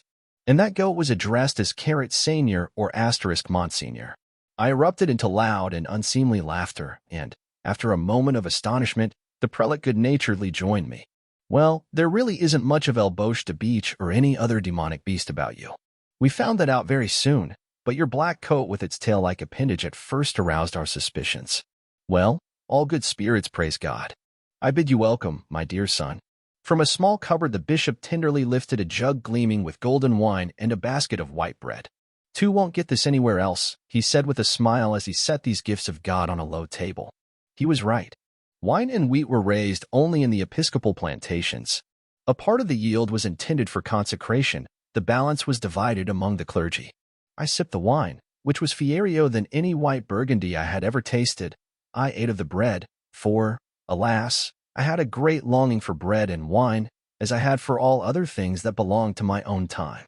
I never even tried to explain to my clerical host that I did not belong to the 14th or 15th, but to the 20th century, since even the learned father exorcist had made a silly mistake in localizing, that is, temporalizing, me.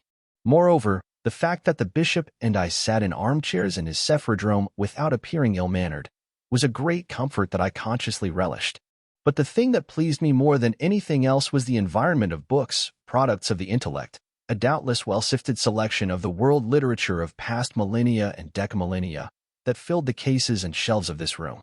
But my intelligent reader, who was quite right in checking up on me from time to time, objects, now look, that's getting just a little thick. Do you really expect me to believe that the entire literature of the world for more than 100,000 years could find room in the private library of a prelate, especially when it includes such unusual rarities as that Tortellicium fidei that the bishop referred to? With all due respect to the 11th cosmic capital year of Virgo, you can't make me believe nonsense like that. To that objection I will have to reply truthfully. There was, indeed, in this library a hidden handful of hoary original editions that my eye and the readers would have recognized as books. None of these antique originals, of course, was much older than 25 to 30,000 years. That was about the limit of durability of even the best materials in which the recorded intellect expects to become immortalized. But most of the books for the cultured reader, I mean the relatively modern editions, were published in Imaginaprint, which was utterly incomprehensible to me, in tiny volumes, the size of postage stamps, or on narrow tape, like reduced microfilm. And all of it was recorded in ideograms involving condensations and omissions which saved so much space that, for example, an entire chapter of the Bible was contained in a single, intricate symbol remotely resembling Arabic script. Modern Imaginaprint, or Fulguraprint, Lightning script, was based upon the almost superhumanly developed capacity of the mental intellect to assimilate entire series of concepts by skipping them. Only the evening news recorded by the bouncing stars appeared in demotic, extensive characters, so that not only the simplest child of the time, but even I, was able to read it. In the presence of the Grand Bishop's little books and rolls, however, I turned out to be the most ignorant analphabet, and I admitted it to him at once. But you make up for it by your command of Greek, Latin, and Hebrew. His Grace overestimated my accomplishments, languages which so many of our learned clerics only pretend to understand, and he added with a glance at the door, excepting, of course, the Reverend Father Exorcist. The prelate pensively lowered his handsome old face. In spite of the mental semblance of youth, it was a genuinely old face. I felt that he was struggling with himself. "You will probably wish to ask me a few questions, my son," he began after a lengthy, irresolute silence. "If it won't inconvenience your lordship," I took up the thread. Later, he declined. "First, I have to ask you a question." I realize that in asking this question I am almost exceeding the bounds of my authority, and that I am acknowledging a thing that I, as a bishop, have no right to acknowledge. And yet, you are sitting before me in the flesh. And I am not only the shepherd of my numerous ovets, but what was it you called yourself before, my dear son? A poor soul. Yes, that's what I am, and that's what I can call myself. But you, my child, although apparently much younger, you are a poor soul of vastly greater experience than all that is. And now he reduced his voice to a breath, and it seemed to me that he was trying to conceal his words from the all-hearing Father Exorcist. "Please answer this one question, my child. How does it feel to be dead?" I lapsed into startled silence. The Grand Bishop too appeared alarmed and rubbed his brow in embarrassment. I expressed myself a little improperly. My child, I know, he stammered. In the doctrines of eschatology, our creed informs us clearly what fate our poor souls must expect when God has taken the burden of the body from them. Far be it from me to subtilize the eternal truths about the ultimate or to try, with culpable curiosity, to unravel what the Lord in his merciful wisdom conceals from mortal kin. Still, even in our shamelessly sinful age, it doesn't happen every day that someone appears who is already at home in the beyond. He sighed deeply and added anxiously, "You probably don't know, my friend, that the central sin of my contemporaries is intimately connected with the question that I have just asked you." "Your lordship, I shall try to find an answer to your question," I replied willingly, although I have not yet had time to recall to memory clearly the facts of my dropping off to sleep and of my reawakening and of the things that lie between. I not only had no time to think about it, but a certain timid dread restrained me, except perhaps last night when I approached this question in uncontrolled associations of ideas while I was struggling to stay awake. Yes, it was really a great dread. "Then you must obey your dread," said the bishop, "and let us change the subject." No, Señor Gran Obispo," I said eagerly. "I'll have to get this problem clarified sometime anyhow, and with whom could I find more understanding, mercy, and grace than with your lordship?" After these words I leaned far back, dropped my shoulders without being asked to do so, and the thought ran through my mind that not only was I investigating this strange era, but the latter was even more thoroughly investigating me. Again and again I faced the same problem as at the dinner at Lophage's house when I had to render an account of the manner in which we had experienced life in our day. And now I was to testify before this noble and gentle theologian and prelate on the experience of being dead and, if possible, without offending his devout sensibilities. The peculiar thing was that in the first few minutes I not only had nothing to say about the condition of being dead, but I noticed to my horror that my intellect was completely paralyzed. Aha, I thought, just relax. Don't get all cramped up. Let yourself go. And then thoughts and words began to rise to the surface like the subterranean rivers of the wild and jagged Carso Mountains. First of all, "Your lordship," I began my attempt, "there's where I fell asleep, and here's where I awoke. What lies between is certainly not a void. That much I can say without difficulty. What lies between is a duration, a span. But when I look back at this span, which actually lasted for more than 100,000 years, I must confess after searching self-examination that these 100,000 years did not last a timeless instant, as the lay world might imagine, nor any sort of eternity. No, in my subjective feeling this span lasted some 5 or 6 hours. The Grand Bishop raised his head, looked at me sharply, but said nothing. In contrast with the mild moon eyes of the Geo-Archon, he had mild sun eyes. These eyes bade me continue. Unfortunately, the act of falling asleep, I resumed my effort. The actus moriendi is just as blurred in my present consciousness as the process of waking, which I reported to the best of my knowledge and belief to the Reverend Father Exorcist. Something inside me conjectures that I re-entered life at approximately the same geographic spot where I left it. But how I left it, whether in torment or in gentle detachment, whether in lonely struggle or hand in hand with my beloved wife, completely escapes me. Perhaps the last feeling devoted to the world that I remember is one of dismay that I was about to cause grief, and that I was leaving behind dust-covered disorder neatly camouflaged to give a false appearance of order. At the same time, however, this feeling of dismay was mingled with something vainly pleasant, as if what was happening to me was a sort of personal heroic deed, for which my bereaved relatives owed me increased recognition. These are things that I remember, or seem to remember. What followed then was a drama of loneliness, a drama in several acts. So now we've come to the loneliness. The bishop nodded as if he knew the melody, and suddenly I suspected that I wasn't telling him anything new at all, but that I was being subjected to a test, and a much sharper and trickier one than that to which the stern Father Exorcist had exposed me. But I didn't let it worry me, and I continued to grope for the real and true interpretation of my experiences. Death, I went on, particularly death in the first stage, is by no means pure non-existence, as I have already reported, but only an illusion of non-existence, because of the absence of contrasts. Consciousness, it is true, gradually ceases, it languishes, it withers, with all its nerve fiber roots which lie far beneath the surface. But this too is only an illusion, and the most illusory of all, for it is not consciousness that languishes but only the duality of consciousness, the abundance of the thou and the I, the reflecting vis-a-vis of existence. The ego no longer faces itself, and can therefore no longer be aware of itself, as a human face becomes aware of itself in a mirror. The ego disappears in the ego, in itself, as water in water. So it is, nodded the Grand Bishop and closed his eyes, partly in satisfaction, partly in disapproval of my abstract language. But how does this disappearance of the ego in the ego come about? I asked myself more boldly.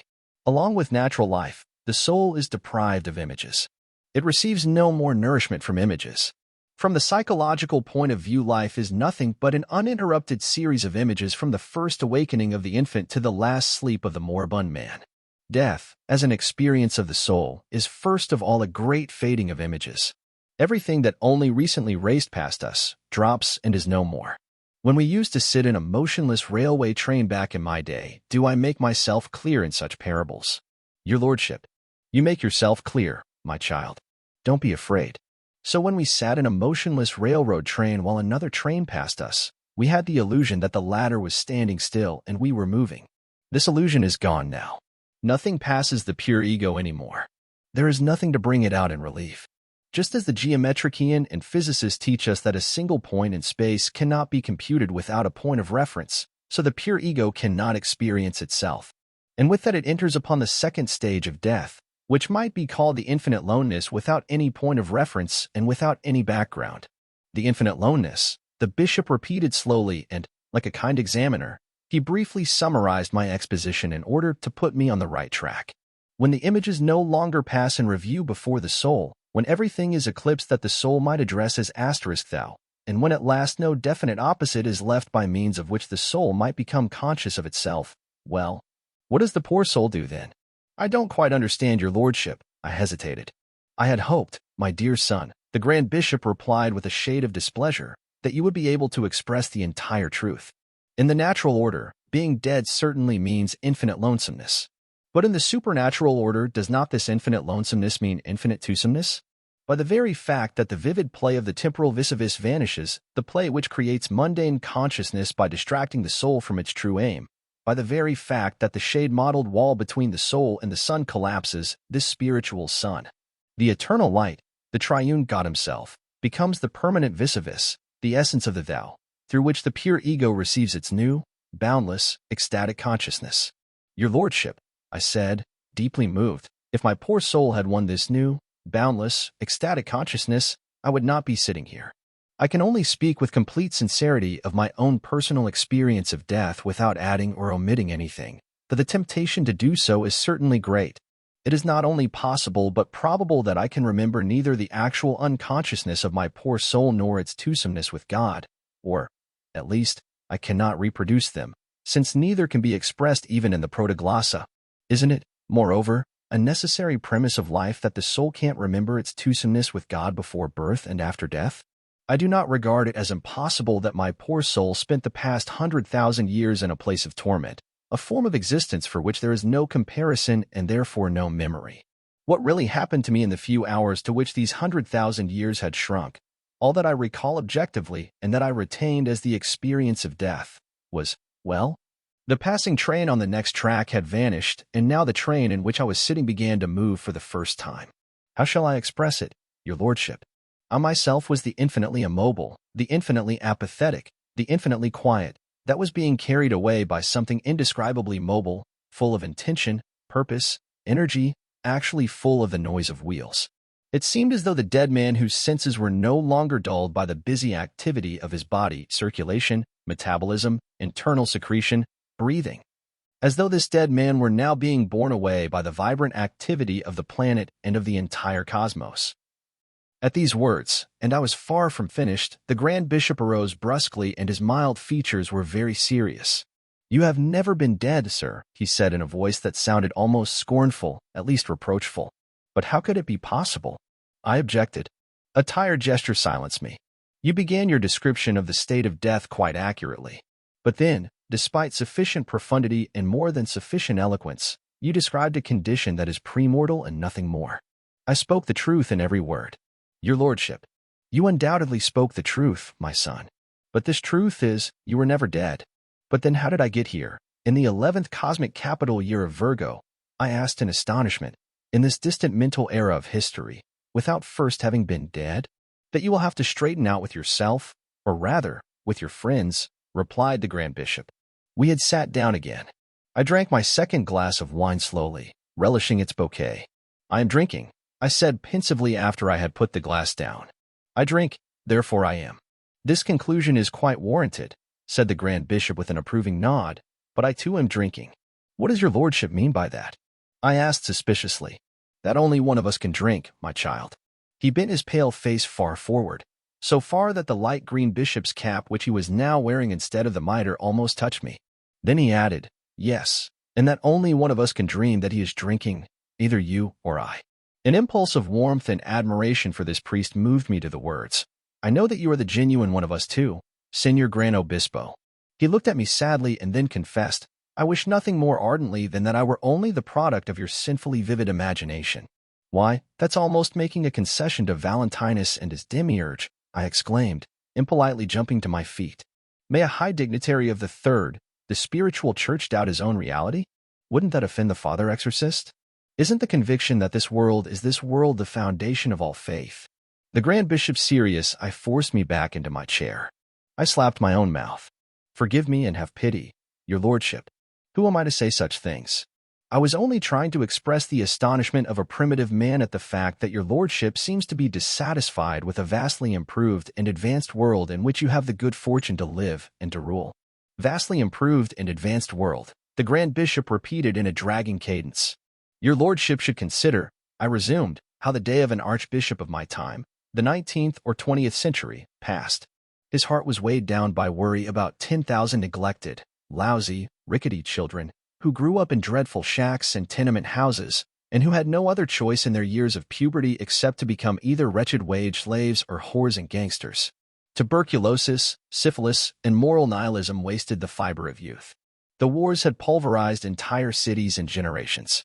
What was left was a black fog of hatred and reproach that lay over the peoples like the reeking coal smoke of hell. They lived in a world of slovenly dead-end streets. The icy chill of the materialistic spirit made it impossible to solve even the simplest problem because it was stated wrong to start with. And in the midst of this world of spiritual and physical ruin, the church and its priests had to fight for the truth. But how is it now, your lordship? A worker and his family feed all mankind. War is nothing more than a dilapidated, ghostly monument, a rusty armillary sphere in a hole. Poverty, physical and spiritual misery have become mythological concepts. In proof of its supernatural founding and mission, the Church has not only outlasted the eons but has, moreover, re-established its original unity.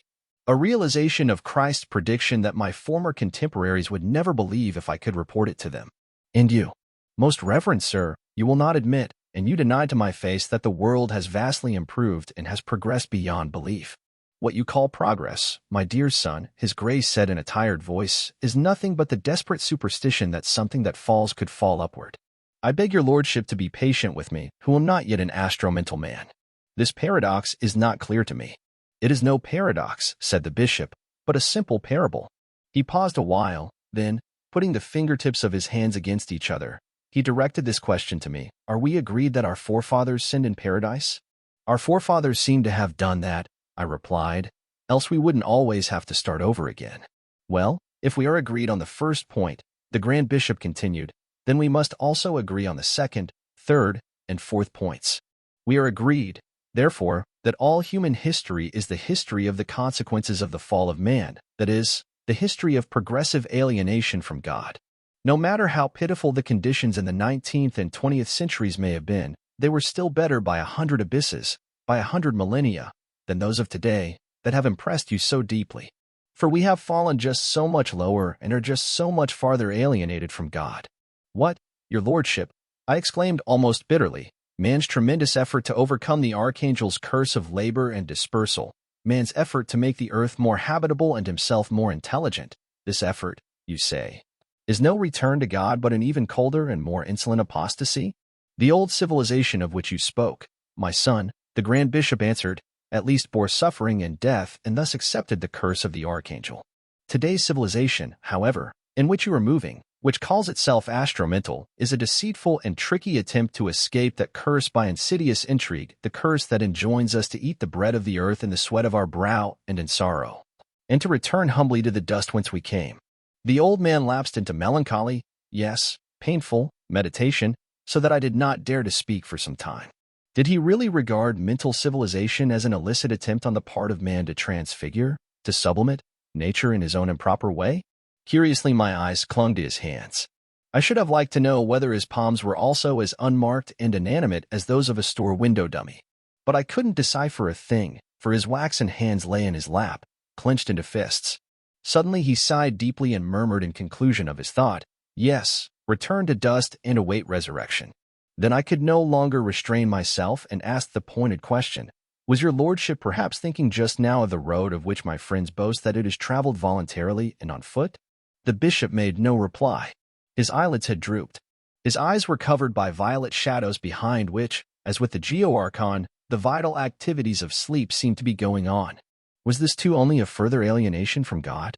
I had risen and was about to sneak on tiptoe out of the Sephardrome. But the priest's gentle voice recalled me.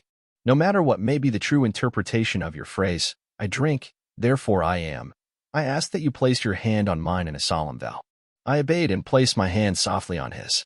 "Promise me," he murmured, looking around, "promise me that you will come to me for advice and help if a certain demand, you understand me, should ever be made of you."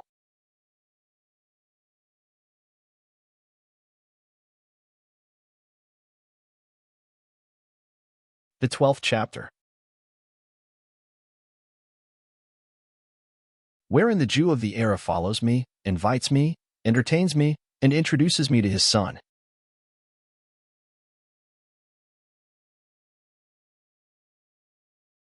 In addition to a very small number of truly new phenomena, every world and every era contains an incalculably large number of repetitions, modifications, and paradoxes. The astromental era was no exception to this historical law, which is based upon the limitations of human capacity to make combinations. The reader who has accompanied me voluntarily to this point, I am beginning to look upon him as a magnanimous friend who shares my intellectual curiosity as well as my disdain of journalistic nonsense. This friend knows that. And why? Mental dwellings had to be underground. Although I had already seen a number of notable exceptions to this rule, still I was not prepared for the sight that met my eyes when I finally emerged into the daylight from the archiepiscopal palace after climbing an endless, narrow, steep cellar stairs.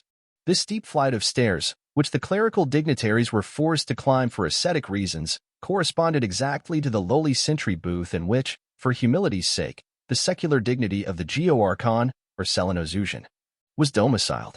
I had left the Grand Bishop wrapped in gloomy thought, and I had refused to be accompanied on the way out either by him or by one of his padres, since I knew very well that it was inappropriate for him and his clerics to be seen in public with the queerly clad result of spiritualistic machinations.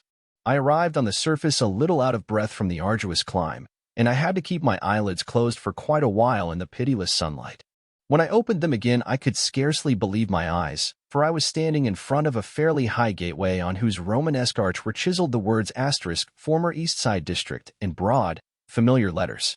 The ground was covered partly by cracked cement, partly by wooden blocks, and partly by paving stones between which the iron-gray sod sprang up as the green weeds had formerly done.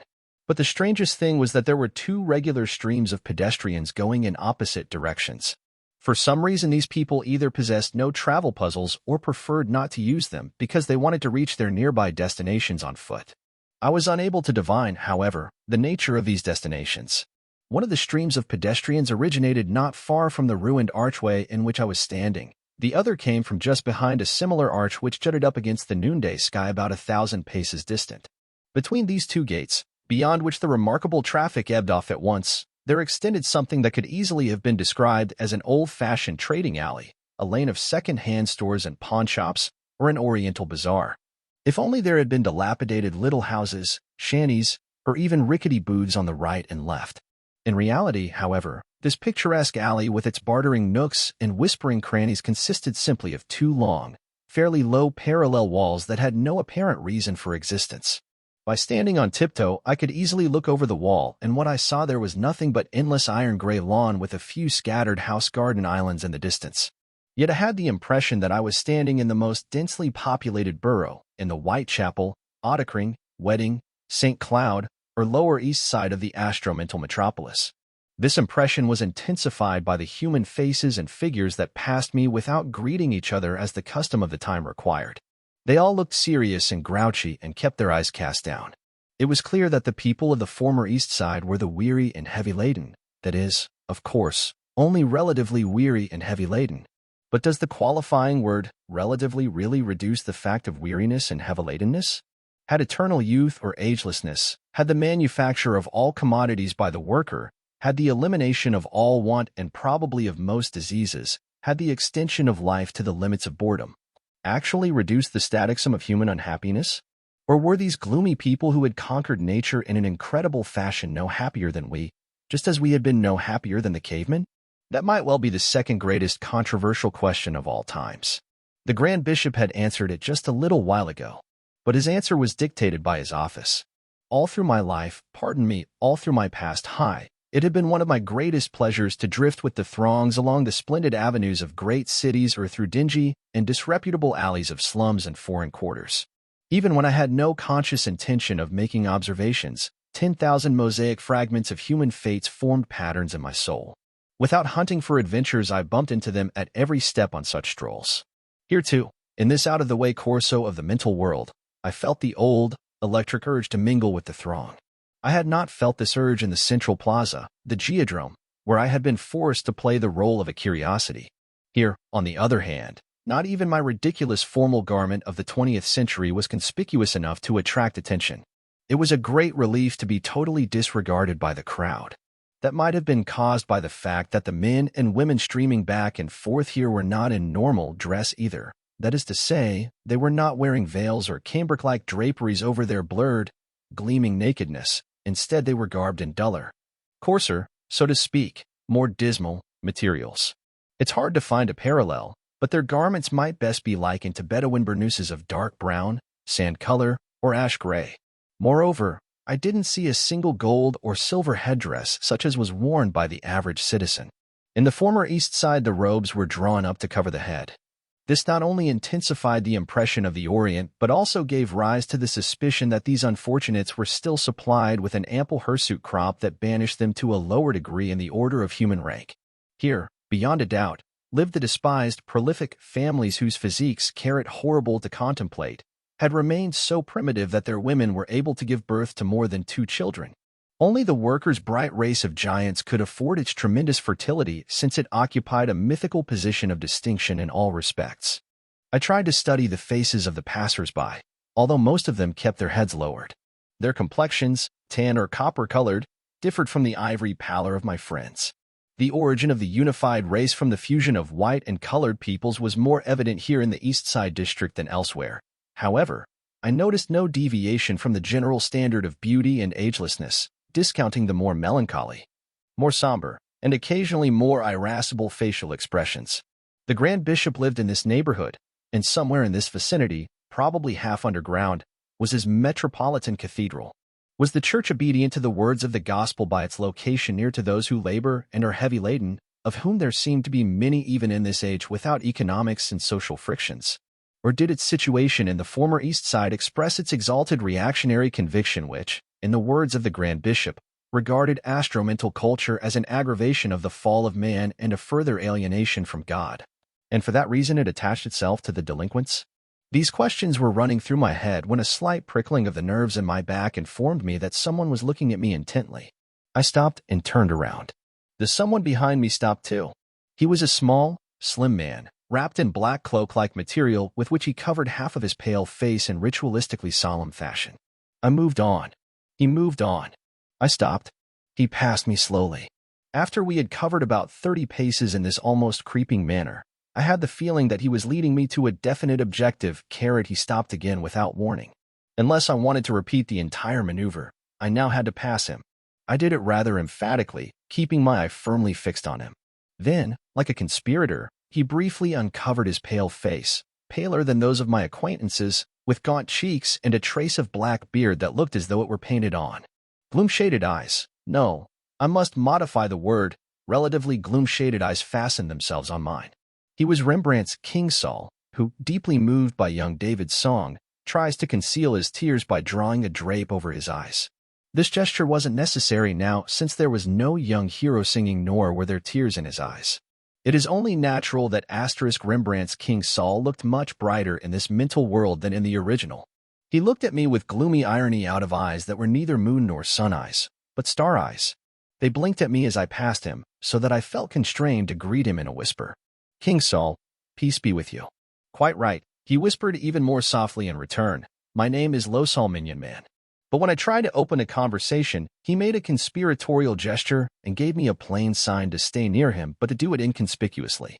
Without opening his lips, he hissed, "Can't you see you're being watched from all sides? Why do you have to consort with the Jew of the era?"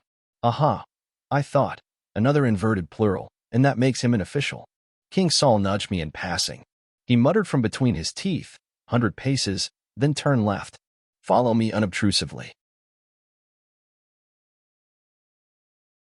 Of course, no one was poor. The word poverty had lost its meaning as far as it referred to material goods and necessities of life. In these labyrinths of the former East Side, too, everyone could satisfy his appetites via carrotedly the most exquisite substances, if he was less sophisticated enough to enjoy them. Here, too, he could get the most delicate, diaphanous textiles from the celestial fountains and terrestrial forces of the worker, unless he preferred crude and dull materials. Here in the mental slums, too, the dwellings were as spacious as the splendid villa of my wedding party. The couches were as luxurious, the illumination just as fanciful, the walls of the rooms just as ready to reflect dynamic wallpaper, that is, projections of inner images. And yet, in spite of this identical, refined comfort, I clearly felt that I was visiting in the congested nooks of the poor and the despised who congregated here because they didn't belong there, because they sought warmth, companionship, confinement, and because they suffered less in crowded conditions than the others. Suddenly, I acquired an understanding for which I had been far too superficial and positivistic in my lifetime. Poverty is much more than the result of want, nor does it disappear with the latter. Poverty is a karmic limitation of the soul, based upon the inequality of everything that constitutes life. Poverty and wealth are not so much the individual results of economics as their causes. The truly poor and rich are born poor and rich respectively, in the sense of natal characteristics, just as one is born with blue or brown eyes, with a gentle or violent temper. In a word, and this is important for the understanding of all economic revolutions, poverty remains even when it is abolished. After all, the idiot of the era was really idiotic, even though he had gotten as far as the binomial theorem and differential calculus. Now all of this doesn't mean that Minion Man, the Jew of the era, belonged to the poor, the weary, and the heavy-laden. He was just as far removed from these as he was from the others, the low-fagers, the low-dose, the spokesmen, and the permanent guests. The large room into which he conducted me differed from all other rooms I had seen so far in that it was crammed full of memories. Is that strange after more than 100,000 years of historical continuity? I wasn't in the least astonished, for I knew beforehand that in the home of Rembrandt's King Saul I would find all sorts of scrolls, ancient tomes, 7-branched candelabra, spice boxes with copper pennants, rugs, brown paintings, and ancient materials. But of course I hadn't known in advance that everything would be covered with a thick layer of dust, when there couldn't be any dust in the mental climate except that of the millennia, and that everything would smell strongly of decay as well as of camphor. At any rate, it was very pleasant that Saul Minion Man offered me an armchair, as the Grand Bishop had done, and that no snobbish ironing board was folded down from the wall to rest weary bones. I dropped comfortably into the armchair and yielded to the relaxation of the broken line. The Jew of the era disappeared into the next room and returned a little later with an antique silver salver. It looked ancient enough to have come from the tabernacle of Shiloh. On it were 2 white porcelain jugs. He placed the salver on a taboret that stood between us and began to speak in the bitter, witty, reproachful, and self-ironizing manner that I and every other knowing person would have expected of him. King Saul's subordinate clauses were like shadowy valleys in which the aggressive thoughts of the main clauses were obscured. You've just been to see the Grand Bishop, haven't you, Doctus? You'll notice that I call you Doctus, and not Senior is fatuous, an expression of hopeless ignorance. Of course, *Doctus doesn't exist anymore either, but at least it's in good taste. Well then, Doctus, you were with the Grand Bishop in his sephardrome. Before that you were in his church, and you were getting a little preparation for burning at the stake. Don't conceal anything from me. Don't tell me anything. I know too much for my own good already. Did he give you something to eat? He did. I nodded. I drank 2 glasses of wonderful wine, and for the first time in 100,000 years I chewed on earthly bread. If only it had been plain earthly bread, Losal sighed ambiguously, leering at me. Did you enjoy the bread and wine?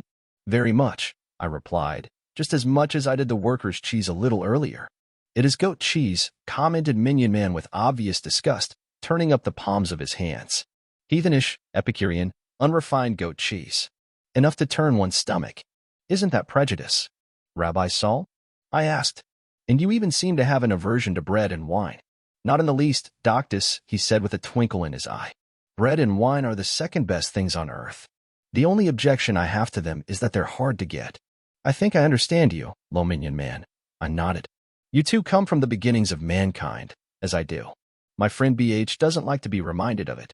So you'll forgive me, for an ancient lineage seems to be anything but a patent of nobility. The mental soups and creams taste better and are more substantial than anything that we used to eat. But while they delight the palate, they occupy the attention of the imagination at the same time and so reduce the old animal pleasure of eating. But bread and wine, you see, is bread and wine, no more, no less. Minion Man gave me a satiny look of reproach and his mouth twitched with half-concealed scorn as he turned up his palms in an extravagant gesture.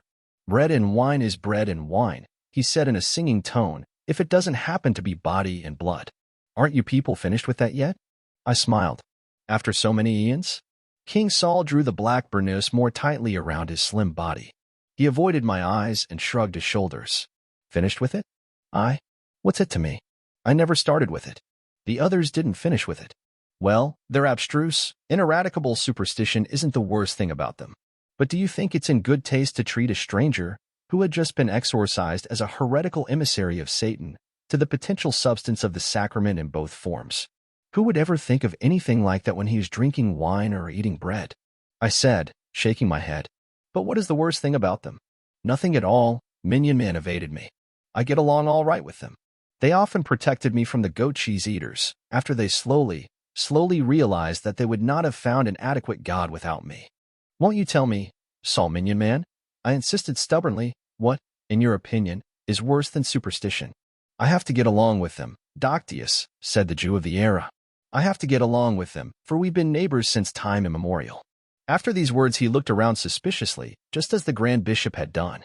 Then he continued more softly, I'll tell you what the worst thing is, Doctus, self-deception that justifies itself instead of correcting itself. From the very beginning those others built the most complicated buttresses around their faith instead of laying a new foundation for the sake of truth. The truth they received from us, great and simple and plain and easy and credible, for children as well as for wise men. But they mixed and messed up the truth with outgrowths of Moab and Edom. And what is this truth? I asked, a bit irritated. The Lord our God, he sang in a Hebrew melody, and God is the one and only. I leaned forward so that I was close to his face. Does not the church, I said, today, after 100,000 years, still pray to the God of Abraham, Isaac, and Jacob at Mass, to our God who is the one and only? Rembrandt's King Saul pressed his chin with its trace of beard characteristically against his chest. How, pray, he asked, can that which is one of 3 units, that which is only, embrace 3 persons? Father Exorcist, I said, can prove to you much more cogently than I, that every oneness is a unity and that every whole possesses various aspects. King Saul nodded his head emphatically as he said, he not only can but he must prove it, Doctus. That is his weakness. Again and again he has to prove in words that the impossible is the truth. I don't have to prove anything. He can't bear the complete ultramundanity of the God I gave him. That is his greatest weakness. I can even wait for the Savior with all my being, and at the same time I can be certain that he will never come. That is my greatest strength. Contrary to his ordinary effete tone, Lo Minion Man had spoken these words with great fervor. Even his star eyes turned red. In this most distant future, I had unexpectedly become involved in a medieval disputation, a religious argument such as had developed between Dominicans and Jews in Spain in the 14th century. Contrary to my intent, I had been assigned the role of the ecclesiastical speaker instead of the reverse. King Saul, on his side, used the same arguments that his Spanish ancestors had advanced with far greater caution, for they, in their time, were risking their necks. Can a thing that is not fundamentally true, I resumed the Tolden disputation, outlast the ages as the Church has done? King Saul shook his head slowly and smiled discreetly. Again something has to be proved, Doctus, he said, and this time by means of durability. Every rock is 2 million times more durable than the Church. And what is the meaning of carrot fundamentally true? The game of chess has outlasted the ages too because it is fundamentally true, and although it is superficially neither true nor untrue. With these words he rose. From a shelf he took a bowl, a twirl, a large and a small wooden spoon. The church will live as long as we live, he continued while he assembled these utensils to testify for Abraham, Isaac, and Jacob, who first acknowledged the true God. To my knowledge, Saul Minion Man, I replied, the church makes this statement in reverse. The church says Israel will live as long as the church, that is, to the end of things, to testify for the Messiah. That takes care of both of us, Minion Man nodded, reconcilably irreconcilable. Infinite distances are equally long, and we can patiently wait to see who will testify for whom. But now my welcoming drink can't wait any longer. With these words, he definitely concluded the disputation as he carefully poured thick milk or cream from one of the jugs into the bowl. From the other bowl, he added a golden fluid that spun out into a long thread which he broke with his finger. Milk and honey? I asked expectantly. Milk and honey, he confirmed. The milk of the pure animal in which no demon resides, and the honey of the busy little workers, not the brazen Melissy in the park of the worker. Doctus, I offer you our mystic mundane food, milk and honey, that is consecrated by God and cannot be changed into anything else. Milk and honey, I asked, perhaps from the land where milk and honey flow? Yes, he agreed. In the consecrated land we have kept some 10,000 acres exactly as it used to be. Our fathers insisted on that when all the world and all mankind were leveled off into uniform gray. King Saul stirred the milk mixture with the wooden twirl so that it became thicker and finally began to foam. Meanwhile, he continued pensively, do you know what our wise men say of milk? What spring water means to eretz, inanimate nature, milk means to *odum, animate nature. It is the spring water of breathing life. And do you know what they say of honey? In the collected blossoms of the earth, God feeds us on the thought that moved him to create summertime. King Saul spread his hands over the dish and murmured the blessing that dated still farther back in the beginnings of mankind than I. Then he pushed the bowl over toward me and handed me the smaller wooden spoon. But I was filled with solemn thoughts as I tasted the honey-sweet whipped cream, and I felt like a child at confirmation. And suddenly I understood for the first time the religious food interdictions, the meaning of cleanness and uncleanness, and that the taking of food is intended as the incorporation into human nature of the divine idea of creation. Minion Man contentedly observed my enjoyment. He did not wish to disturb me. He remained silent until I resumed the conversation. You call yourself the Jew of the era, I said. Does the singular form have the same meaning as in the case of the worker? The meaning of the word itself indicates, he explained, that there are always 10 who simultaneously answer to the name of Minion Man. They represent the race that, by the will of God, must not die out. And why 10, Losal? 10 are a congregation and a community of prayer. 10 is the limit of condensation of communal piety. Forgive my curiosity, Losal, I inquired further. Are these 10 single and unattached persons, or are they 10 heads of families? 10 single persons, he answered. 10 chosen persons, husbands of wives and fathers of children and sons of mothers and brothers of brothers and sisters, and brothers-in-law and fathers-in-law and cousins and uncles and nephews. I am very happy, Doctus, that you liked my lunch even without alcohol. When he had served me, I resumed the thread of conversation. Husbands of wives, fathers of children, sons of mothers, brothers, sisters, brothers-in-law, fathers-in-law, cousins, uncles, nephews, that's quite a bit of family, it seems to me. Quite a bit of family that has always been our specialty. At this moment, I unconsciously assumed the complete role of travel reporter and interviewer, and so, at the risk of being importunate, I continued to inquire. And in this world leveled off into uniform gray, as you called it, for what ultimate purpose do these 10 Minion Man families segregate themselves and make their own lives difficult? Is there any other ultimate purpose on earth but to keep the commandments and asterisk? He hesitated and paused, so that I was forced to interject a curious and wait, King Saul concluded with a melancholy smile. I leaned back and pondered about the word, wait. Yes, they were indeed the people of pious waiting and therefore the people of hope, these 10 Minion Men. Lost in thoughts that spring from our most intimate experiences and that are therefore obscured when they are cast into words, like bedside lamps darkened by veils in sick rooms. I completely forgot my surroundings and did not notice that Minion Man had stepped behind my chair. Suddenly he whispered sharply into my ear, don't believe them. I know them all. And how I know them? Don't believe any of them. I warn you. I was startled by his voice. Only a moment ago, I had admired Saul Minion Man as the unbreakable vessel of hope. I had admired him, who believed in the coming of the Messiah while he was convinced that he was not coming. I admired him who turned the empty time of waiting into a pious time, when I was suddenly confronted by quite a different Saul Minion Man. A person of extreme nervousness and extreme impatience, who was struggling like a gasping fish in the net of passing time. "Do you know, Doctus, when our troubles began?" he asked, staring at me with almost demented eyes. "When men foolishly began writing from left to right instead of from right to left, as we do. That's when life was reversed for us. Listen, the Greek word for life is Ios. But we had to read it in reverse, and it became soib or sob. When we settled among the Germans almost 2,000 years later, we read their word for life, Zeben, backward, and it was Nebel, which, as you know, means fog and vapor, and it exactly fitted the situation. Then, by means of a tremendous persecution, God transplanted us to the world-dominating realm of the English language. And there we found the verb live, and you can turn that around for yourself. Against whom are you warning me? I asked rather sharply. Who am I not to believe? The Grand Bishop? Who cares about the Grand Bishop? Minion Man muttered and crouched down in his armchair. I mean the others. All the others. Now he really had the eyes of the biblical Saul, Saul of the benighted spirit. With an exaggerated gesture, he seemed to push away the entire world. But suddenly something reared up in his eyes like a team of horses at a thunderbolt. Minion Man stared at the door. And don't believe him either, he grumbled. And let me warn you against him too, although he's a very distinguished golden head. The dark door opened.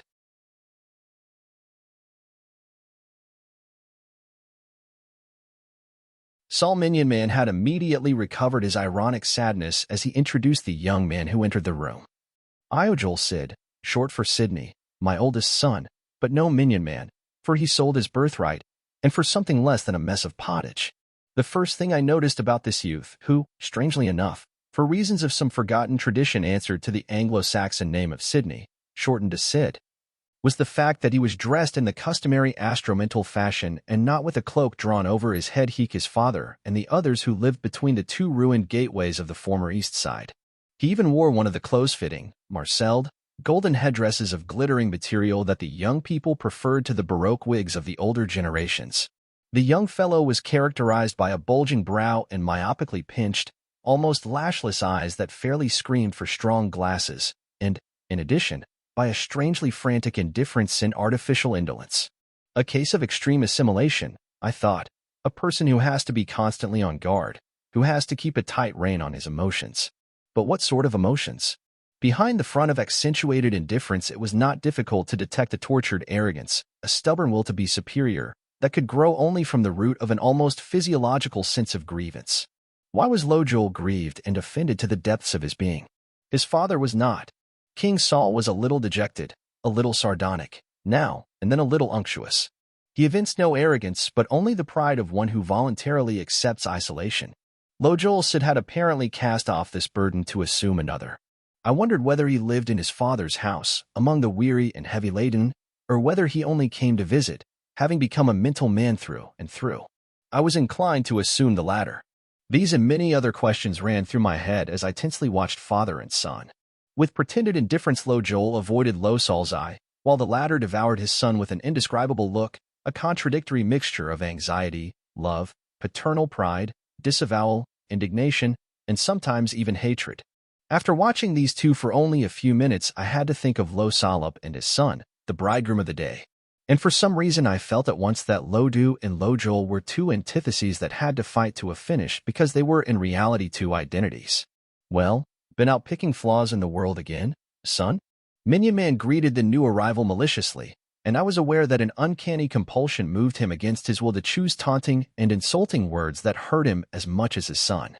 Not the slightest tremor in Lojol's faintly albinistic face betrayed any resentment against his father's familiar disdainful greeting. You must know, Doctus, that he is a radical analyst, King Saul added, and it was impossible to tell whether it made him proud or furious. Whoever wants to make changes must first recognize and define, Lojol said in a dry, pedantic tone that sounded much more provocative than his father's passionate jeering. Could he know that I would understand this maxim? I understood it only too well, for it had been the familiar slogan of those who regarded themselves as revolutionaries around 1920. Oh, how well I knew that impertinently icy tone that maintained, on the one hand, that the human spirit was nothing but a bubble produced by material evolution and demanded, on the other hand, that this helpless bubble should come to the aid of sovereign material evolution. It was as logical as though the ocean were to ask the buzzing roar of the seashells to come to its aid. So that was to be found in the astromental world too, I thought in surprise, this vindictiveness of unfounded but insatiable arrogance, mendaciously masquerading as world reform. This is Doctus, Minion Man finally presented me to his son, whom the others call Senior. I had the pleasure of observing Doctus and Senior in the Park of the Worker at the Dance of the Brides, Lojol declared with stiff, supercilious gravity. At first, I didn't know whether this gravity was impertinence or not. Later I found out. It wasn't. What business do we have in the Park of the Worker? Minion Man raged, and the dark ruddiness of fury and disgust colored the classic pallor of his hollow cheeks. I go walking there. Jolsid addressed his pedantically calm reply to me and not to his father. I like to go walking where one can get first-hand information. Information from the goat cheese eaters, his father growled, became calmer, hesitated, and concluded with a forced joke. It would be better for you not to go walking in the Park of the Worker but to sit down here in your father's house dash. I don't sit, Lojol declared briefly and flatly. What's good for your father isn't good enough for you? Minion Man flew into a new passion. One shouldn't try a tout prix to be different in trivial things. The son turned to me again with the greatest courtesy. And, moreover, sitting is a reactionary posture. I suppose your jungles aren't reactionary. I felt that he was fighting a losing battle for his self-control. The jungles are footholds for social reform and for the conquest of mentalism that natural evolution itself offers us. Thus spoke Jolsid with the most pedantic equanimity, and his gift of crisp formulation intrigued me so that I quite unintentionally took a hand in the argument. My sojourn here has been far too short, I said, for me to have visited the jungles that you mention. From what I have heard about these jungles, however, I judge that they represent a strange retrogression on the part of nature, including the human phenomenon, to conditions long outgrown. I fail to understand in what respect carrot swinish hubbub on formerly swampy soil, poultry farms, carnival booths, merry-go-rounds, and the like can be carrot footholds for social reform. I'm not afraid of the word reactionary. In some cases it may mean something quite desirable. But I don't understand why merry-go-rounds are less reactionary than, for example, these nice armchairs in which we are sitting in your father's house. King Saul and King David and all the Caesars and later emperors sat on thrones. All the popes, probably including the current pope, sit on the sedia gestatoria, and the Lord God himself is represented by painters as sitting on the judgment throne. That is, in the broken line. If you want to conquer mentalism, why do you acknowledge the validity of this one particularly snobbish detail of regarding the broken line as a reactionary posture? That's giving it to him. Minion Man giggled delightedly. And why do you want to conquer mentalism at all? I asked in conclusion. Everything that exists must be conquered so that something new can come into being, the youth decreed. And now he sounded a little uncertain, and the cool young man seemed immature. A sharp little golden head, King Saul muttered, and the comment might have been either praise or scorn. But I took advantage of my opponent's weakness. What you have just said is an empty, purely formalistic principle that places a moral value on the mere fact of sequentiality. This principle was invented away back in my time by the vain, lazy, unfeeling mob of political and artistic bohemians. They were the people who easily conquered everything that stood in the way of their vanity, except themselves. Didn't you subscribe to similar principles yourself more than 100,000 years ago, Doctus and Senior? Asked Lojol, who had quite recaptured his provocative apathy. Unfortunately, yes, I replied reluctantly, taken aback. Yes, at least for a time. But I am convinced that we had a better right to be revolutionaries back in my day. At that time, men exploited each other savagely. People with a heart rarely lived longer than 50 years. Many never even attained this age because they were driven into wars again and again. And if they were sick and stayed at home with their women and children, they perished in the ruins of their houses or died of hunger and disease on the highways as fugitives. But today, and I began, as I had done several times before with more or less verve, to sing the praise of the astromental world and its accomplishments. Lojol fixed the myopic stare of his pale eyes on me and mercilessly let me finish my speech. Then he asked, "So it was compassion for mankind and indignation against its tormentors that prompted you to stand up against the conditions existing in your youth, Doctus and Senior?" I confess that Minion Man's son had made me more uncertain than I had made him. A part of our revolutionary conviction I finally answered hesitantly was certainly based on sentimental and generous impulses, in which we basked in the arrogant belief that we were better and nobler men. But the hateful, chief incentive of us revolutionaries grew out of an obscure feeling of frustration, from which many young people suffered. Joel Cid folded his hands with a gesture of depressing patience, while Rembrandt's King Saul eyed us curiously as though we were engaged in a prize contest. "Pardon me, Doctus and Seigneur," Joel inquired with unvarying courtesy, "is your knowledge of the astromental world so complete that you regard this world as final and perfect? Do you believe that, because eating and drinking are no longer a problem, and because we don't depart in a filthy fashion, we don't suffer from frustration?" "I fail to see," I rejoined violently, "any political power or institution that could be held responsible for this frustration. Moreover, there can't be any such thing as frustration in a world whose ideal is aimless play." "Isn't life itself frustration?" the youth asked without twitching a muscle. This question, I thought, is the offspring of Satan, although there's something in it. King Saul was so delighted with the skillful fencing of his hated darling that he broke up the discussion with a long burst of laughter. "You won't get the better of him, Doctus," he guffawed, "of this cold, warped, shameless little golden head. He suffers when he doesn't need to, haha, he suffers from pure officiousness. The others stop suffering the minute the pain ceases, but he goes on suffering. And so the jungles are definitely the footholds for social reform," Joel summed up the argument, unaffected by his father's laughter. "If you should extend your visit, Doctus and Seigneur, you may perhaps be a witness of it." "Don't worry," muttered Minion Man, who had recovered his poise. "Goldenhead promises that every day." But suddenly he broke off laugh and sagged down in his armchair, and his face seemed to shrivel up as he said to me with gloomy foreboding, "He only promises it, but the others will bring it to pass."